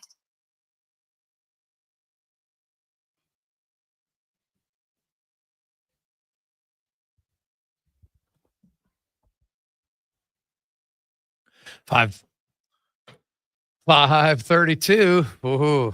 What's funny? It's like 6 years later, and that song, every time I hear it, I still think of the St. Louis Blues and their Stanley Cup run because, man, it's a great tune that kind of came back to life for the Blues, especially in the city of St. Louis, man. Like every radio station, they said for a few months, like it was the most requested song. People just couldn't get enough of it. Got in a good mood. It was great. And it was one of those things that was natural, kind of how it started. They were out trying to regroup at night after a bar or in the bar, and that's the song that came on and became their theme song. It worked out, obviously, better than anyone expected because they won a cup. So we'll see. I don't know if we'll find out next. Do they have a theme song this year? Let's go in the room, brought to you by Action Electrical. Of course, one of the independent divisions in Action is full-time time management, estimating, and their dispatch team with their technicians, bucket trucks, where can I do anything for exterior lighting, electrical repairs? Learn more at actionelectrical.net. As Luke Korak joins us, a longtime beat reporter for the St. Louis Blues. And Luke, do the Blues have a song this year similar to Gloria? No, they don't have a song, but actually they have and they started it from after the Four Nations break. There's been a figurine of Joe Boo in every locker room that they've been in. Okay. It started at home, and they also bring him on the road as well. Yeah, he's also got his own nameplate as well. So if you wanna go by some kind of superstition, there you go. It's Joe Boo fever now with this team. Joe Boo fever. All right. So yeah, he's got to look for something. So they got it. But hey, Lou, it was we had on earlier Steve Valiquette telling us how 9 shots, high glove, 8 goals for the Blues. They've got 3 goals up high over blockers. We know that most goalies where you can beat them is up high. Now you got to hit your spot, but they've also done a ton of shots from the point in games 3 and 4, and it's led to a lot of success. They clearly had the scouting report, but the question would be, well, why did it take them till they got home? So was it just not working, or what else did you see that allowed them? Did they just simply say, we're not going to try to attack off the rush because that's Winnipeg's best area. We're going to beat them down low in the zone? Yeah, I think so. And I think Jake Neighbors said it best, whether it be getting to the net front or whether it be their point men working towards the middle of the ice.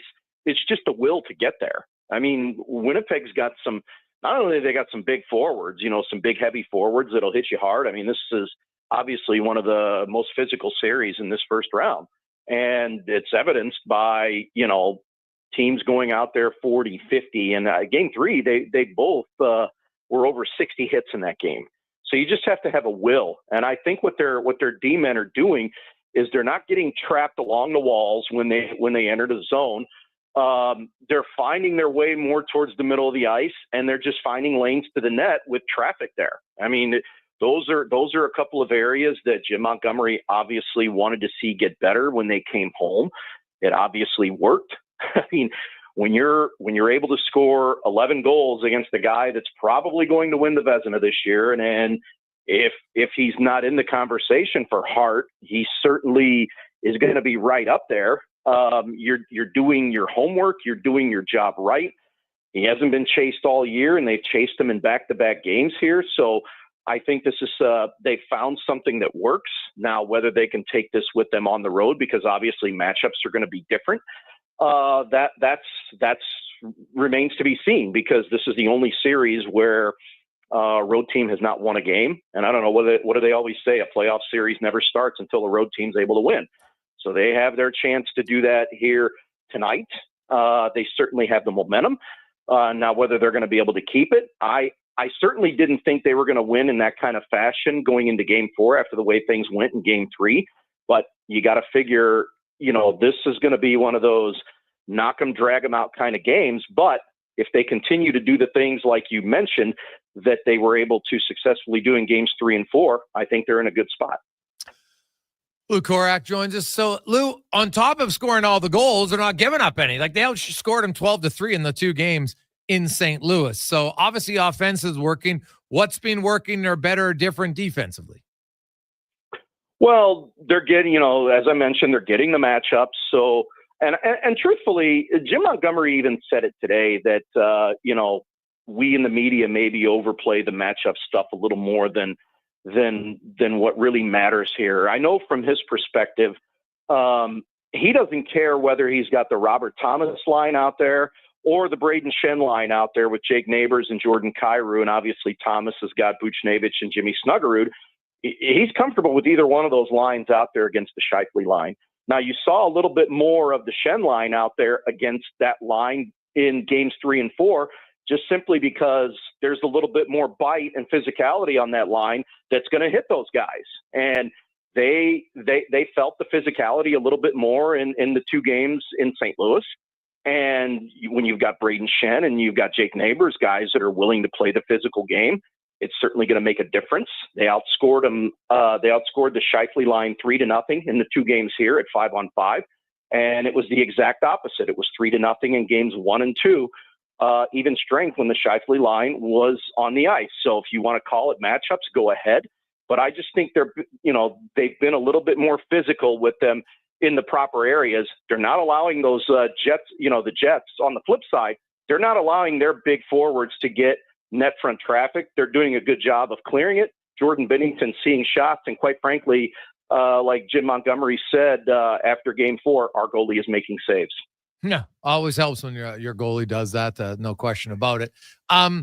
You look at the Holloway was unreal for them all year. Lots said this is their most consistent forward, but here they are. They're scoring at will. Robert Thomas, of course, helps. But, you look at kind of the offensive attack and Cam Fowler, 8 points in 4 games, 2 points a game. Cam Fowler, when I was looking at impactful deadline, Kuzmenko early on, but man, right now, Fowler and what he's doing is giving the Blues way more than they probably were hoping for. And, they were having good expectations, but I don't think anybody thought he'd be lighting it up like this. Jason, I'll be honest with you. When I look at it, whenever their season ends, depending on what it is, I'm going to look at that as one of the more impactful moves that they made this year. If it's not right up at the top, obviously hiring Jim Montgomery is going to be right up there as well. But he has been nothing but a godsend for this team. And think about this. They give up a 2nd-round pick in 27 and a prospect that probably is, I don't want to downplay anybody, but a prospect that probably is not going to see the light of day of the NHL to get this guy. And it's just another stroke of genius by Doug Armstrong going out and getting somebody that he feels like could be a piece that could fit right in, and he saw a spot where, we've got Ryan Suter here. We don't want him playing 20, 25 minutes a night as a 40-year-old. Let's get somebody in here that can alleviate some of his minutes, but also somebody that we feel like can be an impactful player for us. Now, obviously, Anaheim wanted to get younger. Cam Fowler's still an impactful player. The Blues are in a position where, they're trying to build with some of their youth, but they've also got veteran guys here that want to win now. So it kind of worked. It was kind of a domino that fell right into their lap. That's the best way I can put it, because I'll be honest with you. I think if the Ducks hang on to Cam Fowler at the trade deadline, they could have gotten a lot more than what they got for him at the time that they traded for him. So, he's got another year left on his contract. Now, granted, 5 of those points did come in Game 3. Yes. He set a Blues playoff record for a defenseman. He had himself a hell of a night, but it's been throughout the playoffs. He's one of those guys that's jumping into the play from a defensive standpoint.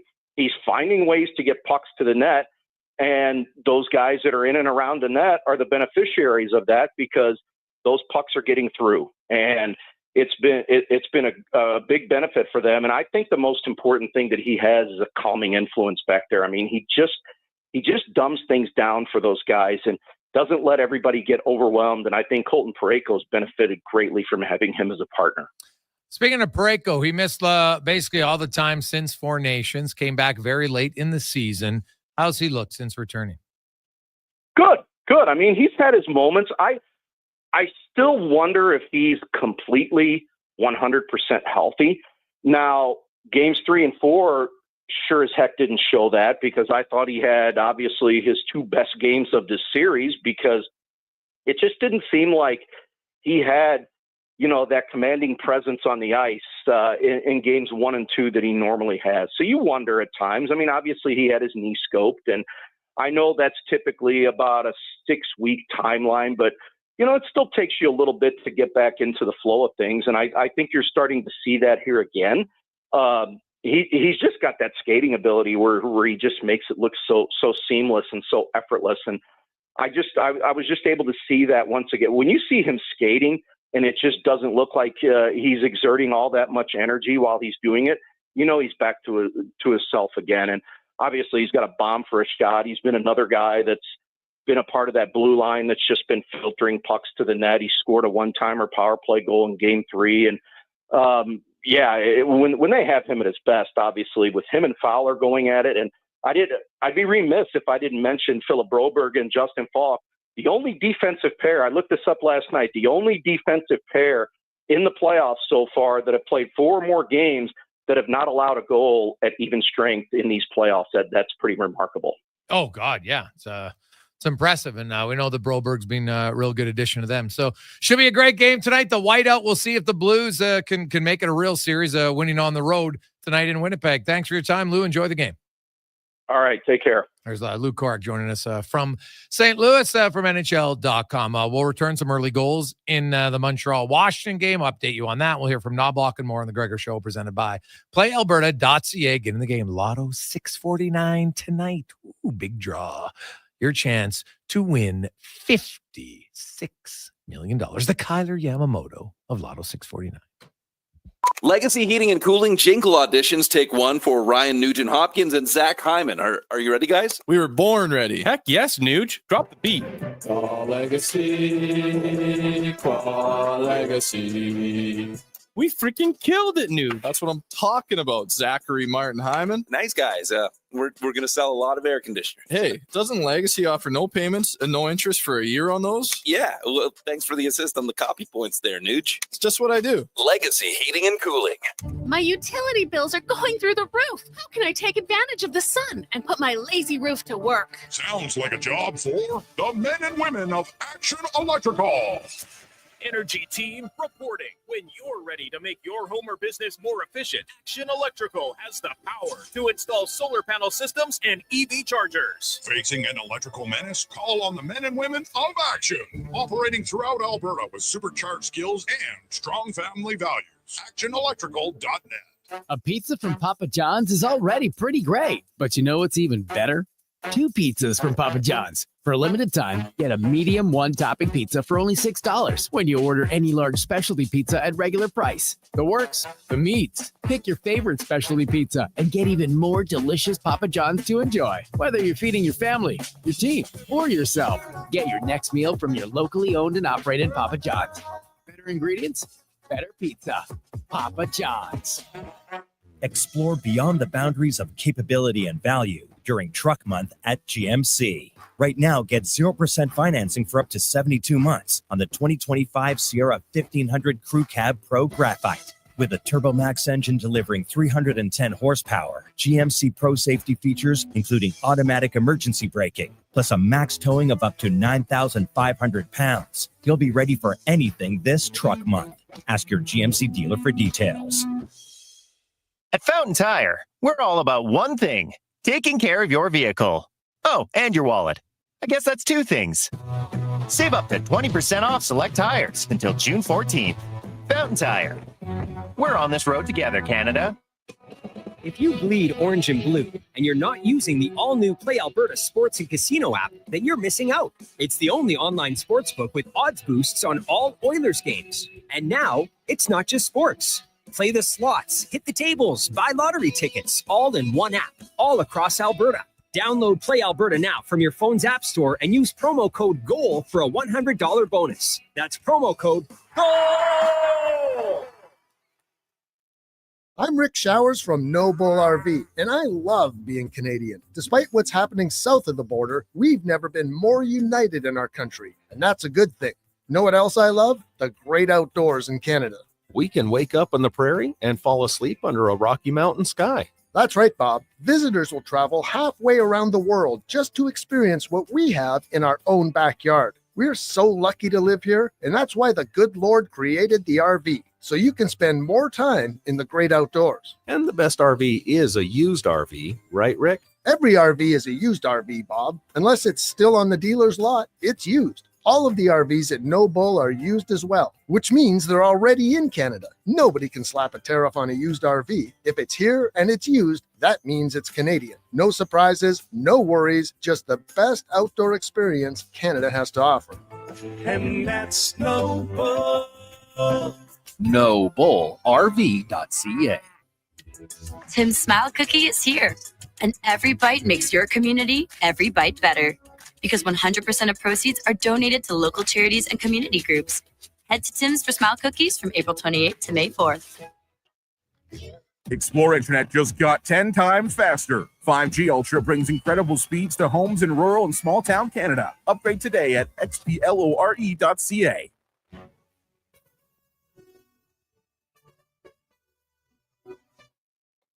Portions of this hour brought to you by Action Electrical. They're the most diversified electrical contractor in Alberta with 4 divisions in project, service tag, and solar for commercial or residential. Contact them today at actionelectrical.net. The Jason Gregor Show, the best of Edmonton sports talk and beyond. This is Sports 1440. Presented by PlayAlberta.ca, Alberta's only regulated online gambling website.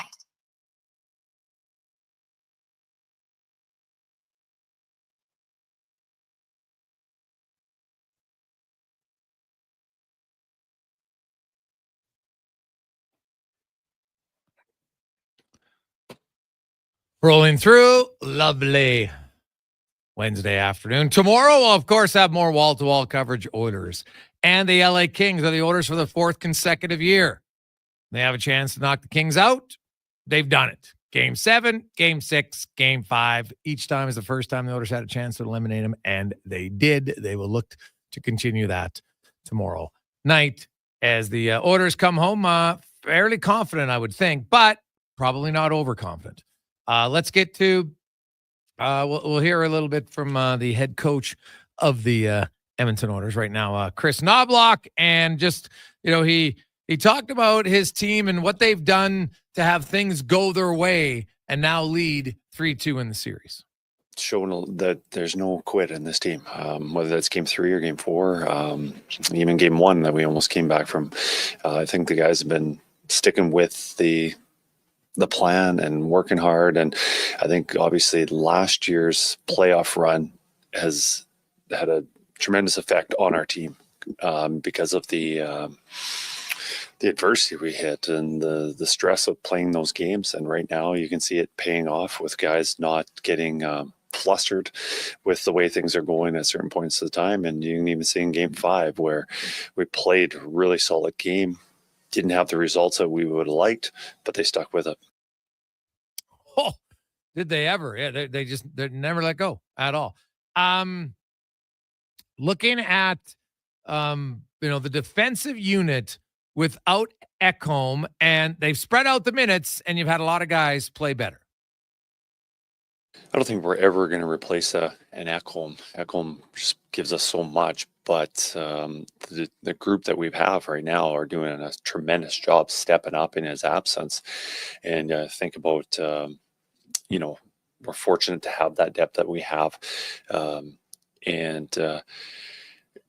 Thinking back at the trade deadline about, adding what do we need? And we're thinking maybe a top line forward or more depth defenseman. And, certainly with the injury to Ekholm, we're very fortunate that the right move was to trade for a guy like Wallman. And in fact, Wallman being a great fit for us. Oh, yeah. Wallman's come in. Also, the Klingberg signing, which was essentially a midseason free agent signing. And it's worked out. And really, the coach next talking about Wallman and Klingberg and both of them finding their stride coming off the injuries. Absolutely. It's tough taking time away. Well, we'll just thinking about Wallman joining us at the trade deadline, playing some games and then getting hurt and not being part of it going down the stretch. And we're missing a lot of guys. So we didn't have our team and didn't really know what our team was going to look like and how we're going to play together. Certainly I liked how our team played the other night, and hopefully we can get more games like that. But and then also Klingberg, him not playing for about a year and then coming back and playing a handful of games, then getting hurt again, and then playing a couple games, not easy for anybody to do. And I think he has been a strong addition to our team. Yeah, I think that would be putting it bluntly. Leslie, he's come in and he's been great. So we'll hear more from the head coach tomorrow, as well as a few members of the Oilers and the LA Kings. Because, hey, the Kings, we all know they're going to be desperate. All the cliches, they'll come back, get best game, hardest one to win. And it's probably true. But as mentioned, the Oilers, with this era of team, they're 7-0 in games that aren't game 7 when it comes to clinching a series. So 7-0 when it's game 5 or 6, and your chances to knock the team out. Pretty good. Pretty good. On behalf of Connor Halley, I'm Jason Gregor. If you missed any part of the show, go to jasongregor.com. Individual interviews are there. You can get the podcast. If you missed the business of sports today and you want to learn more about goaltending, you want to learn more about creating good habits to how to score and how to practice and how to shoot and where to shoot, from little kids to upwards, check out Business of Sports with Steve Alcat. It was unreal. Have yourselves a wonderful night. Let's get to the comments. Sports 1440 update brought to you by Legacy Heating and Cooling. They are hiring HVAC installers and plumbers. You want competitive wages, matching RRSP, tuition reimbursement, and a hiring bonus. Go to legacyheating.ca. Good night. This is a Sports 1440 update. 3 games on the ice tonight in the Stanley Cup playoffs. Not a great start for the Canadians. They faced elimination. They right now trail the Capitals 2-0. Ovi and Chikrin with the goals in that one. Midway through the first down in Tampa, Lightning and Panthers tied at 1 apiece. Florida leads that series 3-1. One other game tonight, 7:30, got the Jets and the Blues in Winnipeg with that series tied at 2 games each. In the association, the Houston Rockets, strong start as they lead the Warriors 28-13 in the first quarter. Warriors lead that series 3-1. Tonight at 8 o'clock, you got the Lakers hosting the Timberwolves. Minnesota can wrap that one up as they also lead 3-1. In the majors, the Jays in action. Not a great start. After 2, they trail the Red Sox 4-0. You also got the Royals on top of the race 2-0. Phillies have a 4-1 lead over the Nationals, and the Reds at home trail the Cards 9-0 midway through the 4th. Heading into the 5th in Baltimore, the Orioles on top of the Yankees 4-2. PWHL, 1 game tonight. Ottawa and Minnesota scoreless after 20 minutes. In the WHL, we've got 2 games this evening. 7 o'clock, Medicine Hat has a chance to complete the sweep over Lethbridge. Then at 8 o'clock, it's the Winterhawks hosting the Chiefs. Spokane leads that series 2-0. And from the CFL today, the Elks announcing that second-round draft pick Darian Newell has received a 1-year suspension for violating the CFL substance policy. He has dropped his appeal and will begin serving the suspension immediately. That'll do it for us here on the Jason Gregor Show. Coming up next, we've got Fox Sports Radio. Live local coverage resumes tomorrow morning, 7 a.m. with Kevin Carius, Brandon Douglas, and former NHL defenseman Ladislav Schmid. I'm Connor Halley. This has been a Sports 1440.